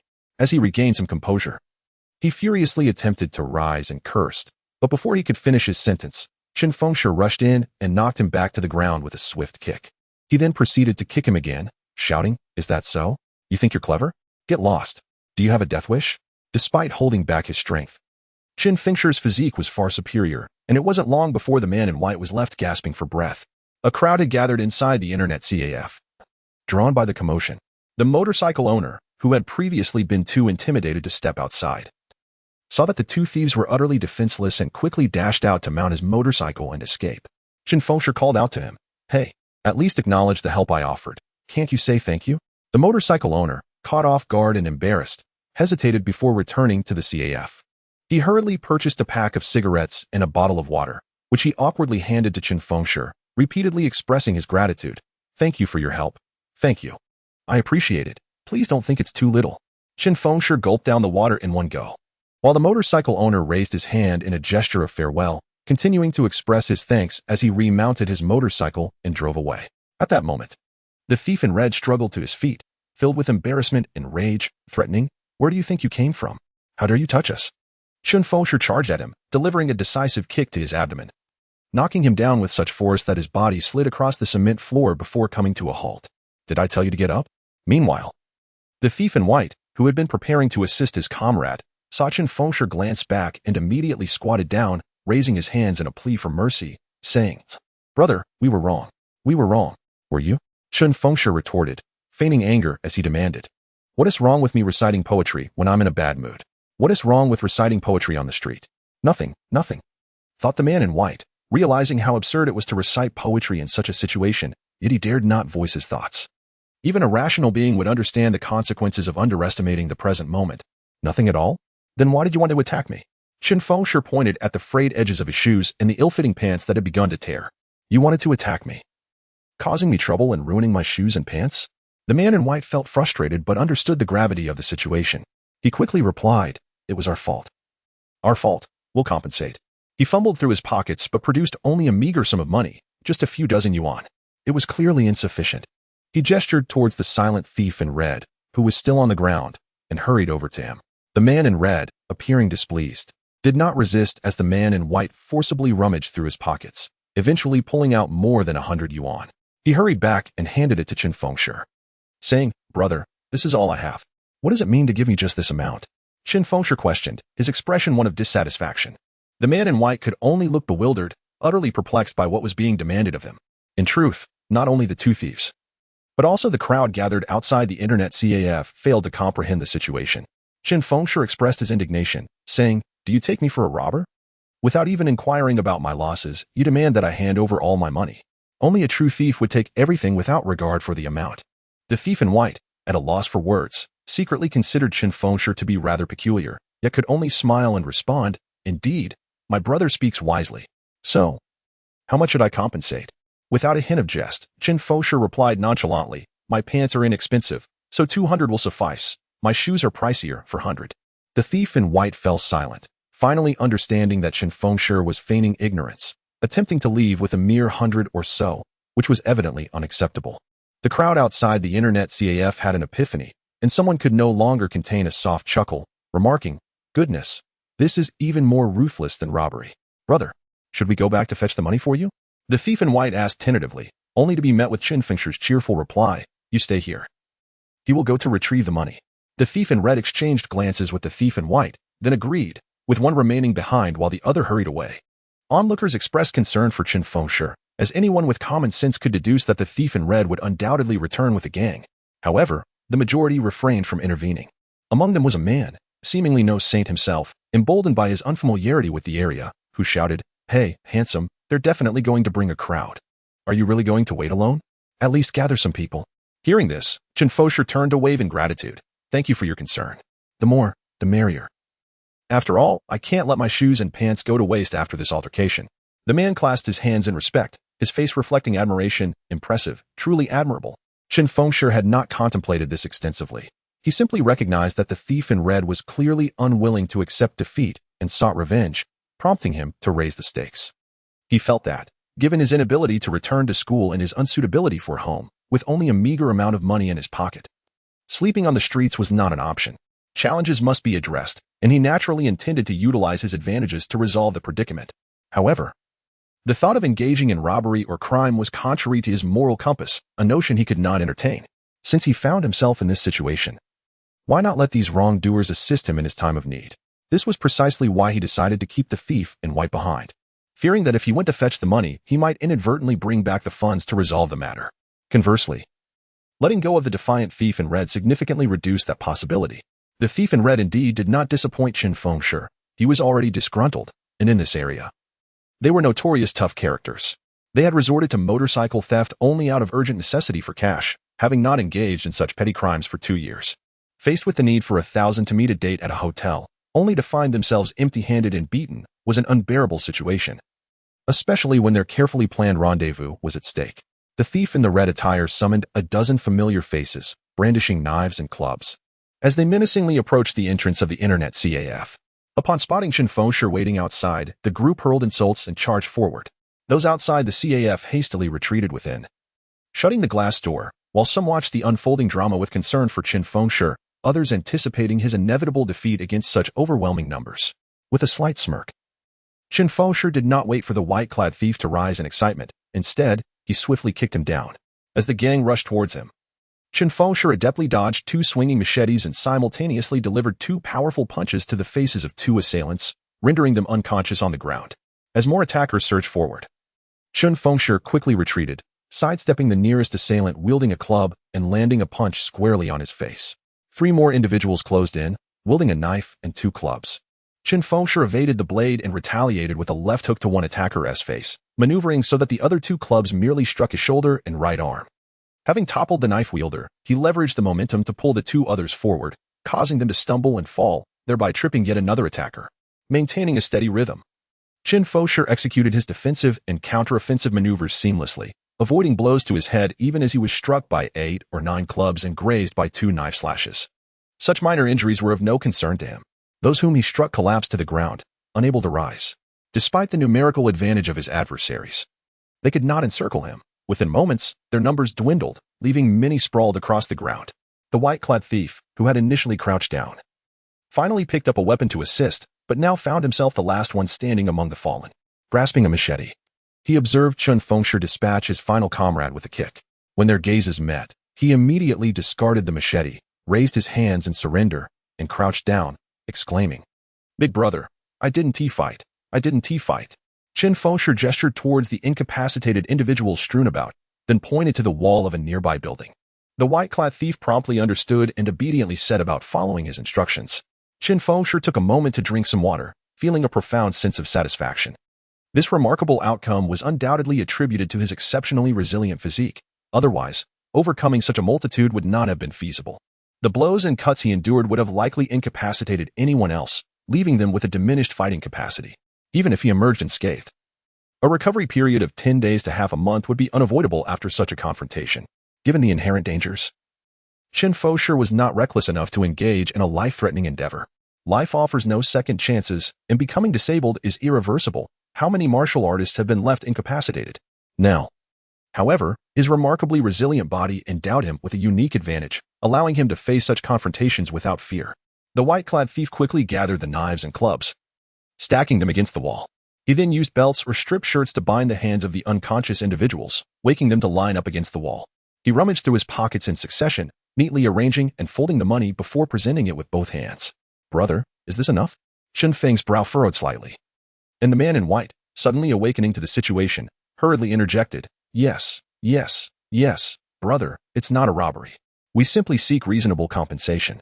How much do you think is appropriate?" Observing the thickness of the stack, Chen Feng estimated it to be over 2,000 yuan. He understood that those who lived by the streets often had fleeting fortunes, making it difficult to extract more. Moreover, as a student, he was merely content with having enough money for his needs, lacking any grand ambitions. He intended to seize the opportunity and withdraw. Further entanglements could potentially bring about troublesome individuals. Before he could voice his thoughts, a man from the group squatting by the wall quietly scrutinized Chen Feng for a while. Then feigned surprise and tentatively called out, "Is that you, old Chen?" "It's me, Awa. We've had drinks together a few times. I'm quite familiar with Sister Yao." Chen Feng regarded the man, recalling a vague impression of him. He remembered that he was older. But Sister Yu was quite well-connected and affluent, often generous with her spending, which led many older individuals to refer to her as Sister Yao, much like a nickname. As the memories flooded back, he recalled that Awa had a penchant for taking advantage of others and was adept at flattering to part people from their money. He had once trailed along with the crowd, content to be Sister Yao's lackey, and had unscrupulously deceived his friends multiple times to curry favor with her. A smile broke across Chen Feng's face. "How wonderful. I was initially concerned that you might be unable to afford the compensation.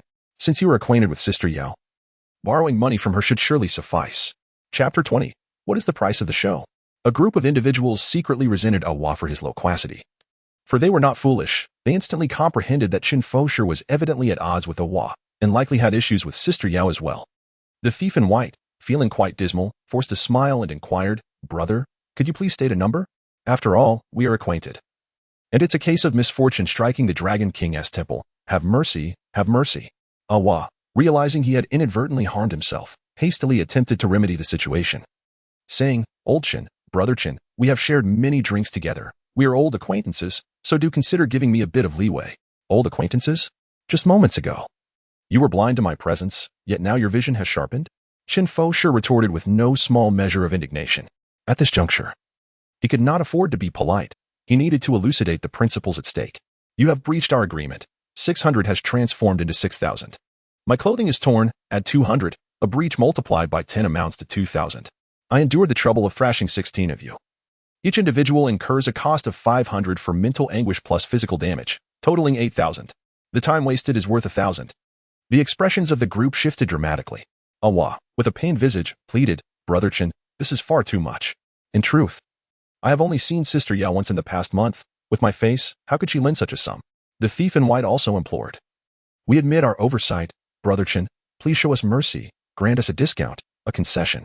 Initially, Chen Fengshi had no intention of escalating the situation, however.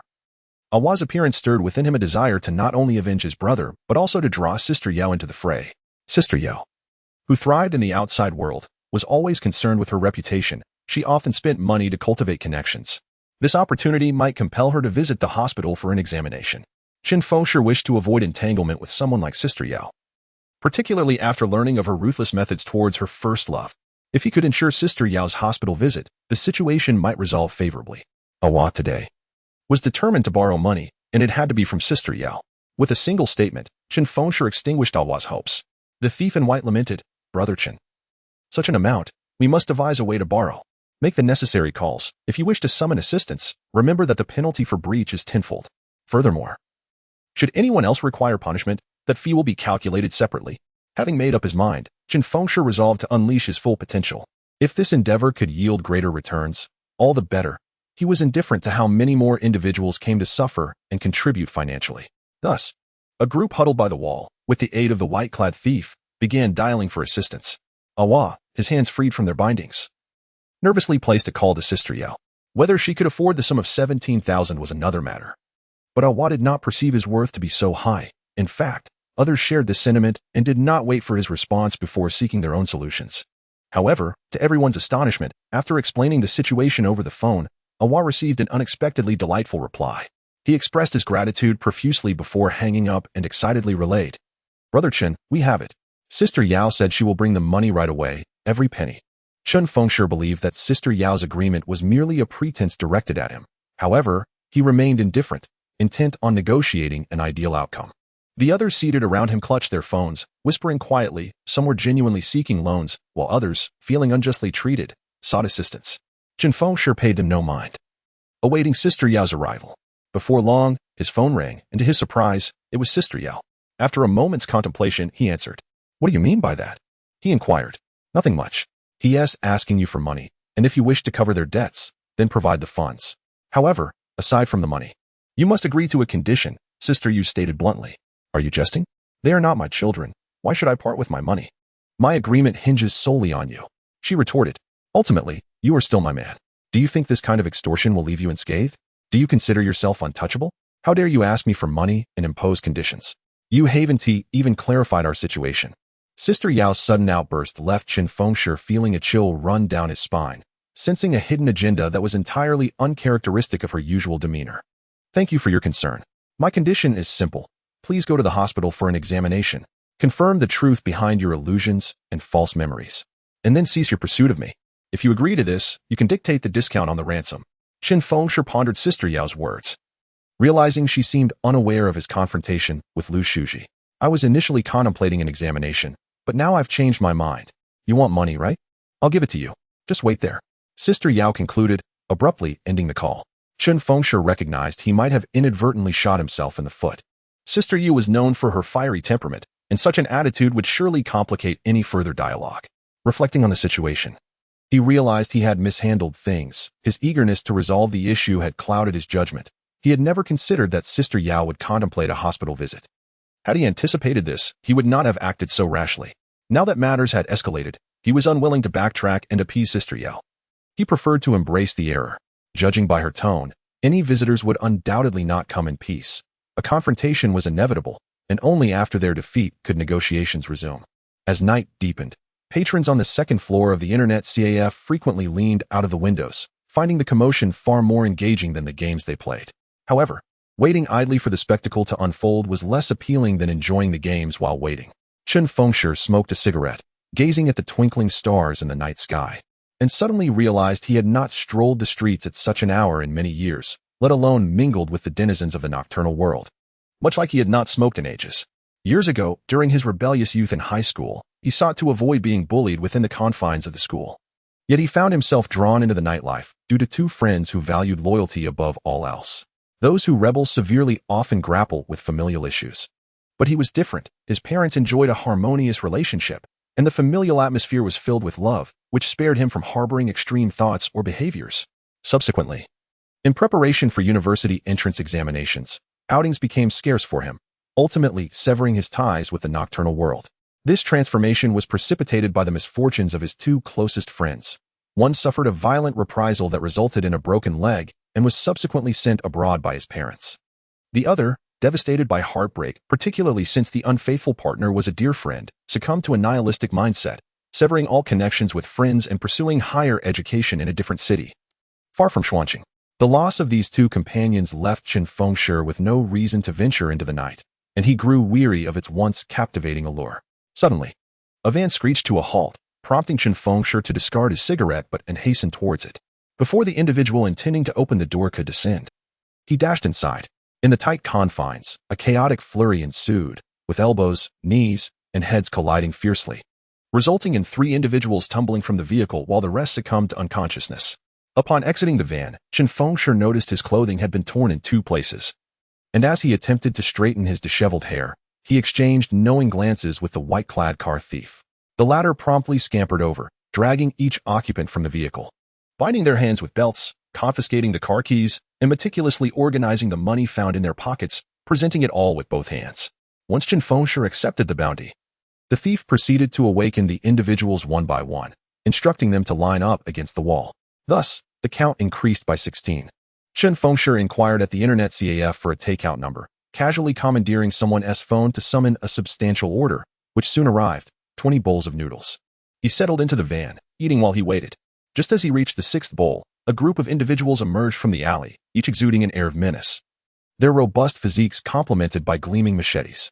Chen Fengshi, uninterested in counting their numbers, charged forth before they could fully exit, swiftly incapacitating 5 and blocking the alley to confront the remainder. By the time the skirmish concluded, his clothing bore 6 new tiers, while the white-clad thief adeptly dragged the incapacitated individuals out, binding their hands, emptying their wallets, and directing them to squat against the wall, now totaling 18. In a short span, 3 rows of individuals squatted against the wall, comprising 16, 16, and 18. Observing Chen Fengshi retreating to the old van to continue his meal, the car thief's initial defiance and resentment transformed into awe. "Brother Chen, are you planning to thrash everyone until dawn, challenging the entire city?" The white-clad thief couldn't contain his excitement. Chen Fengshi shot him a glare, retorting, "As if you have the stature to summon such a crowd." The white-clad thief fell silent. Yet another voice from the squatting crowd chimed in, "Brother Chen, I once saw a study stating that any individual can ultimately connect with the president or chairman through no more than 10 degrees of separation." Chen Fengshi interjected. "That's merely theoretical. Do you truly believe you can casually pull strings to invite the chairman for tea?" After finishing 5 more bowls, Chen Fengshi spotted 3 rare vehicles entering another alley, alongside a dozen motorcycles. The blinding headlights irritated him, prompting him to insert the van's key, ignite the engine, and switch on the high beams to reciprocate the glare of the 3 cars. Thus, the group of individuals grew discontented. Several motorcycles approached and parked on either side of the van, intent on illuminating the scene from all angles. Chen Fengshi remained engrossed in his noodles, seemingly indifferent to the unfolding situation. After a period of stalemate, the 3 vehicles, perhaps finding the spectacle rather dull and their eyes discomforted by the brightness, turned off their lights and engines. The motorcycles flanking the van followed suit, prompting Chen Fengshi to extinguish the van's headlights as well. He then finished his meal and alighted from the vehicle. Upon observing the 8 individuals emerging from the 3 cars, he noted their flamboyant attire and the absence of any dark-haired individuals among them. Their hair was a riot of colors.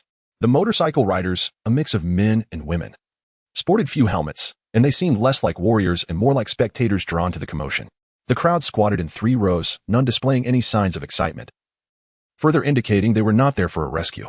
From a sleek black sports car, a tall, slender young man with golden hair and notably thick lips emerged, lighting a cigarette.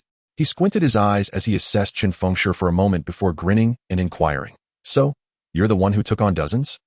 Chen Fengshi noticed a few individuals dismounting from their motorcycles, 4 men and 1 woman. 3 of the men were quite robust, while the woman was slender. Observing him with evident curiosity, it dawned upon him that these individuals likely harbored ulterior motives. Moments earlier, 3 young women had exited the internet CAF, their beauty striking. They approached the golden-haired man, engaging in conversation with the woman in his embrace, suggesting a familiarity that hinted at their role in relaying news of the impending excitement. The man, observing Chen Fengshi's calm demeanor, smirked and remarked, "I've never encountered someone so formidable. You charge for this, right? I wish to witness you in combat against those 4. What would the price be?" Chapter 21. True compassion in times of need. Chen Fengshi smiled, recognizing that this group had come merely to observe. He had not intended to sell his skills, yet a rather evident dilemma arose. Should they choose to attack him, he would be compelled to retaliate, thereby allowing them to achieve their objective without any cost. Given the presence of this tall, slender man with full lips and golden hair, exuding an air of affluence and caprice, Chen Fengshi thought it prudent to accommodate their desires. He resolved to praise all the extravagant spenders, for therein lay the potential for profit. Surveying the trio of men and a woman before him with an affected seriousness, Chen Fengshi pondered for a moment before declaring, "It is clear that you are not ordinary practitioners. If we were to engage in a series of duels, would it be 10,000 per person?" The man grinned, his tone laced with a hint of mockery. "What is the point of a one-on-one duel? Let us make it 4 against 1, then quadruple the stakes." Noticing the man's indifference to the proposed price, Chen Fengshi boldly stated a tentative maximum, thinking it improbable that they would accept. To witness such a spectacle, 160,000? He mused whether the extravagance of such an event was truly warranted. To his astonishment, the man displayed no sign of hesitation, readily agreeing, "No problem. Should you win, the payment is assured. Should you lose, they shall have a minute to pummel you, and you shall still receive your payment." The alluring woman with long red hair scoffed, "You think a mere 100,000 will intimidate young Master Wang?" A chorus of disapproval erupted from the group of motorcycle riders, jeering at Chen Fengshi. Well then, Chen Fengshi could only conclude that the wealthy were devoid of humanity. Was this man truly willing to spend such a sum for mere entertainment? Nevertheless, it was evident that he was no fool. He understood that Chen Fengshi's inclination to inflate the price came with its own risks. While he may be affluent, he was no simpleton or easy mark. With the price agreed upon, the crowd began to jeer, eager to see if Chen Fengshi would dare accept the risk of failure. No problem, Chen Fengshi replied with confidence. A battle with the potential to earn 160,000?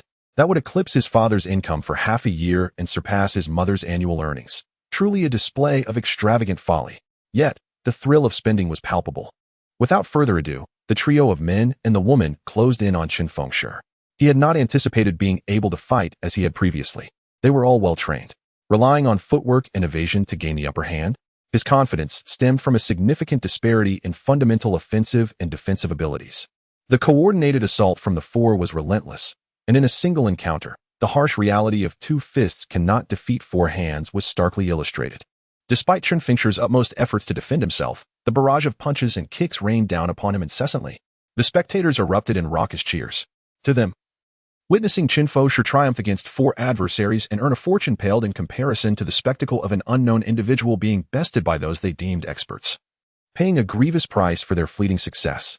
Even as Chen Fengshi defended himself with all his might, the fists of the three men found their mark against his ribs and thighs, and the long-haired woman, though seemingly beautiful and alluring, proved to be the fiercest of them all. It is somewhat attributable to gender that her strength appears lesser than that of men, leading her to develop the unfortunate habit of targeting their groin during fights. Indeed, she consistently aimed there. For a moment, Chen Fengshi, who was merely on the defensive, seemed utterly powerless against the assault, while the crowd erupted in cheers, some even vociferously shouting phrases like "knock him out." The financier, pleased with the spectacle, lounged casually on the hood of his car, leisurely puffing on his smoke. However, as time elapsed, a sense of disquiet began to settle among some observers. Yes, Chen Fengshi had been encircled and battered by three men and one woman for several seconds, yet he stood his ground unwaveringly. The onlookers sensed something amiss, and the assailants had already realized the incongruity. Their strikes, though they landed on Chen Fengshi, felt as though they were hitting a wall. It was painfully apparent to them. Chen Fengshi remained unperturbed, as if their blows were nothing more than gentle pats from a child. Even when struck on the nerve-rich area of his thigh, he exhibited no remarkable response. Was his resilience truly so formidable? How could this be? The longer they fought, the more incredulous the attackers became. The woman, gritting her teeth, finally seized an opportunity and swiftly aimed her middle finger at Chen Fengshi's temple. Just as she appeared poised for success, he unexpectedly shifted his right hand back to deflect her strike. In an instant, his legs sprang into action. He maneuvered sideways, swiftly enveloping the long-haired woman in his grasp and flinging her against two men, following this with a powerful kick to the abdomen of the third man, sending him crashing to the ground without any sign of struggle. Among the spectators, someone could not help but exclaim, "What is this? A movie?" Yet, in that fleeting moment, one of the two men, thrown off balance by the collision, received a punch from Chen Fengshi squarely on the face, collapsing to the ground. The other, sensing danger, retreated, throwing a series of feints in an attempt to lure Chen Fengshi into revealing a weakness. After retreating several steps and executing numerous deceptive maneuvers, Chen Fengshi observed the nimble-footed man while the woman, still dazed from her tumble, struggled to rise. Wishing to conclude the encounter, he feigned a reaction to the man's feints and pretended to strike. The man, seizing the moment, lunged to deliver a blow to Chen Fengshi's ribs. However, Chen Fengshi felt no pain at all. Rather, he intentionally exposed himself, swiftly grappling the man's arm and effortlessly tossing him aside, causing him to crash into the recovering woman. Before they could regain their footing or clarity, Chen Fengshi had approached, grasping one of their hair. He turned to the woman and remarked, "Was it truly necessary to be so harsh?" With that, he banged their heads together before releasing their dazed forms. The crowd stood in stunned silence. The tall, slender man with thick lips, Wang Xiao, observed Chen Fengshi's approach with a quiet intensity, his cigarette ash hanging long from his fingertips. After a moment, he exhaled deeply, flicked the ash away, and took a drag. "Are you toying with us?" Chen Fengshi, with his hands tucked into his pockets and a subtle smile on his face, remarked, "You spent your money. I shall grant you a mere few seconds of combat spectacle." Wang Xiao chuckled, appreciating the response. Casting a glance at the trio crouched by the wall, he inquired of Chen Fengshi, "Could you possibly select them once more?" Before Chen Fengshi could respond, an irate voice erupted, "He has no interest." Following the sound, Chen Fengshi beheld Sister Yao leading Lu Shuji towards them. Her unexpected arrival seemed to catch Wang Xiao off guard, prompting him to look back at Chen Fengshi and ask, "Is he your man? So you'd best not play him to death." Sister Yao's expression was laced with fury. She had intruded without warning, assuming an air of authority as if she were entitled to make decisions for Chen Fengshi. Ultimately, she positioned herself defiantly in front of him, staring provocatively at Wang Xiao. The group, including Wang Xiao, found their attention irresistibly drawn to the muscular figure of Lu Shuji. A single glance was enough to petrify everyone with the sheer terror of his formidable physique. The thought of such muscle-wielding unfathomable strength rendered them speechless. Even the sharpest blade would scarcely penetrate half the thickness of that muscle. This fellow, Wang Xiao, who had always been arrogant and unfamiliar with fear, felt an involuntary surge of panic in the presence of Lu Shuji's terrifying physique. An instinctual dread in the face of overwhelming power rendered his voice faltering. This realization ignited a profound sense of frustration within him. Fear? Terror? What could Wang Xiao possibly fear? His wealth was his power. Why should he be intimidated by a mere muscle-bound man associated with Sister Yao? No matter how imposing, he could crush him with his riches. Regaining his composure, Wang Xiao shifted his gaze from Lu Shuji to Sister Yao's face. "I was enjoying myself. You say I shouldn't play? Is it you I'm meant to entertain?" Sister Yao's face paled as she realized Wang Xiao was dismissing her with such disdain. At that moment, she recognized she lacked the confidence to stand against him. Before she could respond, Wang Xiao took a puff from his cigarette and continued, "What a pity you're unwilling. Now I, too, have lost interest in you. Your man seems capable. That bulky fellow exudes an undeniable aura. Have you seen the legendary 100-man formation? I heard there are some formidable fighters tonight, and I am eager to witness a real-life rendition of that formation. Let them pair up." Wang Xiao then called out to a man riding a motorcycle without a helmet. "Where are they?" The man shouted back hoarsely, "They've arrived." In an instant, the alleyways echoed with the sound of hurried footsteps, and it seemed as if they were surrounded. A dense throng surged forth, quickly filling the small space in front of the internet CAF. Chen Fengshi had witnessed such scenes before, but this time, those present were truly prepared for action. Sister Yao's expression shifted, and she muttered in frustration, "You've brought ruin upon us." Chen Fengshi retorted, "I must say, you presume to make decisions on my behalf without so much as a greeting. Do we know each other that well?" Unable to contain her anger, Sister Yao opened her mouth to respond, but Chen Fengshi had already dismissed her. Turning directly to Wang Xiao, "There is no need to seek them out for the show I requested. Having such a massive participant in the fray would render it rather pointless. As long as the price is right, even a 100-person formation can satisfy you." Sister Yao was momentarily taken aback. She recalled that Chen Fengshi had a stubborn temperament, yet he was not superhuman. With so many people, he could easily wear himself out. However, what assistance could she provide? How could Lu Shuji possibly risk his life for Chen Fengshi? She cast a glance at Lu Shuji, who indeed showed no eagerness for battle. After all, Lu Shuji's sudden surge in strength left him lacking a precise understanding and assessment of his own power, not to mention the confidence to challenge. In contrast, Chen Fengshi had long been seasoned in street fighting, possessing a clear evaluation of his limits and strength enhancement, coupled with a bold confidence to confront challenges. Impressive indeed. Wang Xiao remarked with a smile to Sister Yao, "Your judgment is commendable." Upon finishing his statement, he abruptly shifted his tone, mocking her with a rhetorical question, "Do you really believe you can win? A superhero, perhaps?" Chapter 22. The performance. Since you possess wealth and exude such confidence, why not indulge in a wager? Chen Fengshi was uncertain about the limits of his enduring stamina in continuous combat, yet he sensed that this particular bout would not prove overly taxing on his physique. In truth, there was no necessity for Wang Xiao to negotiate terms. He could simply send someone to confront him. Ultimately, it would only amount to a beating, perhaps with a subsequent compensation for medical expenses. Thus, he needed to devise a means for Wang Xiao to willingly increase his stakes. From this perspective, Chen Fengshi appreciated the advantages of wealth, as the initiative lay firmly in the hands of the opponent. Wang Xiao showed little fear of inflicting injury upon him. Instead, Chen Fengshi pondered the potential repercussions of injuring Wang Xiao, including the financial burdens he would owe to his family and the likelihood of facing imprisonment for intentional harm. In this era of peace, Chen Fengshi believed that even with access to violence, a law-abiding citizen like himself would still think rationally. Wang Xiao, in contemplation, clearly found Chen Fengshi's proposal intriguing.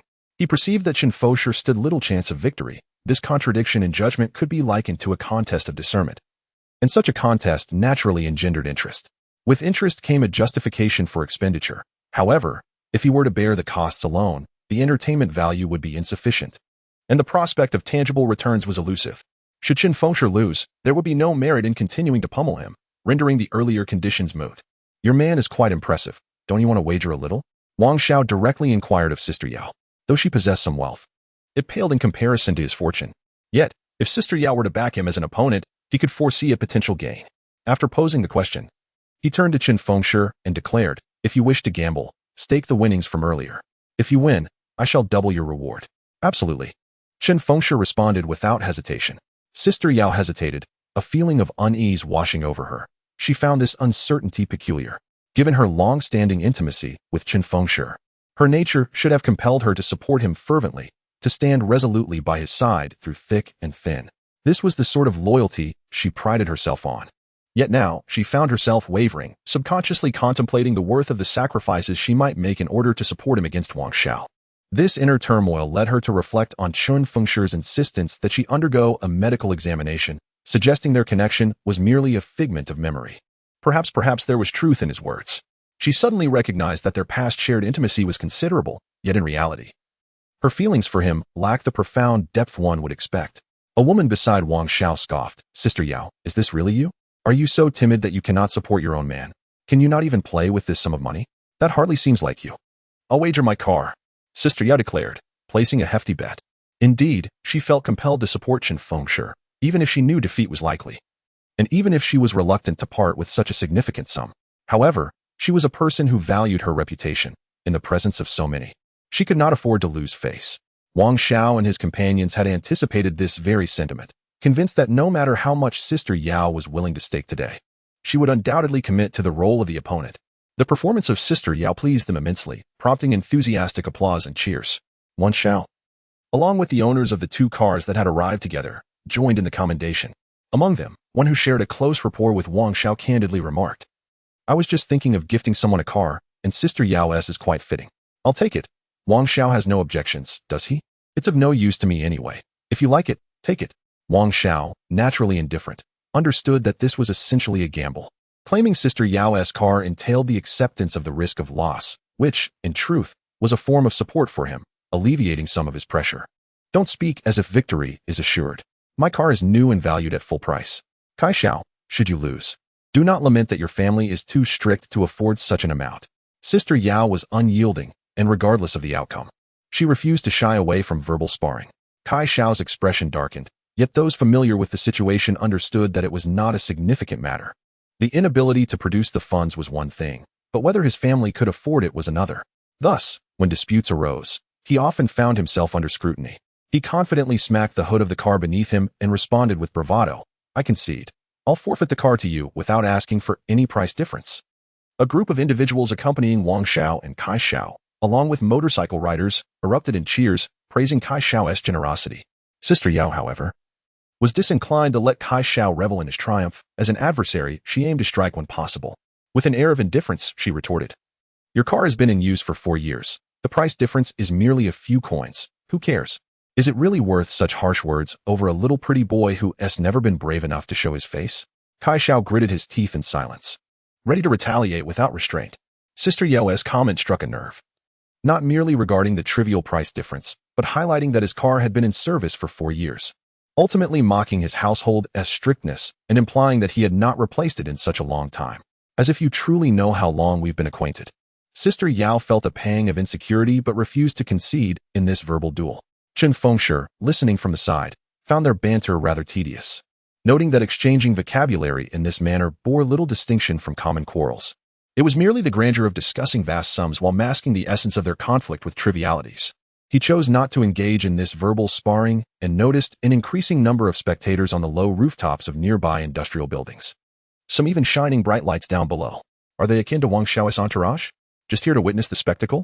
Chen Fengshi mused, realizing he had unwittingly become part of a performance tonight, regretting that he could not charge admission to the onlookers. Otherwise, it could have been quite lucrative. The dim light rendered the surrounding industrial and commercial areas nearly deserted by night, with only small shops still open, accustomed to the routine of ignoring the commotion. Thus, he failed to see that among the onlookers was someone he recognized, Xiaoan. She too had not anticipated encountering him there. She had been shopping with friends when suddenly called by someone, announcing the arrival of a remarkable figure capable of taking on a crowd. Thus, he arrived, only to behold Chen Fengshi enveloped in a golden mist. When illuminated by the light, it became evident that this audacious individual possessed a golden life force. Compared to the disarray of the previous night, his current appearance was undeniably striking. Xiaowen, with her wine-red hairstyle and voluminous curls cascading over her shoulders, observed the figure stirring up trouble amidst the crowd below, a cold smile unconsciously gracing her lips. If this fellow were aware of the tragic fates that befall those endowed with life force, even with a few more ounces of courage, he would likely refrain from such ostentation. Unbeknownst to Chen Fengshi, he remained calm and unconcerned, leisurely surveying the onlookers atop the surrounding buildings. This demeanor prompted Wang Xiao to consider adding more leverage for victory, so he addressed the trio squatting by the wall. I have prepared 100. But should your adversaries decide to act, do not implicate me. Though this sounded like a preemptive warning, it served to prompt the dozen or so individuals still crouching to join in. They were not fools. Upon hearing Wang Xiao's words, some were already inclined to act. The red-clad thief, filled with rage, took the lead, rising and retrieving a machete from the corner, freeing others from their bindings. In no time, the liberated crowd surged forth, seizing weapons in haste. Wang Xiao, you are being deceitful. Sister Yao's expression shifted. Chen Fengshi was already in a precarious situation, and now, with the sudden influx of armed individuals, the risk of death escalated significantly. They are not my recruits. Wang Xiao retorted with a clean break, dismissing any responsibility. Chen Fengshi, however, was unfazed. Drawing from his recent experience, he no longer feared the knives, even if they struck him. The pain would be merely a fraction more than that of a club. Given the strength of these individuals, the blades could hardly penetrate his flesh, merely grazing his skin. Moreover, he had already devised a strategy, estimating that these assailants would find it challenging to land a blow upon him. Thus, he retrieved 2 iron rods from the van. Addressing the crowd, haven't you been sufficiently beaten? This time, at least a few limbs must be broken. Upon hearing this, the once aggressive group, eager to charge at the dozen in front, instinctively halted, contemplating that it might be wiser to retreat to the back and let Wang Xiao's entourage lead the charge. Chen Fengshi brandished the 2 iron rods, feeling their weight, which, though seemingly light in his grasp, actually bore considerable heft. His current strength rendered them almost weightless. Therefore, his words were not mere threats. With the rods in hand, he risked losing control over his power, and his intended approach meant that the likelihood of inflicting fractures was exceedingly high. Recalling the techniques he had practiced in the past, Chen Fengshi waved the rods casually. To onlookers, it appeared as if shadows of the rods danced around him in a flurry, akin to an artistic display of martial prowess. Consequently, the 4 previously vanquished individuals exchanged glances, each harboring differing opinions on the outcome, all secretly convinced that Chen Fengshi was highly likely to emerge victorious. Yet, none voiced their thoughts. As the tension reached its peak, Wang Xiao, fully aware of his impending defeat, refused to concede his pride, for he had already staked his reputation. Sister Yu and Lu Shu discreetly withdrew, while Chen Fengshi brandished 2 iron rods, urging, hurry up, let us finish this and then dine. Such audacity. The crowd surged like a tidal wave, brandishing their weapons with fervor. The atmosphere was so charged that it seemed a single strike from each person could reduce Chen Fengshi to mere pulp.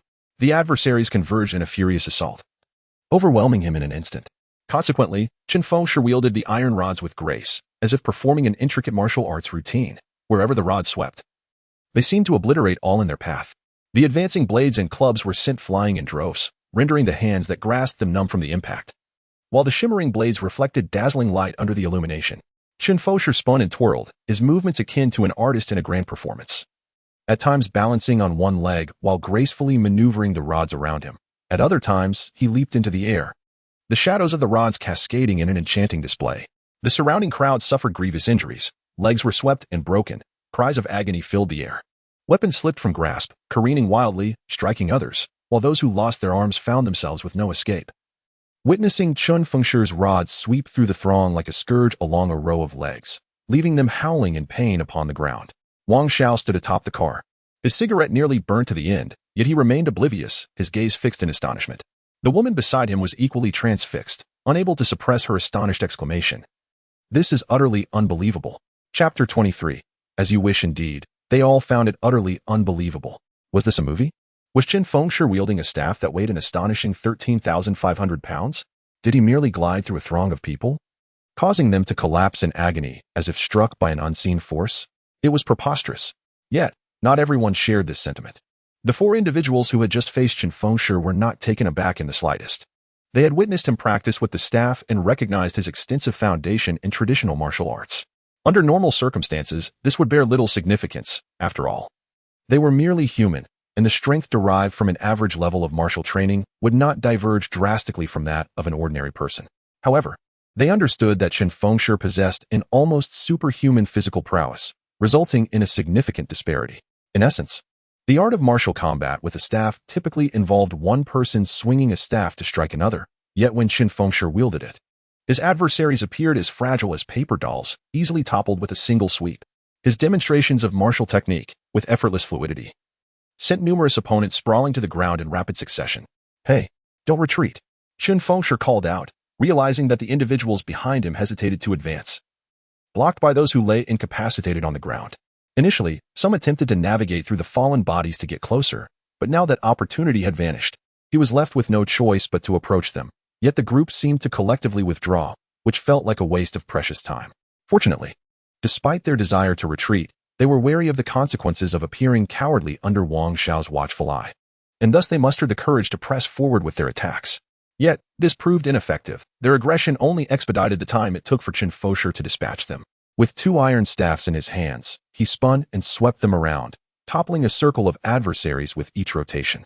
He paid no heed to whether their weapons might strike him. Even if they did, the impact would not inflict serious harm.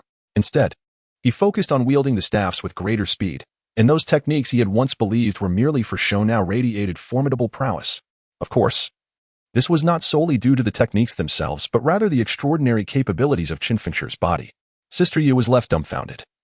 Having jumped onto the hood of Kai Xiao's car to observe, and then instinctively clambered onto the roof, while the bewildered Kai Xiao failed to notice her unsolicited ascent. Lu Shuji, a robust figure, had never entertained the idea of standing atop another vehicle to spectate. The cars appeared so exorbitantly valuable that he feared even touching them would lead to claims for damages. The thought of stepping on one was utterly unthinkable. Thus, he remained on the ground, but his height offered no advantage as he witnessed a torrent of bodies surge forward. Then, he saw weapons clashing, and the crowd began to retreat before pressing forward again. He was oblivious to the chaos surrounding him, only hearing a cacophony of anguished cries and wails. Before long, he finally caught sight of Chen Fengshi, for the throng encircling him had all collapsed to the ground. Lu Shuji observed with increasing horror as more and more individuals fell, strewn across the earth. No one present could fathom the tumult of emotions he experienced at that moment. Indeed, his feelings transcended mere shock or disbelief. It was something far deeper. Chen Fengshi, so formidable? Indeed, so formidable. This is a scene that ordinary films would not dare to portray, for it teeters on the edge of the absurdly unrealistic. Yet he witnessed it. Chen Fengshi single-handedly confronted a throng of 100 individuals. It appeared insufficient for him to unleash his prowess, perhaps merely a warm-up? For Lu Shuji observed little perspiration upon Chen Fengshi's brow. As for himself, an iron rod plummeted at Lu Shuji's feet.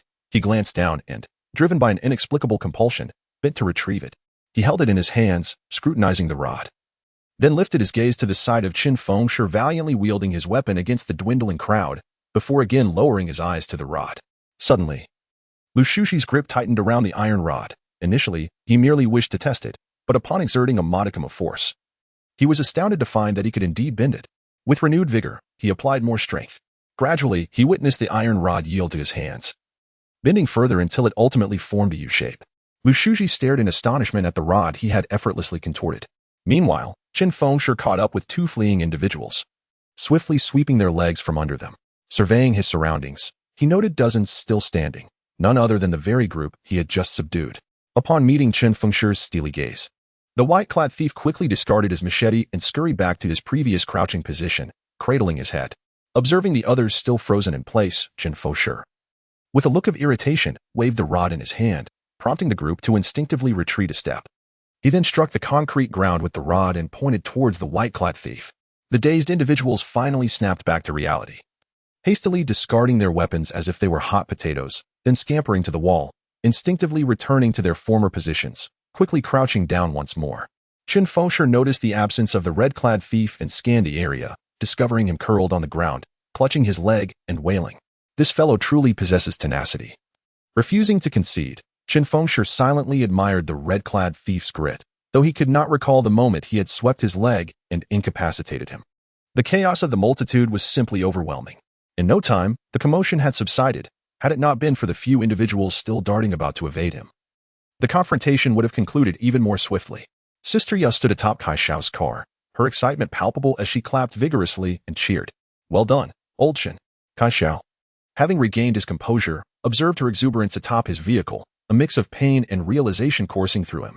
After all, this car had been surrendered to her, and now she was joyfully bouncing upon its roof. Kai Xiao's sentiments could only be described as utterly vexing. How would he ever explain this to his family? Merely contemplating the situation casts a pall over his spirits. Amongst the cacophony of anguished cries from those curled up in despair, Chen Fengshi's earlier triumph swiftly dissipates.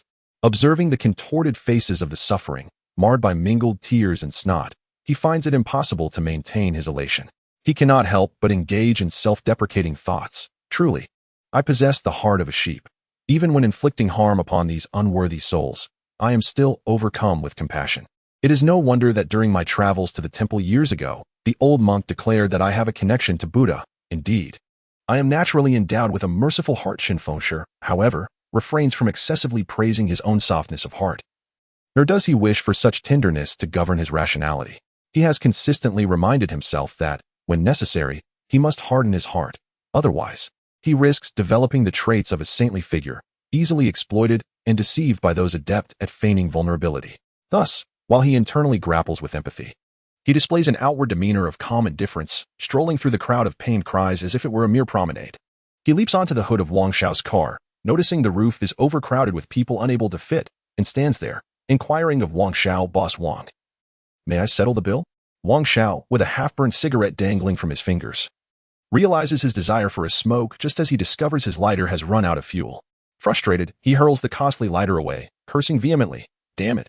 Standing atop Kai Xiao's car, Yao Jie adopts a more subdued demeanor and addresses Chen Fengshi. Wang Xiao is not someone we can pressure for payment. This sum is but a trifling matter. Wang Xiao interrupts with a dismissive sound, tugging at his collar, visibly irked as he snaps at Yao Jie, regardless of the amount. It must be willingly given by me. Not a single cent of what I provide is owed to you. Understanding Wang Xiao's temperament, Yao Jie knows he is displeased by his loss and must yield in conversation. After all, having triumphed, she cannot afford to strip him of his dignity, for his pride would surely erupt. Thus, she nods with a smile. Indeed, it is always your word that prevails, Wang Xiao. Listening to their exchange and observing their performance, Chen Fengshi admires Yao Jie's adeptness in managing Wang Xiao. Yet, he cannot shake the sense of monotony. Yao Jie's approach seems merely a means to prevent provoking Wang Xiao into a fit over debts. Chen Fengshi finds himself increasingly discontented by Wang Xiao's words. His restraint stems partly from a desire for a pleasant mood and partly from a wish to secure the payment smoothly. Reflecting on his psychological state in this moment, Chen Fengshi feels diminutive. Has he truly allowed himself to be subdued by monetary concerns? However, upon further contemplation, he realizes he is not particularly unhappy. Why should he be at odds with himself? Being financially pressed by a wealthy individual is, after all, akin to winning the lottery. Wang Xiao jumps down from the car, opens the door, and retrieves 20 stacks of crisp bills to toss onto the ground, declaring to Chen Fengshi, "Here are 20. The remainder, have your woman collect from me tomorrow." Chen Fengshi is not concerned about Wang Xiao defaulting on the debt. The sight of such cash in hand astonishes him, leaving him puzzled as to how he could possibly store such a sum in his vehicle unscathed. At this hour, withdrawing from an ATM yields little, so he must simply await the morrow. Yao Jie reaches for Kai Xiao, her demeanor brightening as she watches him produce the car keys and registration, forcefully placing them into her hand. Sister Yao did not take offense, for she did not feel any pain. After a few days, if young Master Kai takes a liking to it, he can purchase it back with money. Young Master Kai remained silent, aware that Sister Yao had surmised his difficulty in explaining the situation to his parents. He would inevitably have to find a way to gather funds to redeem the car. Yet, her words were gentle, and by expressing them publicly, she effectively offered him a way out. Although he was in a foul mood and reluctant to take the opportunity to speak, he was certainly not foolish enough to rebuff Sister Yao's goodwill with ungracious words. Thus, he passed in silence, squeezing into the vehicle of a friend who had accompanied him but did not partake in gambling, and followed behind young Master Wang's car as they drove away. A group of motorcycles from their entourage also revved their engines and followed suit. As they passed by Chen Fengshi, each of them cast a glance his way, eager to engrave his image in their memories. His remarkable prowess had truly left them in awe. Sister Yao, holding the car keys, was in particularly high spirits. Once young Master Wang's entourage had departed, she turned to Chen Fengshi and asked, "You can drive, can't you?" "No, I cannot," Chen Fengshi replied, guessing what Sister Yao intended. She had arrived in her own vehicle and wished for him to assist in driving the winning car away, yet he was unwilling to help. Was it truly so burdensome to lend a hand?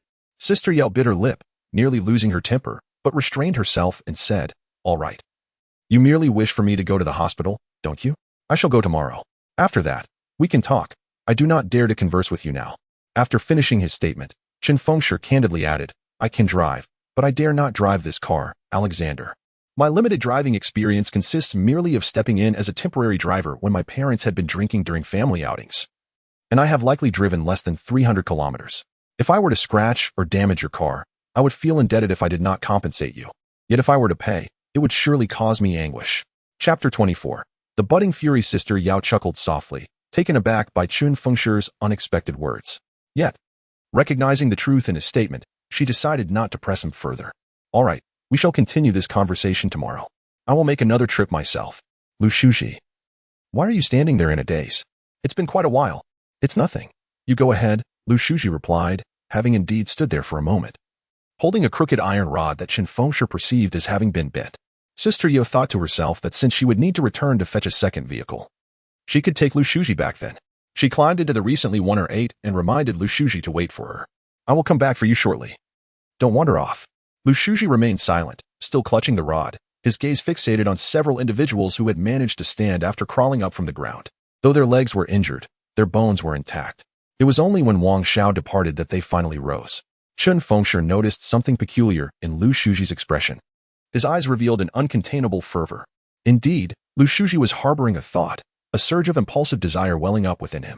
His attention was drawn to a person who had feigned a broken leg only moments ago and was now dragging themselves past him. In that fleeting instant, Chen Fengshi sensed a glint of menace hidden within Lu Shuji's demeanor. Then, Lu Shuji swung the crooked yet straightened iron rod towards the person's leg. The dull thud echoed as the individual let out a harrowing scream and collapsed to the ground, clutching their leg and wailing. This commotion drew the gaze of those descending from the industrial building in small clusters. Chen Fengshi stood in stunned silence, witnessing Lu Shuji's exhilaration after the strike. As he muttered, I can do it, perhaps with even less strength indeed. Lu Shuji whispered such words to himself before pursuing another individual who had attempted to rise and flee, staring blankly at the one who had just been struck down. With one hand gripping the rod, Lu Shuji aimed another blow at the leg of this bewildered person, who too shrieked in agony upon impact. Lu Shuji's expression faltered. Hesitating for a brief moment before crouching down to interrogate the writhing figure, is your leg broken? Do you have a fracture? Is it broken or not? The man's cries echoed in despair, seemingly unheard. Lu Shuji, in a fit of urgency, seized the collar of the injured man, hoisting him up. The man writhed in pain, struggling against the agony of his injured leg. Let me go, he pleaded. I ask you, is your leg fractured? Lu Shuji bellowed in exasperation. Those who had descended from the surrounding buildings, along with the injured lying on the ground awaiting Wang Xiao's assistance, and the trio squatting by the wall, all gazed at Lu Shuji with expressions of terror. Such brutality, coupled with his muscular frame, was indeed fearsome. Seeing the man in such agony and unable to respond, Chen Fengshi felt a pang of compassion and interjected. Lu Shuji released the man. Turning to Chen Fengshi with a gleeful expression, I only used a third of my strength just now, and I could break his leg. It seems I could even use less force. Your current strength against them is akin to bullying a child. There is no need for further experimentation, is there? Chen Fengshi found himself somewhat perplexed by Lu Shuji's thoughts. However, he comprehended the essence of Lu's endeavors. Suddenly, a chill coursed through him at the brutality of such human experimentation. This sentiment was precisely what Lu Shuji required, and upon hearing it, he was elated. Discarding the iron rod and striding toward the direction where Sister Yao had parked, lost in a daze as he stared at his hands, murmuring to himself, I am so powerful now. Chen Fengshi silently observed Lu Shuji's silhouette fading into the shadows of the alley. And he felt a sudden urge for self-reflection. Was the extraordinary strength they possessed a stroke of fortune for him and Lu Shuji, or rather a misfortune? Perhaps this was not solely within the realm of personal control, yet it certainly could not be entirely devoid of individual influence. Chen Fengshi resolved that occurrences like tonight should remain singular. He must not allow himself to become addicted. The long-term repercussions of today's events were uncertain. And should he engage in similar escapades again, his life would inevitably intertwine with those who thrived in the night, a future he did not desire. Regardless of his newfound prowess, he still had to fear bullets, did he not? The rescue vehicles arranged by Wang Xiao arrived in succession, transporting the injured one by one. Those responsible for this task counted the individuals and shouted, "There's an extra person. Have them provide the code." It was Chen Fengshi's first encounter with such a scenario. Wang Xiao, bearing the burden of numerous medical expenses, evidently had prior experience, even possessing strategies to thwart opportunists seeking to exploit the chaos. The additional individual was, of course, The red-clad car thief who had initially been borne away on a stretcher but was discarded back onto the ground for failing to produce the code. Desperately, he cried out. I contributed. I broke my leg fighting for Wang Xiao. The overseer, irritated, retorted, Wang Xiao didn't hire you. Whether you're injured or dead, find someone else. With that, they disregarded the red-clad thief, urging the swift transfer of individuals onto stretchers, anxiously exclaiming for haste lest someone alert the authorities. However, aside from the onlookers in the internet CAF and those gathered from nearby buildings, the vicinity was largely deserted. Those gathered for entertainment would unlikely seek trouble by calling the police, as filing a report was a cumbersome process. In this digital age, if the reporting party could simply record a video as a statement, the number of eager witnesses would undoubtedly increase significantly. Gradually, the spectators dispersed. Some sought Chen Fengshi's WeChat ID, while others handed him business cards, many eager to forge friendships. After Xiaoan and her friends descended, they intentionally wandered into the shadows, evading Chen Fengshi's gaze. Once outside the industrial area, Xiaoan's friend chuckled. He is handsome and can fight. Why not get to know him? If you're too shy, I can add him for you. If you like him, go for it yourself. Don't use me as a shield, Xiaoan replied, her eyes casually sweeping over a group of a dozen men and women. This group, who had also been watching the commotion above, appeared unremarkable at first glance, yet her instincts suggested that something was amiss with them. At present, this group of individuals, having ostensibly vacated the open space in front of the internet CAF, has not truly departed. Rather, they have congregated in the shadows of the alley, with several of them keeping a watchful eye on Chen Fengshi's movements. As the time to board the vehicle approached, Xiaoan suddenly informed her friend, you should head back. I have something to attend to. Oh, suddenly busy, are we? Her friend remarked with a knowing smile, mischievously toying with the car keys in her hand. Xiaoan retorted, somewhat irked, yes, I intend to go find him. Well, are you honest? Her friend replied, satisfied. She entered the car, adjusted the seat and rearview mirror, started the engine, and bid farewell, saying, for your dear sake, I shall forgive your disgraceful act of leaving me all alone. However, do remember to invite him for a meal later. If things don't go well, just give me a call. This beautiful lady shall come to the rescue. Xiaoan smiled faintly, waving goodbye to her dear friend before stepping into the alley. She then leapt effortlessly onto the rooftop of the 6-story industrial building, surveying the square below as well as the suspicious group concealed within the alley. In front of the internet CAF, the injured had been whisked away by Wang Xiao's men, leaving only the red-clad car thief behind. The white-clad thief, displaying a sense of loyalty, pleaded with Chen Fengshi, Brother Chen, he needs medical attention. May I take him to the hospital? I promise to return, otherwise I'll leave my phone here as collateral. Chen Fengshi, dismissing the need for a pledge, allowed him to leave and even instructed 2 individuals from the group accompanying the red-clad thief to assist. Initially, Chen Fengshi aimed merely to resolve his recent financial burdens, yet inadvertently found himself entangled with Wang Xiao, ultimately reaping a substantial windfall. Though not one to be consumed by greed, he felt an overwhelming sense of relief knowing that his monetary troubles were alleviated for the foreseeable future. Frankly speaking, he even regarded the financial status of the dozens of individuals involved as inconsequential. Sister Yao's willingness to head to the hospital sufficed. Perhaps elated by her recent acquisition of a new car, she drove away, completely forgetting about the group. After careful consideration, Chen Fengshi concluded that he could not simply let the group disperse. Firstly, despite his indifference, he still needed to claim the compensation owed. Secondly, having summoned Sister Yao under the pretense of this group, he could not jeopardize her chance to earn goodwill. Chen Fengshi requested the internet CAF's manager for a phone number and arranged for some spicy hot pot to be sent, awaiting Sister Yao's return. Among the onlookers, a few girls lingered, attempting to persuade him to join them for drinks. However, Chen Fengshi had grown weary of such venues, and with pressing matters at hand, he skillfully dissuaded them until they finally relented, promising to reschedule. On the rooftop of the industrial building, Xiaoan observed silently, noting that the group hidden in the alley remained inactive yet resolute in their presence. The more unusual their behavior became, the stronger her conviction that they represented the very danger she had surmised. What was even more troubling was Chen Fengshi's apparent lack of vigilance regarding the situation.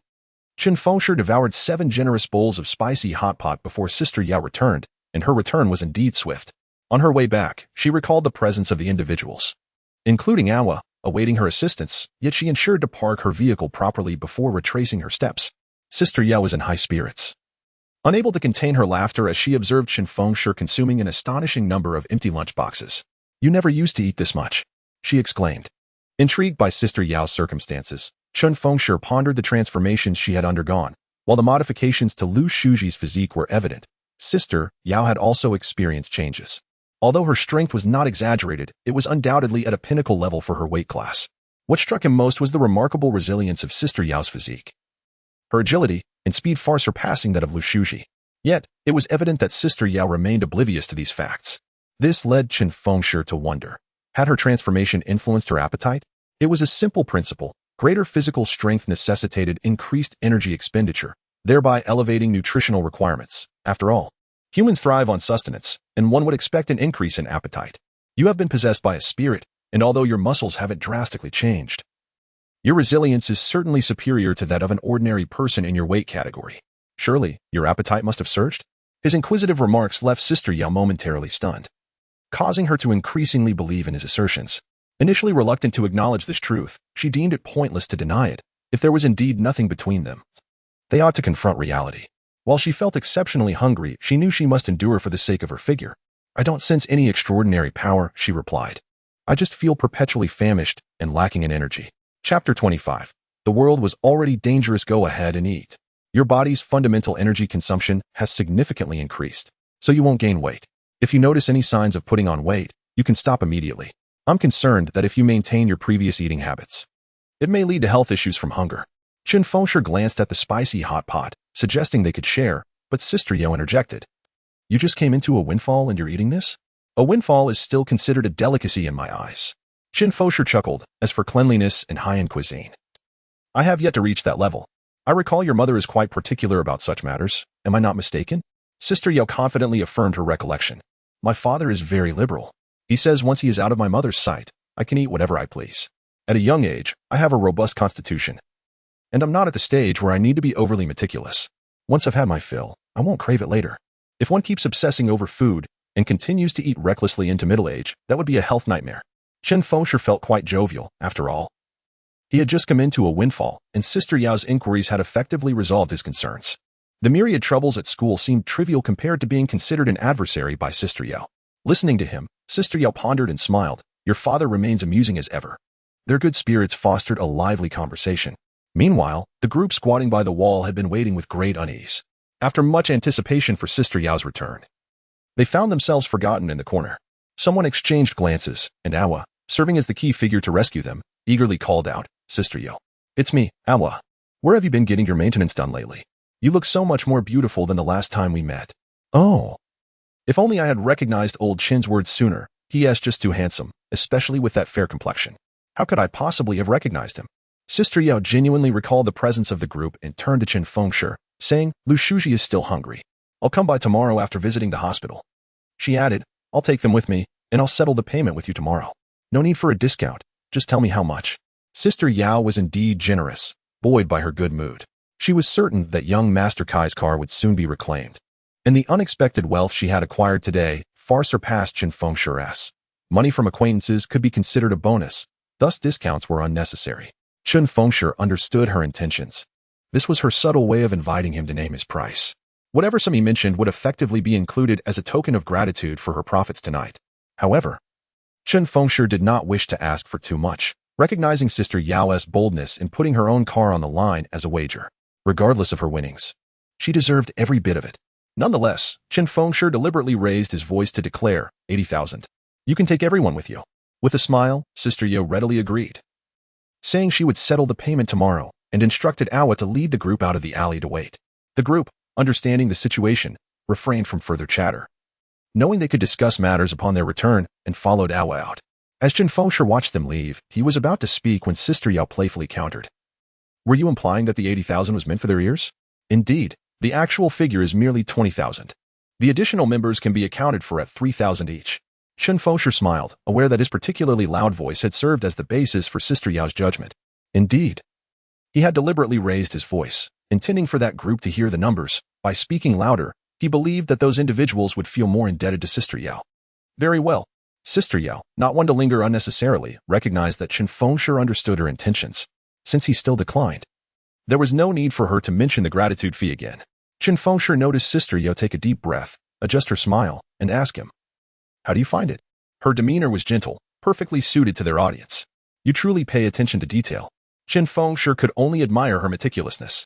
With a smile, Sister Yao waved goodbye, remarking, What foolishness it would be to spend money and then offend someone with a sour face. As Chen Fengshi watched her depart, he noticed her pause and turned back into the shadows of the alley, suddenly stopping to say, "If what you said about old Chen is merely an illusion, I might consider accepting you." With that, she walked away. Chen Fengshi understood. Sister Yao harbored feelings for him. Unfortunately, he felt incapable of offering the ideal response. Having just experienced heartbreak, his grand ambitions had been abruptly thwarted by the vengeful machinations of the mushroom demon, leaving him perceived as the most repugnant and despicable man in Chen Ai's eyes, unreliable and heartless, someone to be avoided at all costs. Discussing romance at this moment? He had no inclination for it. In times of emotional turmoil, he found solace in more voraciously consuming food. Chen Fengshi ate with urgency, hoping to divert his thoughts from Chen Ai. At that moment, he suddenly sensed someone approaching from behind, turning to see two men emerging from the alley. Chen Fengshi felt that these two were not of good character, yet he remained unconcerned. Unless they were armed, he had little to fear. However, he quickly chastised himself. He noticed a crimson mist seeping from the skin of the two men, simultaneously observing tendrils of red mist extending from above their heads. Mushroom demon. Chen Fengshi thought, startled. Yet his expression remained unchanged, betraying no sign of the abnormal transformation of the two men. Internally, however, he was rapidly calculating his response. It seemed prudent to act immediately, expelling them before the tendrils of red mist grew longer. Nonetheless, he harbored doubts about whether there were more individuals under the demon's control lurking in the alley. A question nagged at him. Why had these two controlled by the demon chosen this moment to emerge, fully aware of his extraordinary combat prowess? Why? His swift calculations led him to the conclusion that he should retreat, and do so quickly. The safest choice was to avoid close proximity to these two men. Just then, a voice rang out in the night sky. "I've been watching for quite some time. You really had a good conversation with her. Is she the reason you found an excuse to break up with me?" Chen Fengshi turned towards the voice and glimpsed an indistinct figure atop the industrial building. The voice was unfamiliar, but the cool, aloof tone instantly reminded him of the enigmatic beauty, Xiaoan. Two individuals approached, pausing to lift their heads. Drawn in by Xiaoan's voice, Chen Fengshi, feigning compliance, tossed his bowl to the ground and shouted, "It's none of your business. I've had enough of you. You frequently go out with other men, claiming they are merely ordinary friends. So what if I converse with a friend today? You doubt it's just a normal friendship? Fine. I'll satisfy you. Tonight, I'll arrange a meeting with someone at a hotel." After uttering these words, Xiaoan departed from the rooftop's edge. Chen Fengshi, pretending to be furious, hastily ran towards the building, yelling, "If you dare, try it. I'll kill you." He dashed into the stairwell, ascending swiftly, remembering to carry a bag of money. Upon reaching the fourth floor, he encountered Xiaoan descending the stairs. This time, her long, elegant hair was curled and cascading over her shoulders, lending her an air of maturity that seemed to add a few years to her appearance. "Haven't we broken up? Why do you care whom I meet?" Xiaoan remarked, feigning seriousness while peering down the staircase. "You must clarify things today. What is going on with that toad?" Chen Fengshi echoed her sentiment, also peering curiously. At that moment, footsteps echoed in the stairwell. Trouble was still lurking. Just then, the sound of police sirens pierced the air, drawing nearer, evidently having entered the vicinity. "Let us go. We need to change locations." Xiaoan's voice feigned urgency, seemingly concerned for Chen Fengshi. They traversed the fourth-floor corridor, winding through the building, eventually escaping the neighborhood, with no sign of the two suspicious individuals trailing them. Chen Fengshi finally exhaled in relief. The arrival of the police was fortuitous. The police were allies, arriving precisely on cue. Xiaoan's demeanor turned cold, reverting to the aloof persona that Chen Fengshi remembered.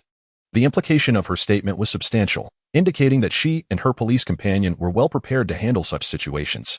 Their attention to detail was evident. The police's presence was clearly orchestrated to lend credibility to their escape. Were those controlled by the fungal entities truly a trap? Chen Fengshi had already suspected as much, and Xiaoan's words affirmed his concerns. Compared to the myriad forces of life we possess, the combat prowess of the parasitic fungal entities was negligible.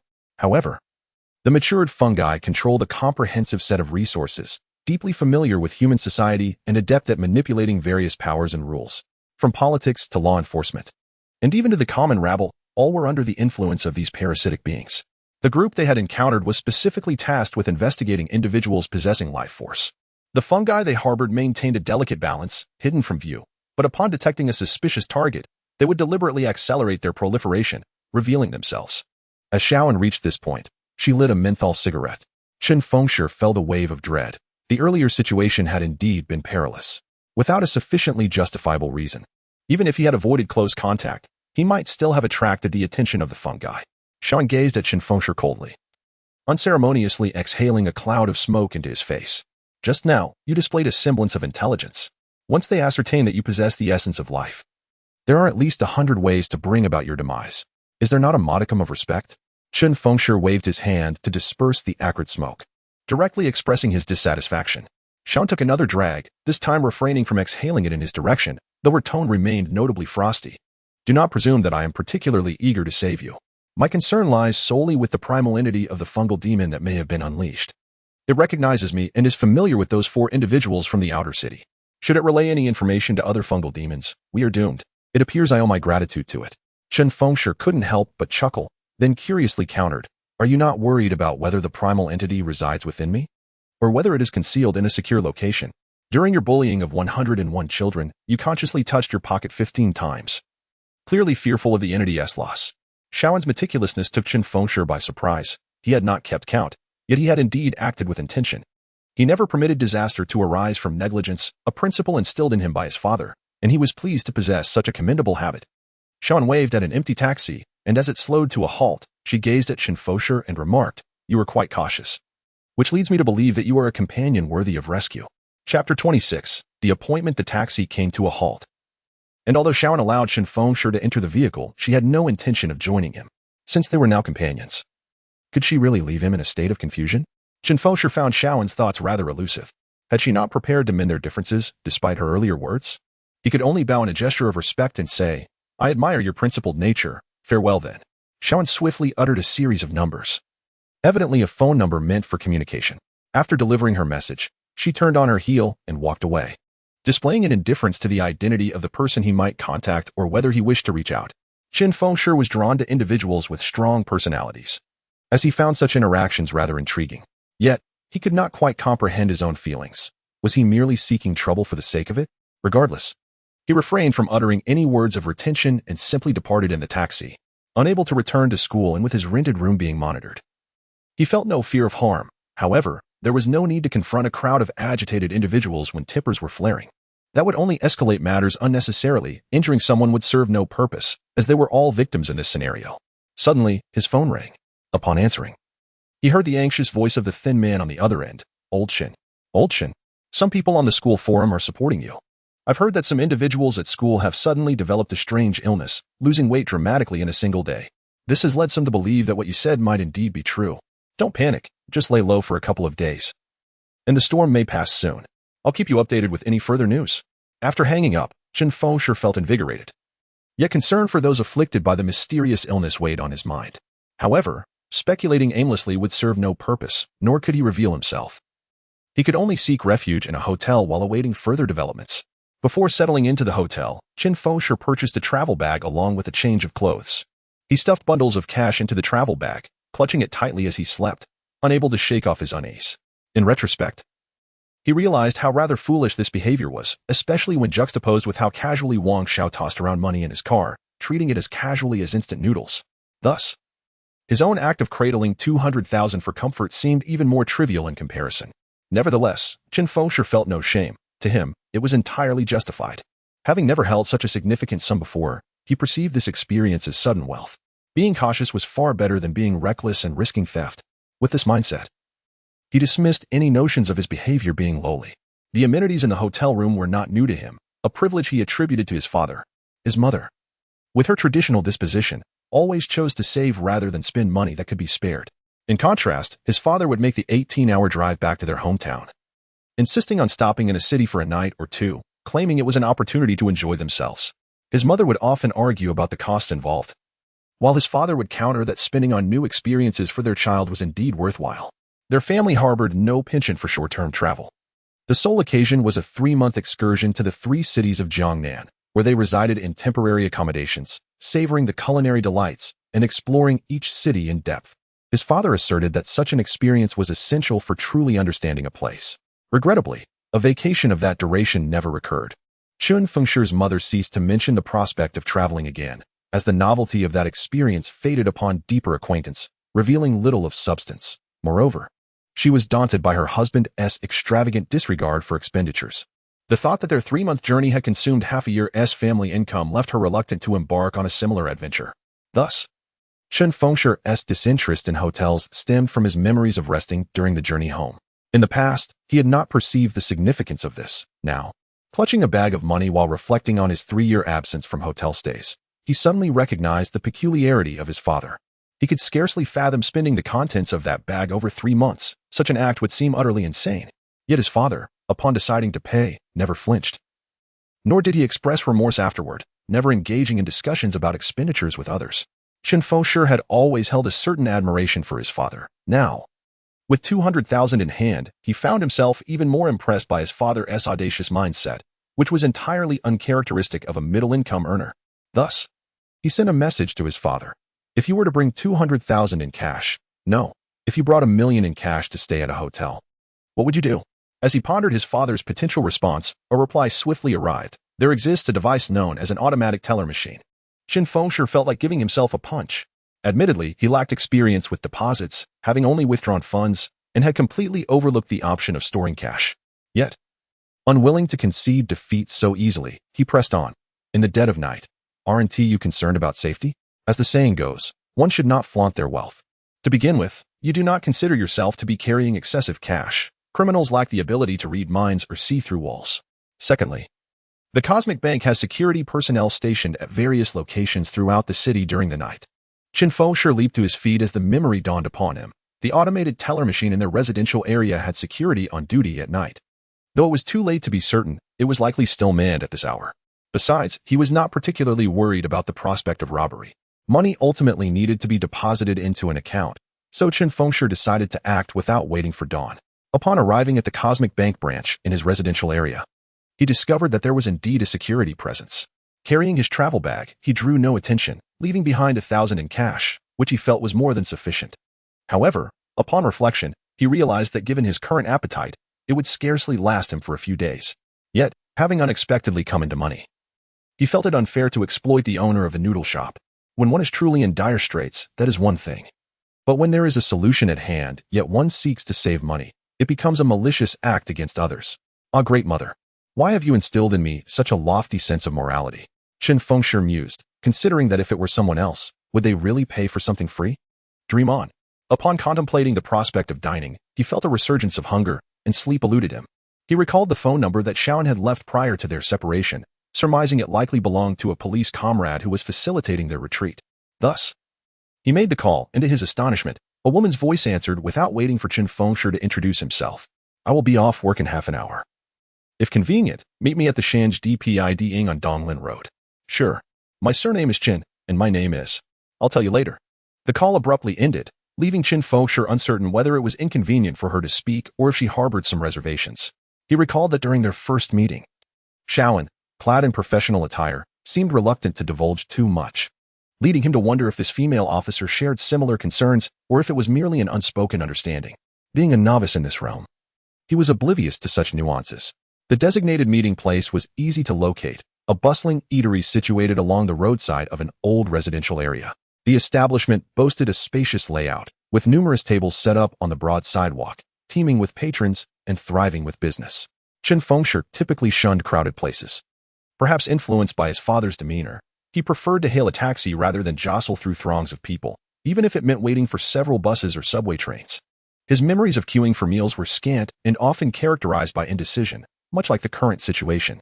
Fortunately, a barbecue stall adjacent to the DPID Inn caught his attention.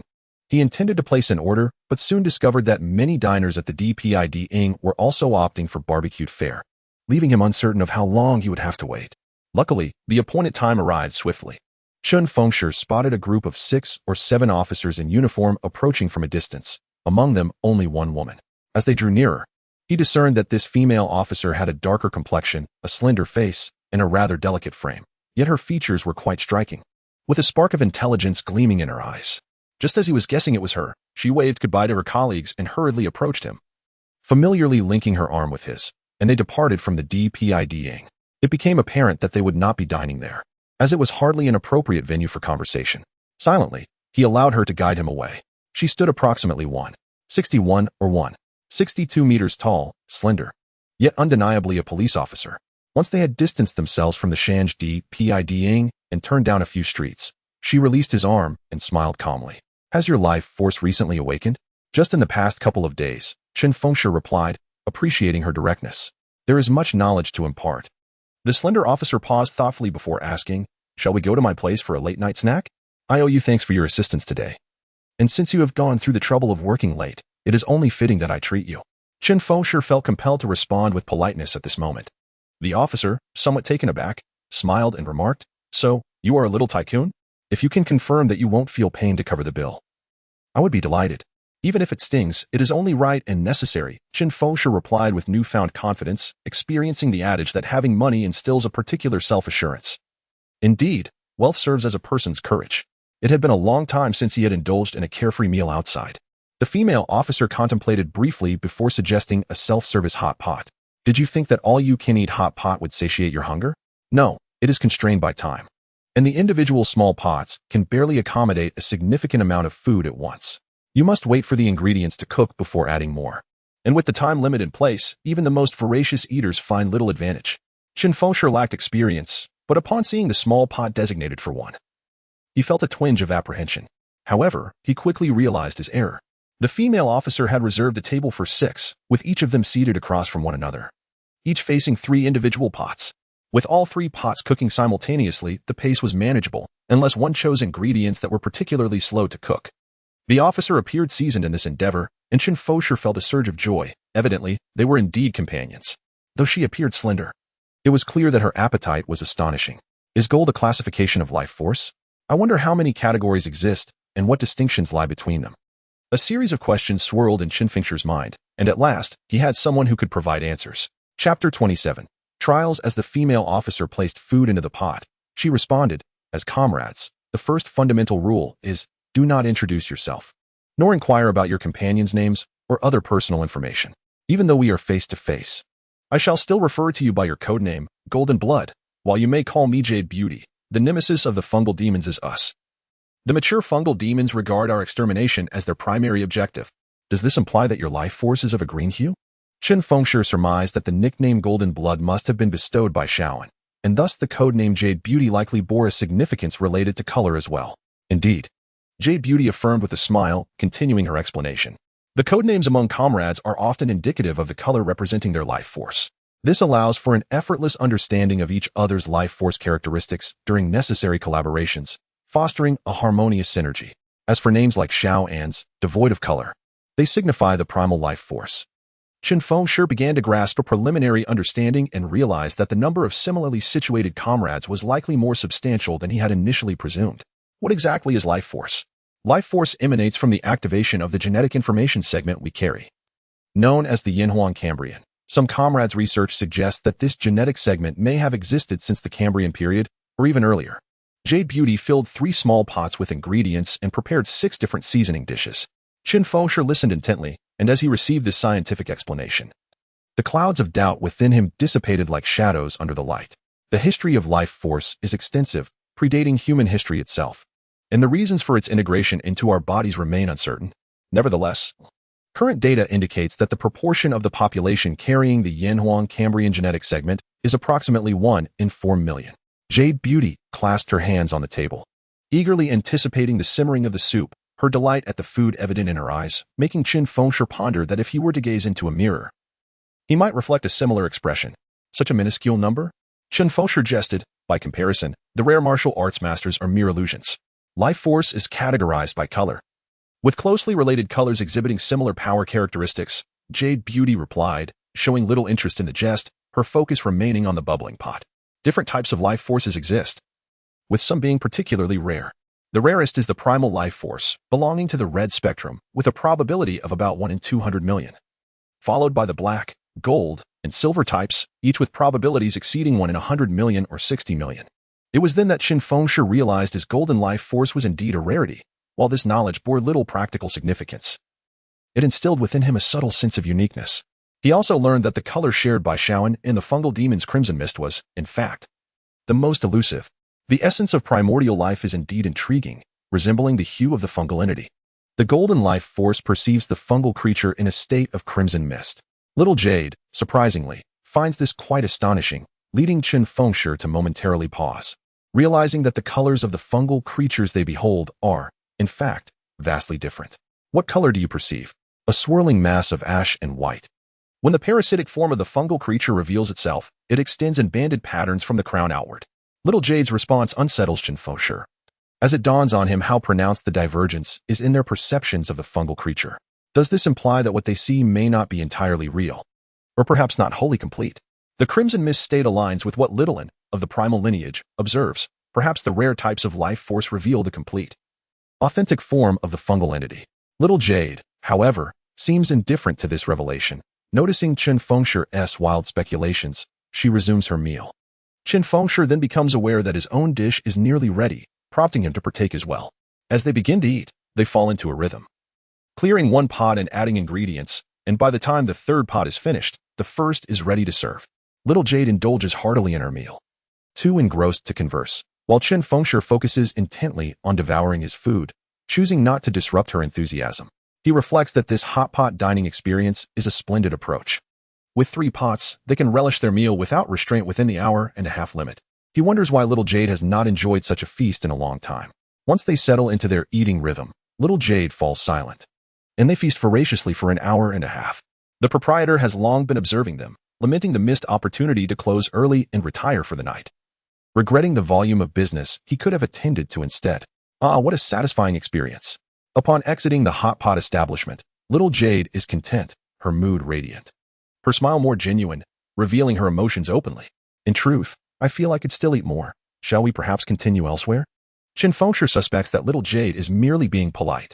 He had mentioned wanting to extend their time, but before she could respond, the proprietor hurriedly informed them that it was time to close.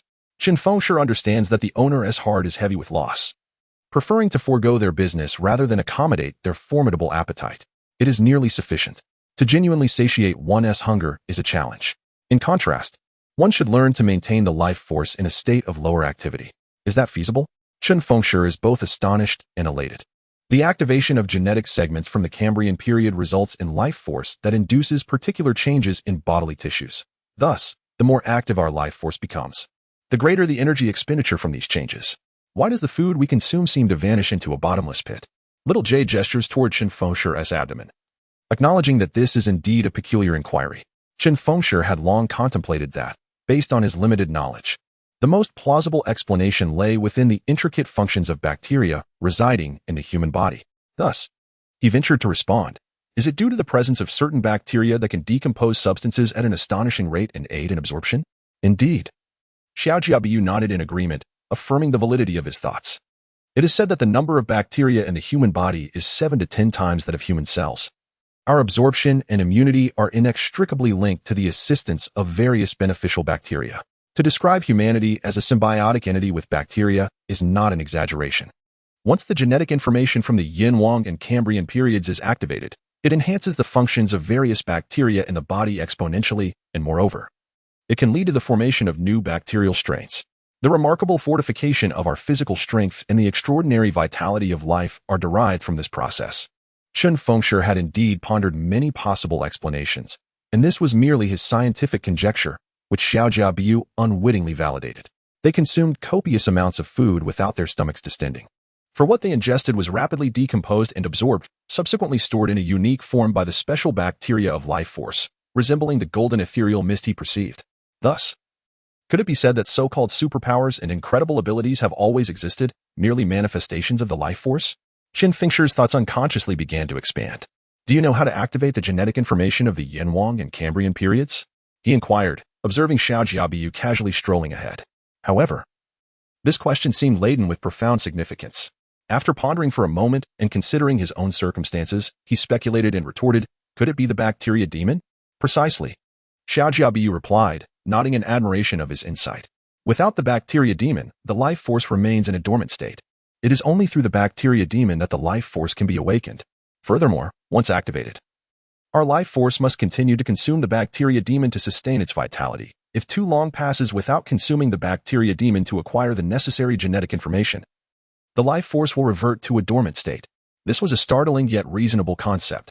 Chen Fengshi mused that if the life force were not perpetually dormant, the level of food consumption required would have made it implausible for humanity to proliferate to its current numbers. Why are there so few humans possessing the life force's genetic information? Because, throughout the protracted process of evolution, the necessity for the life force's existence had long since diminished. It was only with the emergence of the bacteria demon, or perhaps, in the distant past of Earth, the bacteria demon had always existed.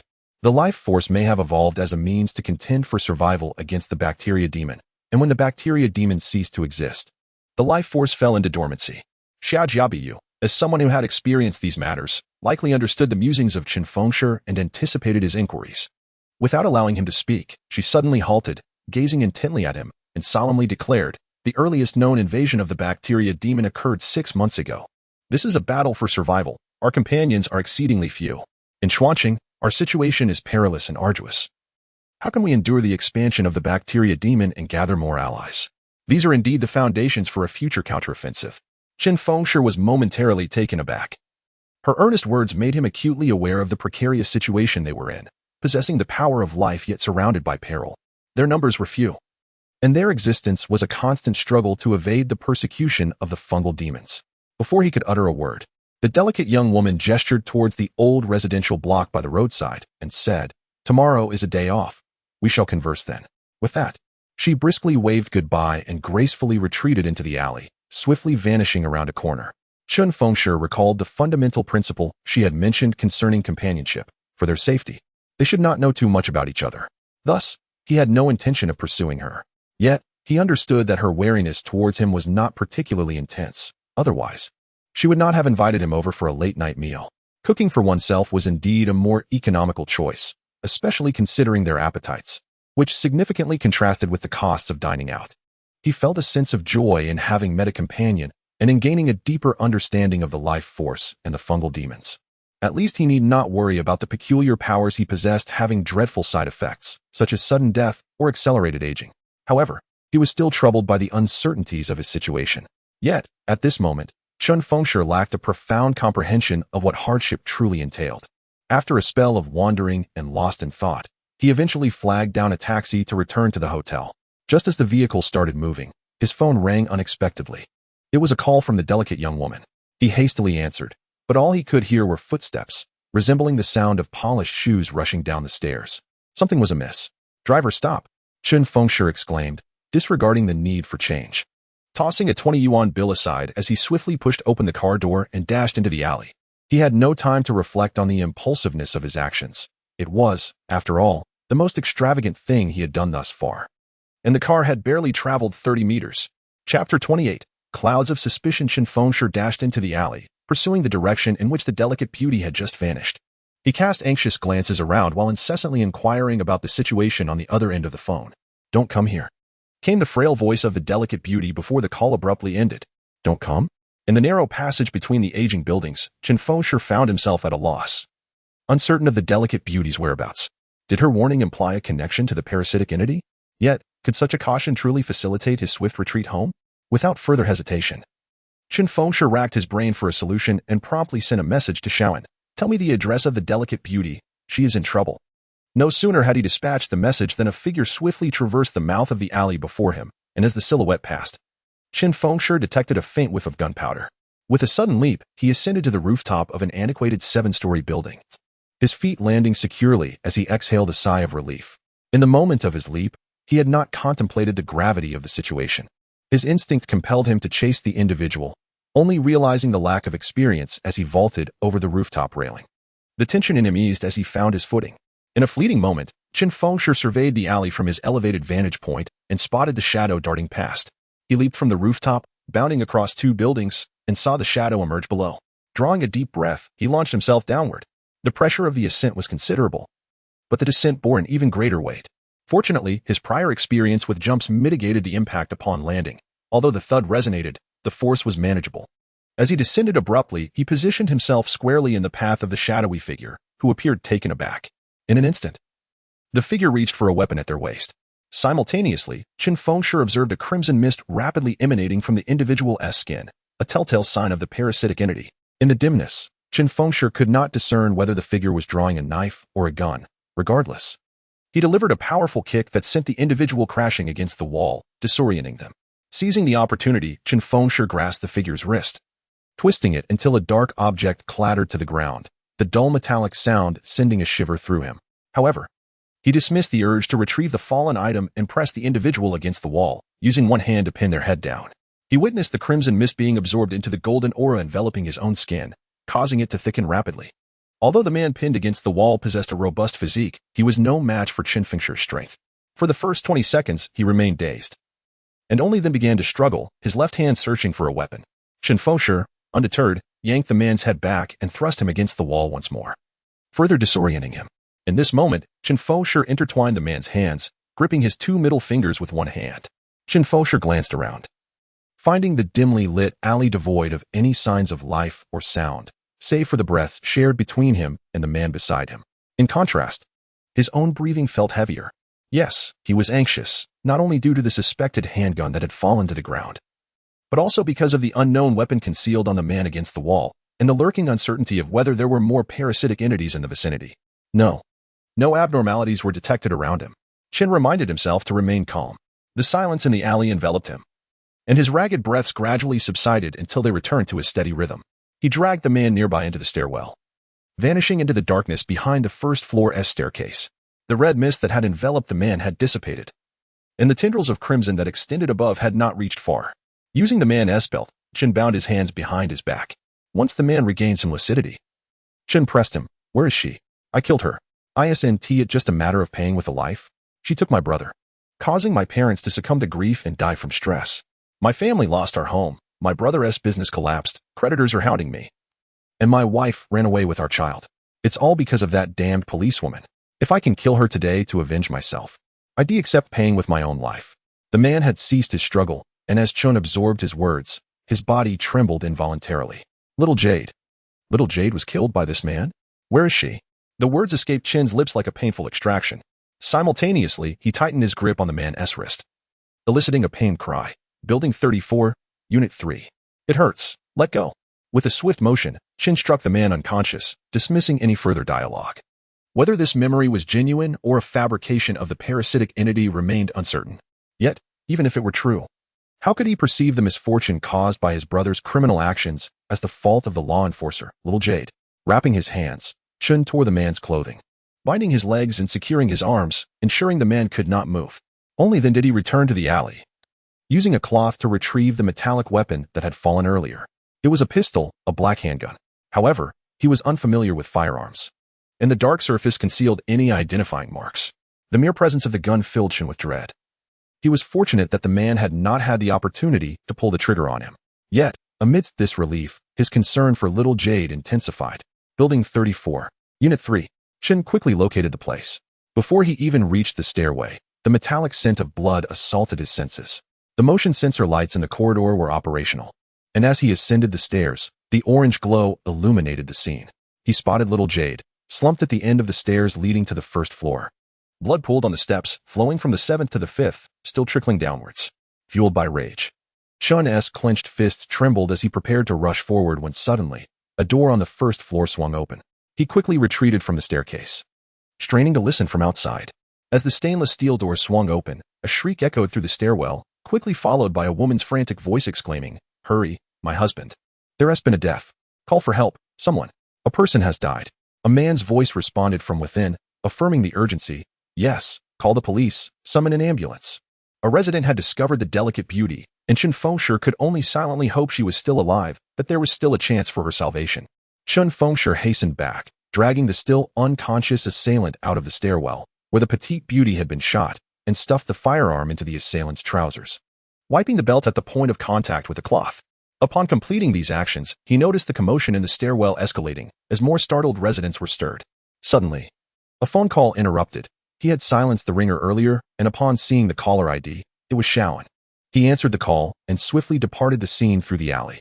"Xiao Jiayu, I'm on my way to find you," he began, but was promptly interrupted by Shaoan realizing it might be unwise to discuss too much over the phone. Chen Fengshi smiled and said, "I was just mentioning you, Xiao Jiayu, and here you are transformed into a wild seductress. Come on, I just finished a late-night snack on Hualin Road. I'll be at the bus stop waiting for you." After leaving Hualin Community, Chen Fengshi had not waited long at the bus stop when he spotted a police car turning into the complex, closely followed by an ambulance. Igniting a flicker of hope within him, perhaps Xiao Jiayu was still alive, and if so, there was a chance for her recovery. At that moment, he found himself alone, standing by the bus stop sign for about 5 minutes when an unfamiliar black vehicle approached, halting abruptly before him, the passenger door within easy reach. The interior was obscured, offering a strong sense of privacy, and Chen Fengshi hesitated, unsure about opening the door. Just then, the window slid down a crack, revealing Xiao An's impatient voice, "Get in." Only then did Chen Fengshi open the door, and before he could fasten his seatbelt, the car lurched forward rapidly, the sound of tires screeching echoed in the air.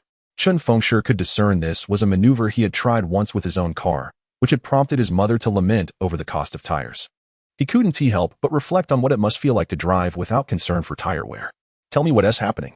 Xiao An wasted no time on pleasantries. Chen Fengshi noticed a custom photo on the dashboard, but not of Xiao An. He briefly recounted the situation, concluding with a request for Xiao An to inquire about Xiao Jiayu's condition. "You shouldn't go there," Xiao An countered, her tone softer than before. Though Chen Fengshi wondered if it was merely his perception, the car halted at a red light, and Xiao An retrieved her phone to send a voice message, asking someone to investigate Xiao Jiayu's status. "I must see for myself. If there are too many suspicious individuals, I certainly won't recklessly expose myself. But how could I not check? What if she needs assistance?"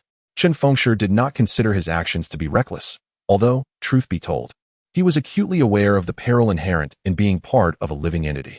The situation in Xuanqing was decidedly grim.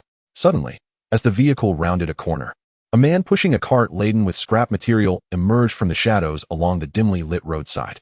Xiao An, already driving at a brisk pace of over 60 kilometers per hour, hastily slammed on the brakes and swerved the steering wheel, narrowly avoiding a collision with the man.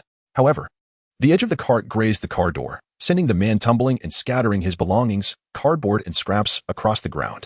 Both Xiao An and Chen Fengshi were taken aback. But fortunately, the elderly man pushing the cart was unharmed, albeit momentarily stunned by the shock. He quickly approached, shouting, "You must compensate me. You have to pay for this." Determining liability in such a scenario was complex. However, even if the driver bore no fault, they would still be obliged to shoulder some responsibility, especially considering the chaos wrought upon the man's hard-earned collection. Chen Fengshi intended to exit the vehicle to assist in gathering the scattered items. Unexpectedly, Xiao An rolled down her window and commanded, "Stay put and don't move." In that moment, she nonchalantly retrieved a bundle of cash from the glove compartment and flung it out the window, coldly declaring, "No need to seek further compensation." She then swiftly accelerated away, leaving the scene behind. Chapter 29. The hour of reckoning. This series of actions was executed with remarkable swiftness. Chen Fengshi had never anticipated that he would come to know such a person, nor that he would find himself seated in the vehicle of such an individual. A person like Wang Xiao, when dispensing money, at least had the decency to package it properly. When discarding it, he did so in a fit of frustration. Xiao An's behavior was nothing short of an affront to another's dignity. "Stop the car." Chen Fengshi seethed with rage, but suppressed his temper. He felt unqualified to admonish others. Yet he could choose not to associate with such a person. Xiao An cast a sidelong glance at him and scoffed. "What's wrong?" "Not pleased. Those who do not share the same principles cannot be allies." Chen Fengshi had no desire to mask his discontent. He was disinclined to prolong the encounter. Unexpectedly, "You possess such a sense of justice." "Very well, let us turn back," Xiao An replied, executing a U-turn at the intersection, switching off the headlights, reducing speed, and gradually maneuvering toward the site of the earlier incident. Chen Fengshi could scarcely believe his ears. How could Xiao An utter such words? Wasn't he her usual demeanor to simply stop the car and order him out? Yet, her tone remained unyieldingly calm, devoid of any softness. The act of turning off the headlights and driving stealthily alerted Chen Fengshi to her ulterior motives. "Did you sense something amiss with that old man?" As Chen Fengshi's agitation subsided, his thoughts regained their customary clarity. "Oh, you regained your composure rather swiftly," Xiao An remarked, her tone neutral, her eyes glinting with vigilance. Chen Fengshi had a penchant for observing the eyes of others. Their beauty and the spark within largely shaped his impressions. Even Xiao An's typically cool visage bore a hint of tension, providing him with a clear answer. He meticulously recalled the incident, quickly identifying two discrepancies that had struck him as odd. In an effort to salvage the image he had tarnished through his earlier emotional outburst, he remarked, "Indeed, something was off. Firstly, that old man should not have rushed over demanding compensation. He ought to have been more concerned about the damage to your car door. Secondly, there was no logical reason for him to perceive my presence in that lighting and circumstance, yet he directly shouted, 'You must pay.' If this is the case, then Xiao An's earlier actions become clear. They were deliberate, intended to fabricate a scenario that would prevent the old man from approaching their car door." Xiao An refrained from comment as the vehicle gradually approached the incident site. She maintained a slow speed to minimize the engine's noise. Chen Fengshi ceased his prattling. carefully observing the road and the surrounding structures, yet he saw nothing amiss. The old man from earlier remained by the roadside, gathering the bills Shawan had thrown at him, while cans and cardboard lay scattered across the ground, yet to be collected, and the cart he had been using lay overturned at the edge of the road. Shawan guided the car into a shadowy spot by the roadside and turned off the engine, silently watching the old man. After observing for quite some time, she noted that he exhibited no peculiar behavior. He merely collected the money and proceeded to tidy up the scattered debris. Chen Fengshi exercised patience, even though he suspected there might be a misunderstanding. However, Shawan remained intensely focused on her attitude, suggesting she had ample confidence. In contrast, his understanding of the fungal demon was merely superficial. The old man continued to sort through the debris scattered on the ground, prompting Chen Fengshi to reminisce about his grandparents. They could not fathom a lifestyle where everything required expenditure, nor could they embrace the leisure of idleness. They would often venture outdoors, knowing that collecting scrap could yield financial gain, akin to discovering a pathway to a treasure trove. Despite Chen Fengshi's parents' objections, their resolve remained unshaken. Thus, observing the old man and recalling the earlier incident, he instinctively pondered how his grandfather would feel if he were subjected to such treatment. The delicate Xiao Jiayu remarked that the scouts among the fungal demon's parasitic hosts were typically inconspicuous. Could there be alternative methods of identification? The situation was clear. The old man exhibited no peculiar behavior. He could not suddenly metamorphose into a monster, revealing his true form. Shawan glanced at her watch, a cold smirk gracing her lips as she said, 20 seconds remaining. Chen Fengshi realized that the hour was approaching. As the second hand of Shawan's watch aligned perfectly with the 12, her wrist drooped, and the diamonds on the watch face shimmered momentarily. In Chen Fengshi's gaze, a crimson mist line unexpectedly extended from the old man's head as he rummaged through the refuse. Could it be that this old man had truly been parasitized by the fungal demon? How many individuals had fallen prey to such parasitism? The thought sent shivers down Chen Fengshi's spine. Xiao Jiayu had been struck, and even a scrap collector on the roadside exhibited abnormalities. Shawan did not respond immediately. Instead, she scrutinized the sky through the car window with keen interest. Chen Fengshi surmised she was assessing the proximity of other parasitic entities, and indeed, he soon spotted 3 additional crimson mist lines piercing the sky, swiftly darting into the distance. Moreover, these lines were positioned alarmingly close, just behind the building where the old man was situated. Those responsible for reconnaissance among the fungal demon's parasitic hosts would connect with the original body at each hour, exchanging information and receiving the latest updates, with this process lasting no longer than 5 minutes. This could be considered the maximum distance of connection between the original body and the parasitic entity. Finally, Shawan spoke, the truth laid bare, confirming the rationale behind her earlier actions. This is our predicament. Xiao Jiayu was right to advise you against approaching. Chen Fengshi noticed a shawl in the car, seized it, wrapped it around his head and face, then exited the vehicle, swiftly advancing towards the old man still lingering by the roadside. Shawan, seated in the car, appeared quite taken aback, her eyes reflecting a blend of astonishment at Chen Fengshi's decisive and unwavering actions. Despite his awareness of the precarious situation, he still exhibited what she deemed foolishness in neglecting to prioritize his safety.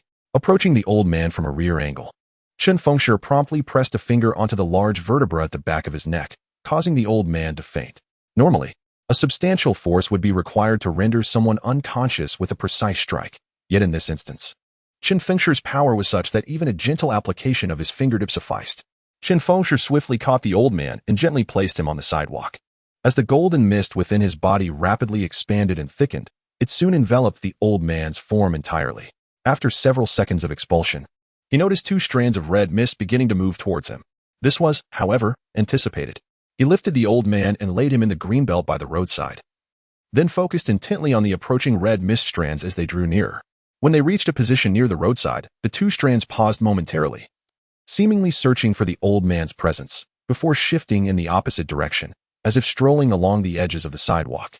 Chen Fengshi crouched within the thicket of the green belt, peering through the gaps as a small, filthy boy approached, who appeared to be the old man's grandson.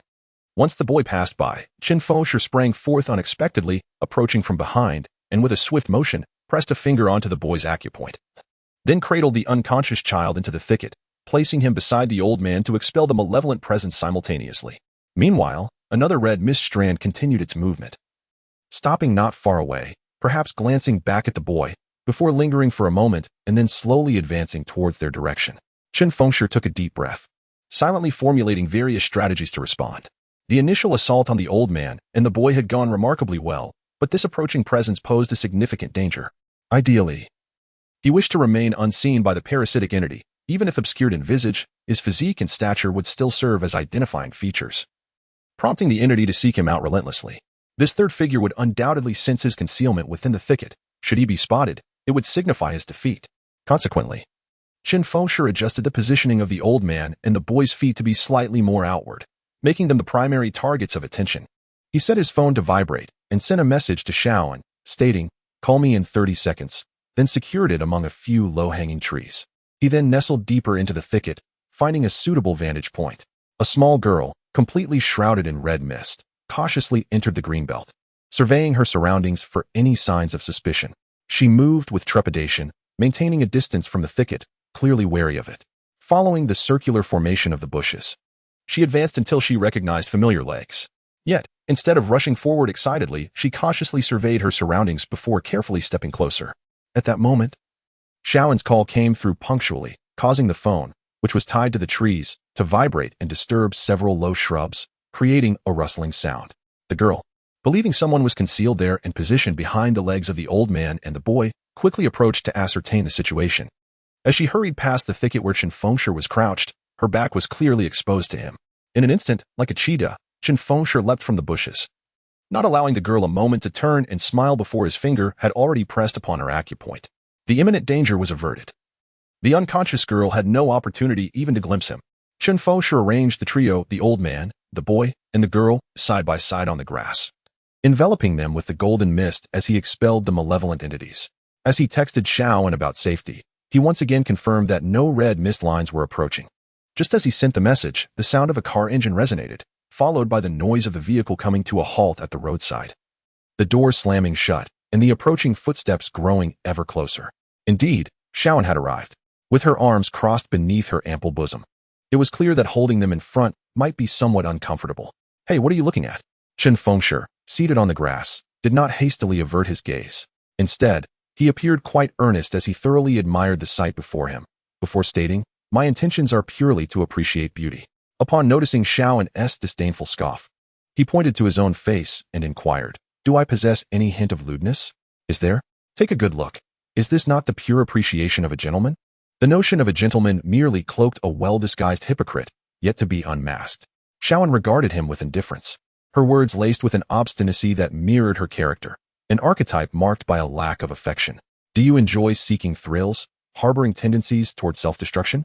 She retorted, her expression icy. A mere glance from a scout of the bacteria demon could lead them to find you through the city's surveillance cameras and relevant department comparison systems. And I would be implicated as well. What on earth are you thinking? Chapter 30. The Demon-Slaying Society. Chen Fengshi gazed at Shaoan's face, which appeared to be seriously angry, and suddenly chuckled. "You wish to feign indignation and discern my true thoughts, do you? Spare me the pretense. How could you possibly be oblivious to my intentions? It is evident that you are steeped in resentment and exhibit a fierce aggression. Yet you are preoccupied solely with self-preservation and evading the fungal demons." Shaoan's expression remained unchanged, as if Chen Fengshi's conjecture was merely a figment of his imagination. The harsh reality is unyielding. Merely surviving while evading the fungal demons is already an accomplishment. Still pretending? Chen Fengshi scoffed. "My thoughts are not far removed from yours. Given the apparent life and death struggle with the fungal demons, the only course of action is their annihilation. Hide. How long can one hide? Once the majority of the populace transforms into fungal parasitic beings, it will be a dead end. By the time we choose to retaliate, it will be too late." Upon hearing these words, Shaoan's expression seemed unchanged, but her tone softened slightly, suggesting a hint of reason. Chen Fengshi gave her a thumbs up and remarked, "You truly can act." With that, he rose to his feet. Shaoan, slightly taken aback, responded, "Is that all it takes? For safety's sake, I lingered twice as long." Chen Fengshi quickly relaxed, feeling the resilient fullness of his body gradually contract, as the golden mist surrounding him also receded back into his being. Despite this considerable expenditure, he did not feel hunger, which indirectly indicated that absorbing the red mist indeed served a replenishing function. Suddenly, the fungal demon's primordial form caught Shaoan's attention. Chen Fengshi promptly handed her the primordial form wrapped in foil, watching as she unwrapped it and poured the minuscule primordial essence into her palm. Almost immediately, her body became enveloped in a red mist, which bore an uncanny resemblance to the fungal demons. From the primordial essence resting in her palm, 3 exceptionally slender tendrils of red mist extended, measuring approximately 20 centimeters, before aimlessly swaying in the void for several seconds. Shaoan abruptly retracted her life force, wrapped the primordial essence back in foil, and handed it to Chen Fengshi before turning to exit the green belt and unlocking the car door. The golden life force indeed possessed an audacious essence, perhaps the most formidable life force for directly confronting the fungal demons. Chen Fengshi was curious. Could Shaoan utilize the primordial essence to locate the fungal parasitic beings? After they returned to the vehicle, before he could fasten his seatbelt, he inquired, "Can you elaborate on the characteristics of life force?" "Aside from my original life force," Shaoan interjected before Chen Fengshi could ask further questions. "Currently, I am the sole possessor." "Well," Chen Fengshi conceded, feeling no irritation. He was indifferent to her nonchalance. Knowing about other powers would suffice. He sincerely sought knowledge about the characteristics of other colors of power. "You will learn in due time. I do not aspire to be an encyclopedia." Shaoan had never intended to take on the role of a teacher. As the car sped along the road, Chen Fengshi soon realized that Shaoan was driving in circles within a designated area. Such a wasteful use of fuel puzzled him. Well, he did not comprehend. Chen Fengshi held back his inquiries, believing that the best way to deal with Shaoan's pretentiousness was simply to outcool her. Otherwise, he would be relegated to the role of a habitual concessionist in order to communicate with her. His father once remarked that the dynamics between individuals are determined from the outset, shaping the trajectory of their future interactions. Given Shaoan's assertive personality, Chen Fengshi felt compelled to adopt a stance of resilience, embracing a mindset that if they could not harmonize, it would be best for them to part ways amicably, thereby paving the way for an equitable dialogue. However, such confrontational scenarios often culminate in irrevocable separations. Historically, individuals with strong personalities have struggled to synchronize. Suddenly, Shaoan's phone rang. She glanced at it, parked the car by the roadside, and listened in silence until the other party finished speaking. Only then did she respond, "Understood. I will send her bonus in compensation. Please deliver it to her family." After hanging up, Shaoan fell into a contemplative silence, while Chen Fengshi, speechless, gazed out into the encroaching darkness, reflecting on the tragic demise of the vibrant young police officer they had just shared a joyful hot pot meal with. Shaoan lit a menthol cigarette, inhaling deeply without opening the car windows, allowing the smoke to envelop them. Chen Fengshi found the air stifling. So he retrieved his half-finished pack of cigarettes and joined her, discovering that sharing the act of smoking somehow mitigated the harshness of the smoke. It was peculiar. Although the smoke thickened with two, it became less oppressive for him. The engine fell silent, and the smoke quickly clouded the interior, obscuring their vision to the point where he could hardly discern his own fingers. By the time the ambulance arrived, the victim had already succumbed to her injuries, and the perpetrator was unrepentant about his crime. Preliminary investigations confirmed that the vengeful motives attributed to the assailant were fabricated memories orchestrated by the mycelium demon. In the haze, Chen Fengshi could not see Shaoan's expression, yet he could detect the unmasked sorrow in her voice. Thus, he understood that the smoke in the car served as Shaoan's shield, concealing her vulnerability from view. Had she been aware of the mycelium demon for some time? Or was it related to the events of that evening? Chen Fengshi dreaded the latter possibility, if her exposure resulted from aiding their escape from the industrial district, leading to her murder at the hands of the demon-S parasite. He would be at a loss on how to navigate his feelings of guilt. The assailant-S weapon was homemade, and from the interrogation transcripts, it was evident he had been preparing for this act for 2 weeks. Shaoan's response offered Chen Fengshi a moment of relief, yet the sorrow over the loss of the young officer remained insurmountable. Would the assailant's actions be dismissed as those of a madman? Did it even matter? Shaoan's tone betrayed no animosity towards the murderer. Indeed, Chen Fengshi shook his head with a bitter smile. The assailant was a killer, yet one could argue he was also not merely a killer. He rolled down the window and discarded his unfinished cigarette, declaring vehemently, "Let us eliminate the mycelium demon behind this." The smoke within the vehicle found its outlet, billowing out into the fresh air, dissipating as it mingled with the gentle breeze outside. Shaoan followed suit, tossing her half-smoked cigarette out the window, her expression remaining coolly indifferent as she restarted the engine. Having chosen the path of resistance, death was an inevitable consequence. Yet, for every life lost, at least one mycelium demon would also meet its end. Shaoan's gaze was icy, laced with an unmistakable aura of lethal intent. However, Chen Fengshi held a deep admiration for this palpable aura of menace, sensing a shared ideology among them. War inevitably entails casualties. Yet it is unjust that we alone bear the burden of mortality. "You have qualified," Shaoan declared, tossing a paper bag to Chen Fengshi.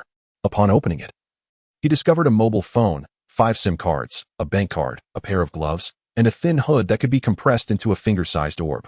It evoked the sensation of being inducted into a criminal syndicate. Chen Fengshi felt that the only thing missing was a firearm.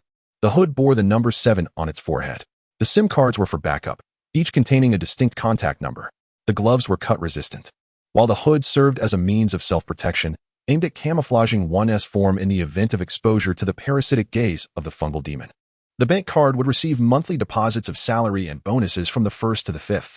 The fact that Shaoan had prepared these items in advance indicated a premeditated intention to embrace him, pointing to the number 7 on the hood. Chen Fengshi could not help but inquire, "Am I a substitute, or does my presence bring the total to 7? There are currently 6 of us," Shaoan replied succinctly, adding that 2 among them were responsible for finance and logistics. Chen Fengshi was left uncertain of his feelings. The missing member, of course, was a delicate beauty. Thus, as companions, there were truly only 4 endowed with life force. He had initially believed he was joining a familial collective, but now recognized that this arrangement was only marginally less solitary. "I hope you are not included among those 6, Chen Fengshi mused, as this represented a significant difference, an increase of 20% in numbers. "With my inclusion, there will be 6, Shaoan unceremoniously shattered his final hope. Confirming that there were indeed only 6 individuals, Chen Fengshi, with a complex expression, raised the bank card and remarked, "I had envisioned us as a grand organization dedicated to saving the world from the malevolent fungal demons, yet it appears we are merely a pioneering group. Given that Xuanqing is one of the 4 major cities in our nation, is this truly all the companions we have?" In terms of the probability of carrying genetic information from the Yanhuan Cambrian period, it was not insignificant. However, in terms of the quantity of rare life forces, it was indeed considerable. After observing Chen Fengshi's speechless demeanor, Shaoan, after a moment of reflection, candidly stated, "The total is more than just us. But we are the only combatants." Instantly, Chen Fengshi's eyes lit up. For as long as there were more individuals, there existed hope for unity. However, Shaoan instructed him to change the SIM card and subsequently sent a brief voice message containing a recording from another woman who detailed information about the fungal demons' life forces and their precarious situation. Initially, Chen Fengshi thought Shaoan had softened her demeanor towards him as a companion, willing to educate him. Yet, he soon realized she was employing this method to circumvent the monotony of repetitive explanations. There existed a group of over 50 individuals possessing life forces in Xuanqing, united for survival and mutual assistance, with Shaoan serving as the vice president. However, due to conflicting ideologies, she gathered willing companions ready to engage in battle, forming the present Demon Extermination Team. The members of the Survival Mutual Aid Society, fearing that her actions would jeopardize them, urged her to either disband the Demon Extermination Team or withdraw from the Mutual Aid Society. She had always looked down upon their cowardice and had long wished to depart. Thus she left. The 3 men and 1 woman that Chen Fengshi had previously encountered alongside Xiao and were from the main combat group in Yangqing. Here to discuss the formation of a united resistance alliance with Xiao and Chen Fengshi was not yet privy to information about other companions within the Demon Extermination Team. As a new member, he needed to undergo a period of observation before being fully admitted. However, the gentle and delicate Shaoan believed that his golden life force could be of significant benefit and voluntarily offered to keep in touch with Chen Fengshi, taking on the responsibility of observation and evaluation. Consequently, her mission ended before it even truly began. "So, you are the leader, and all the salary and bonuses fall upon you?" Chen Fengshi inquired, raising his bank card with keen interest. "Indeed," Shaoan replied. As soon as she finished speaking, Chen Fengshi gently placed the bank card on the car, a gesture that left her perplexed. "What does this mean? Since we are comrades, I see no reason to accept such inexplicable money. To put it plainly, it is merely a form of sponsorship. I have other work," Chen Fengshi remarked nonchalantly, resting his hands behind his head. Shaoan unceremoniously retorted, "Oh, does your other work suffice for your sustenance? Or perhaps, is engaging in illicit dealings your line of work?" Chapter 31, Stubbornness or Humiliation. In a rather delicate situation, Chen Fengshi's thick skin ensured that he would not blush. This evening called for an extraordinary response, stemming from the aftermath of his battle with the original form of the bacteria demon. As he pondered this, a sudden thought flickered through his mind, igniting a spark of hope and an almost uncontrollable excitement. He gazed softly at Shaoan, but before he could utter a word, she coldly interjected, "Don't even start. There are enough rejected suitors like you to fill a bus." Chen Fengshi was momentarily taken aback, then broke into a chuckle, realizing that his gaze had inadvertently led to a misunderstanding. Indeed, Shaoan was stunningly beautiful, yet his heart was solely devoted to Shen Ai. After enduring such haughty rebuffs, he felt compelled to retaliate. "Dear Shaoan, rest assured that I shall never seek your affection. I merely wish to inquire if there is any way to restore the memories altered by the bacteria demon's parasitic form." This was the question that weighed heavily on his mind, and he sensed that the emotions in his eyes were difficult to conceal. Indeed, this matter was of utmost importance.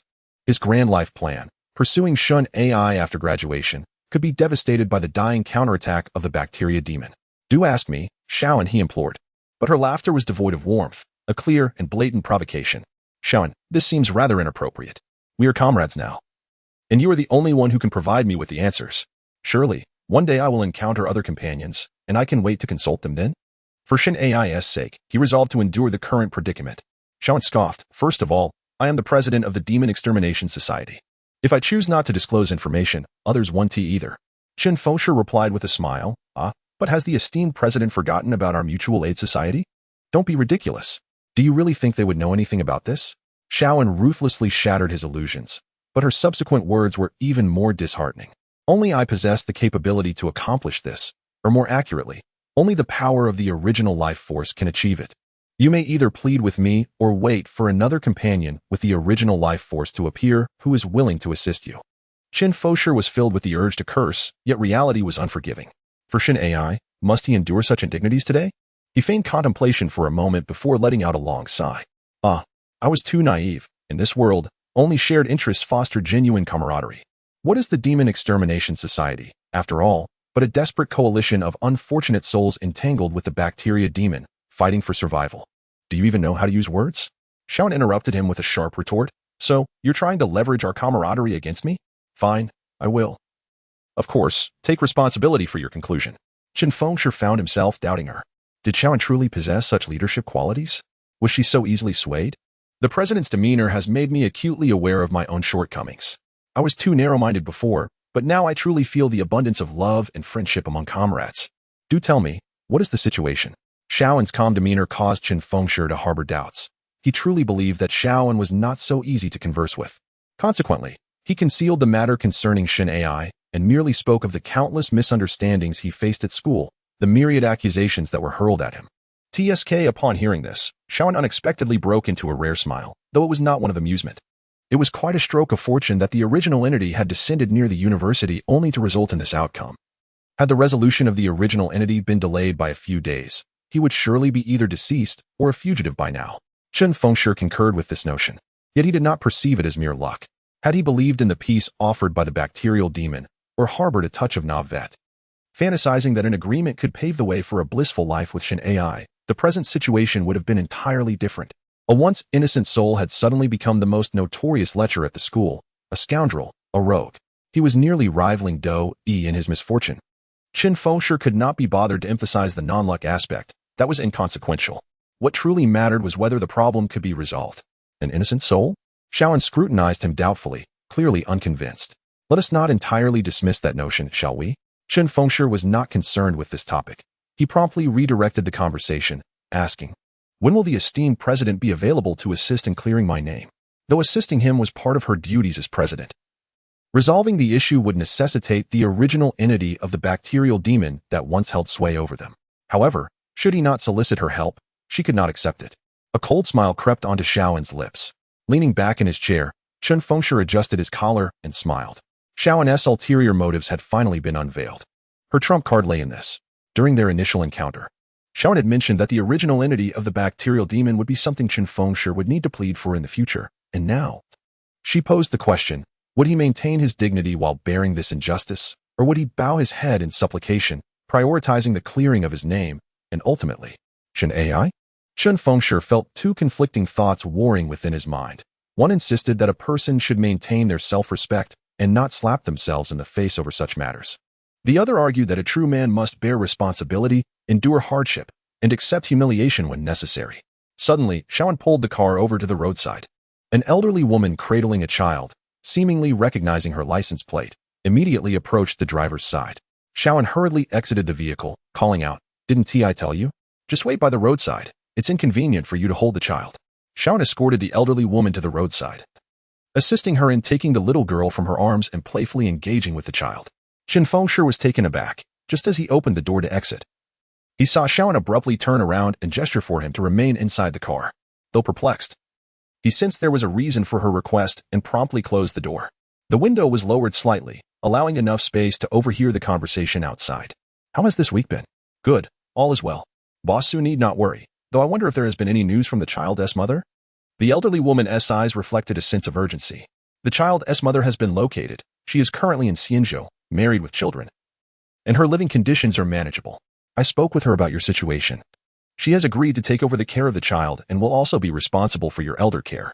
Every month, I shall send you and her a sum of money separately, and in the middle of each month, I will hand over your share to her. Do not let the proximity of living together instill excessive fear of her. For the sake of this financial support, she is more than willing. Even if one day she finds herself indifferent to assistance, sending you to a nursing home would pose no issue whatsoever. Therefore, if you ever feel wronged, do not hesitate to share your burdens with me. There is no need to suffer in silence. The elderly lady expressed her profound gratitude, tears of joy streaming down her face. Xiaoan offered a few more words of encouragement before handing her a modest stack of cash, urging her to return and rest.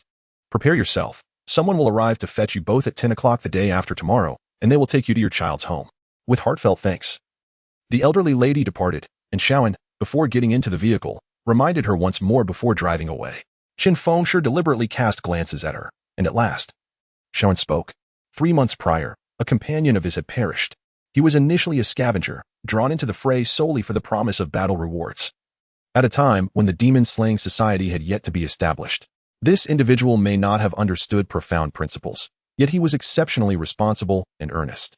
Regrettably, he encountered a mature fungal demon. Upon inadvertently revealing himself, he was framed for a series of murders and met his demise when the police closed in.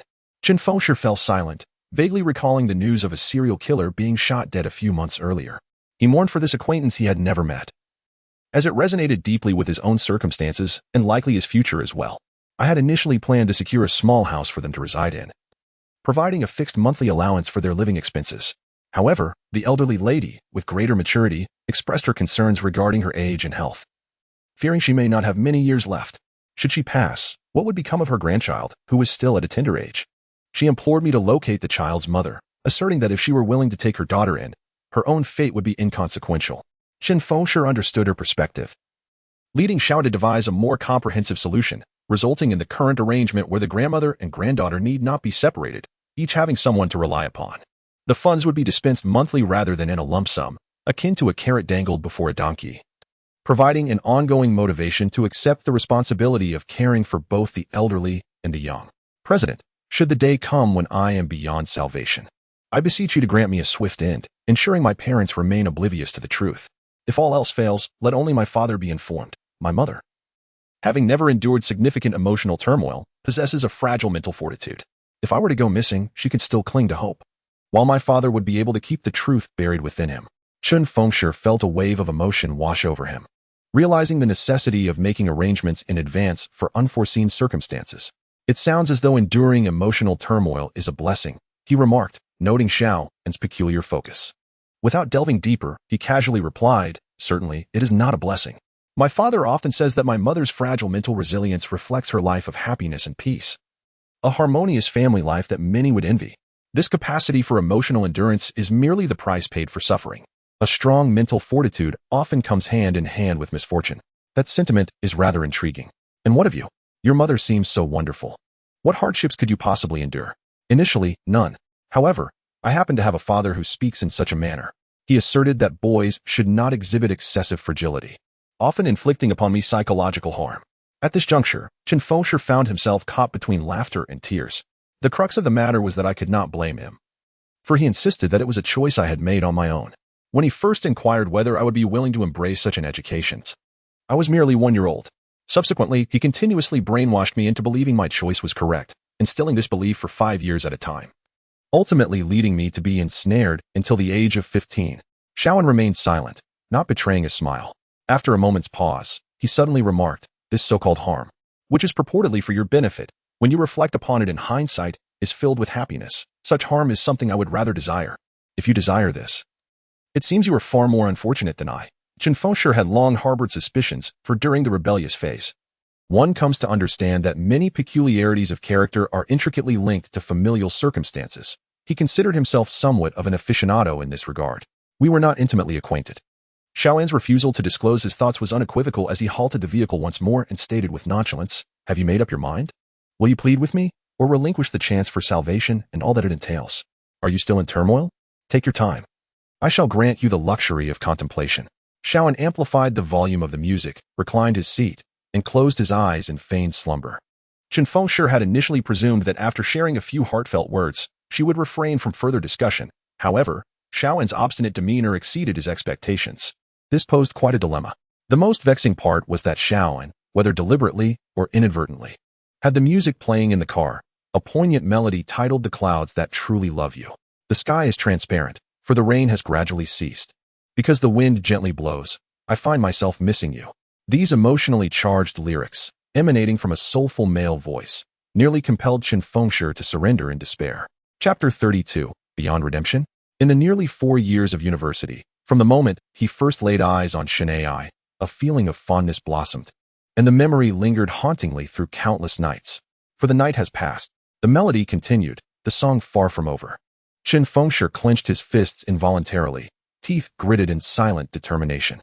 If Shaoan could help him clear the unjust accusations that plagued him within the academy, his pursuit of love could return to its intended path. Conversely, if the issue of the accusations remained unresolved, it would mean a permanent farewell to Chen Ai. Given Chen Ai's principled nature, there was no possibility of any association with someone like him in his current state, not even as friends. Taking a deep breath, Chen Fengshi made his decision. Just as he was about to speak, Shaoan interjected abruptly, "The allegations cannot be cleansed, and for your safety, returning to school is not an option. You should claim to have an internship as you approach graduation. Perhaps it would be best to withdraw before completing your degree." The words he was about to utter were forcefully swallowed, his face a mask of disbelief as he retorted, "Are you joking? Is this some kind of trick? This is no laughing matter." The false memory restoration rate of the parasitic organism was not absolute, hovering around 80%, and even failed repairs could enhance memories. Given this situation, regardless of the success of the restoration, the storm had already brewed, to the ears of the organism's scouts. Someone as anomalous as him would undoubtedly become a subject of secondary investigation, remaining at school and maintaining contact with acquaintances. Did he not fear that the parasitic beings would find him too easily? Shaoan suddenly accelerated the vehicle. Chen Fengshi sat in silence, the spark in his eyes extinguished by her words, which draped him in despair. Yes, despair. The car sped through the night, and Shaoan fell silent, perhaps feeling that her previous statement had been overly lengthy. Chen Fengshi remained mute. The road ahead through the windshield drew ever closer, flanked by streaks of light flashing by. The streets of the deep night were eerily quiet, the desolate road allowing the car to race unimpeded. At that moment, the music shifted to a kind of love called Letting Go, prompting Chen Fengshi to skip to the next track in frustration, only to find it was Single's love song. Was this meticulously curated for me? Chen Fengshi wished he could smash the device in anger. He certainly had the strength to do so. But given the uncertainty of the car's value, he hesitated to risk it. The thought brought silent tears to his heart. Lacking money left him with no room for impulse. How tragic. The car came to a halt on the roadside emergency lane. Shaoan activated the hazard lights and turned to him, extending her hand, handed over, without a moment's hesitation. Chen Fengshi surrendered the original body of the parasitic organism. He did not voice any objections, even though hope concerning Chen Ai had dimmed. Shaoan made no demands of him, silently peeling away the foil. As the crimson mist surged forth from his skin, it enveloped her palms. And that originally dust-like organism began to swirl with an intensity that quickened, suspended between her gently parted hands.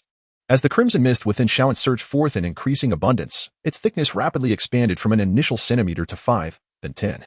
It suddenly dawned on Chen Fengshi that Shaoan had driven onto the highway and halted in such a position for safety considerations.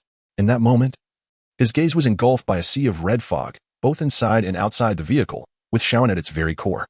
Her eyes were gently closed, and tendrils of crimson mist extended from the primordial entity of the fungal demon encircled by her palms.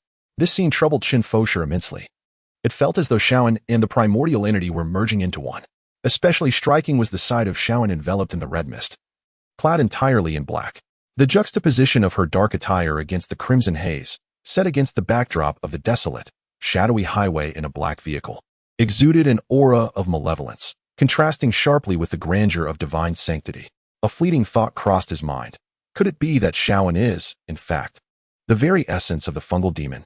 The tendrils of red mist extended outward from the vehicle, and in Chen Fengshi's view, these crimson lines shot forth towards the night sky with astonishing speed. What could these red lines signify? What was their underlying principle? He was uncertain. Yet he felt assured that Shaoan possessed the knowledge, though she would likely remain reticent. Presently, The direction in which the mist was extending appeared to be towards Xianqing University. It was then that Chen Fengshi realized Xiao and's final preparations had commenced. The sight bore a striking resemblance to the connection with the parasitic fungal demon, albeit with much finer tendrils of mist. At that moment, Chen Fengshi received a multitude of photographs from the thin man, so many that he had to silence his phone temporarily. Once the barrage of messages ceased, he could sift through the images. What was this? Over 60 photographs? After considerable effort, he managed to scroll back to the beginning to scrutinize the images. Why such an excessive number? Perhaps it was his obsessive-compulsive tendencies that compelled him to scroll back to the first image rather than simply proceeding downward. He recognized none of the individuals in the photos. The second, third, fourth, and so on, up to the 66th image, all featured unfamiliar faces. However, the crux of the matter was not whether he recognized them. Each individual depicted appeared emaciated, resembling mere skeletons, or were essentially just skin stretched over skeletal frames. After the photographs were sent, the thin man followed up with a message stating that these images were compiled from the university forum, corroborating his earlier claims about many suffering from a peculiar illness, rapidly losing weight overnight.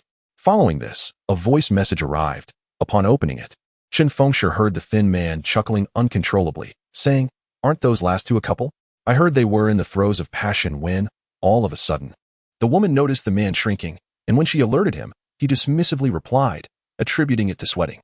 Before they could finish, the woman felt something was amiss. Having lost considerable weight and feeling weak, as though her breasts had vanished, the man, annoyed, opened his eyes, only to be horrified as his girlfriend transformed into a mere bag of bones. "How can you laugh at such a tragic and sordid affair?" Chen Fengshi rebuked the thin man, who retorted, "I bet you laugh too. It is indeed tragic, yet undeniably humorous." Chen Fengshi did not smile. He truly could not muster a laugh. His intuition suggested that it was undoubtedly related to the battle from that fateful night. "Just assume I laughed. Is there any news?" Chen Fengshi preferred not to elaborate. If it were in the past, he might have found humor in it, as it was a detached perspective that allowed for the appreciation of comedic moments. "I heard that Sister Yao has been boasting to that group of affluent boys at school, claiming you were her man. Regardless of whether they break up, causing you trouble would be a slight against her. I wonder how true that is. Could it be that you sacrificed your dignity last night to please Sister Yao?" The slender fellow's banter was innocuous enough, yet his usual penchant for text messages was replaced by a particularly lascivious tone. At that very moment, Shawn opened her eyes and glanced over, her gaze seemingly conveying her surprise at Chen Fengshi's apparent lack of boundaries. Chen Fengshi, feeling exasperated, sent a message. "Am I that sort of person? With my noble character, kind heart, and handsome appearance, Sister Yao must have recognized the illusion of her memories and felt a pang of guilt, thus seeking to atone for her conscience. Moreover, it has yet to be confirmed, right? Enough of this. Tomorrow evening, let us invite the couple to dinner at the Xianxian Hotel in Etian District at 6 o'clock. No need to guess. It's undoubtedly a windfall. We can discuss the details tomorrow." "You hit the nail on the head. You have indeed sold yourself. Did Sister Yao reward you for it? Come on, how much did she give you? Help me out. I'm willing to. I'm still a virgin. Even if I'm not great at it, Sister Yao could at least give me a generous red envelope, right?" Chen Fengshi was unwilling to continue damaging his image and promptly sent a message. "You have been blacklisted. The recipient cannot receive your messages." The slender fellow replied with a single, irate word, "Scram." Chen Fengshi feigned calm as he turned off the screen, lamenting, "Alas, poor choices and friendships." He then pretended to just notice that Shawn had opened her eyes, eagerly inquiring, "Is everything all right?" The good news was that the illusionary memories of only 6 individuals could not be restored. Shaoan's words left Chen Fengshi, who was prone to overthinking, feeling less than joyful, as he prepared himself for the worst and asked, "Then, what is the bad news?" Shaoan rolled down the car window, tossing her long curls and wiping the fine beads of sweat from her forehead, breathing in the fresh air outside, feeling remarkably invigorated. She stole a glance at Chen Fengshi, who was visibly suppressing his anxious emotions, and calmly stated, "The bad news is that among those 6 individuals, there is Sister Yao, as well as her sister, Xiao Yao." As she spoke, she noticed Chen Fengshi's expression finally betraying an unmistakable tension. Then, as he had anticipated, she revealed the most dreadful part of the bad news. "Indeed, as you feared, Shen AI's close friend Jiang Yuan is also on the list of those whose memories have failed to be restored." "Damn it," Chen Fengshi exclaimed, angrily striking the dashboard. In that moment, he suddenly realized he might have to pay for any damages. He quickly restrained his force, yet even so, the impact reverberated through the dashboard, shaking the entire vehicle. Shawn silently observed the dashboard, as well as Chen Fengshi's anxious face as he nervously inspected it for any signs of damage. It's nothing, really. Should any issues arise, I will certainly cover the repair costs. Chen Fengshi uttered this with a hint of uncertainty. The dashboard. Who could predict what might go awry? This vehicle belonged to a friend of his. Xiaoan leaned down to inspect beneath the dashboard, searching for any signs of damage. Consequently, the fair skin on her chest became somewhat visible, albeit in a subtle manner, yet enough for Chen Fengshi, who had cultivated a certain discipline, to instinctively avert his gaze. After a moment, Xiaoan found no signs of damage and sat up in relief. This Mustang was her dear friend's prized possession. Suddenly, Chen Fengshi recalled the elderly woman he had seen earlier, cradling a child, and couldn't resist asking, "Did you take your friend's car specifically to meet that old woman?" "My friend insisted on swapping cars with me. It's been 4 months now. I didn't think much of it at the time, but inadvertently. It turned out to be a rather suitable arrangement, serving as a buffer of sorts."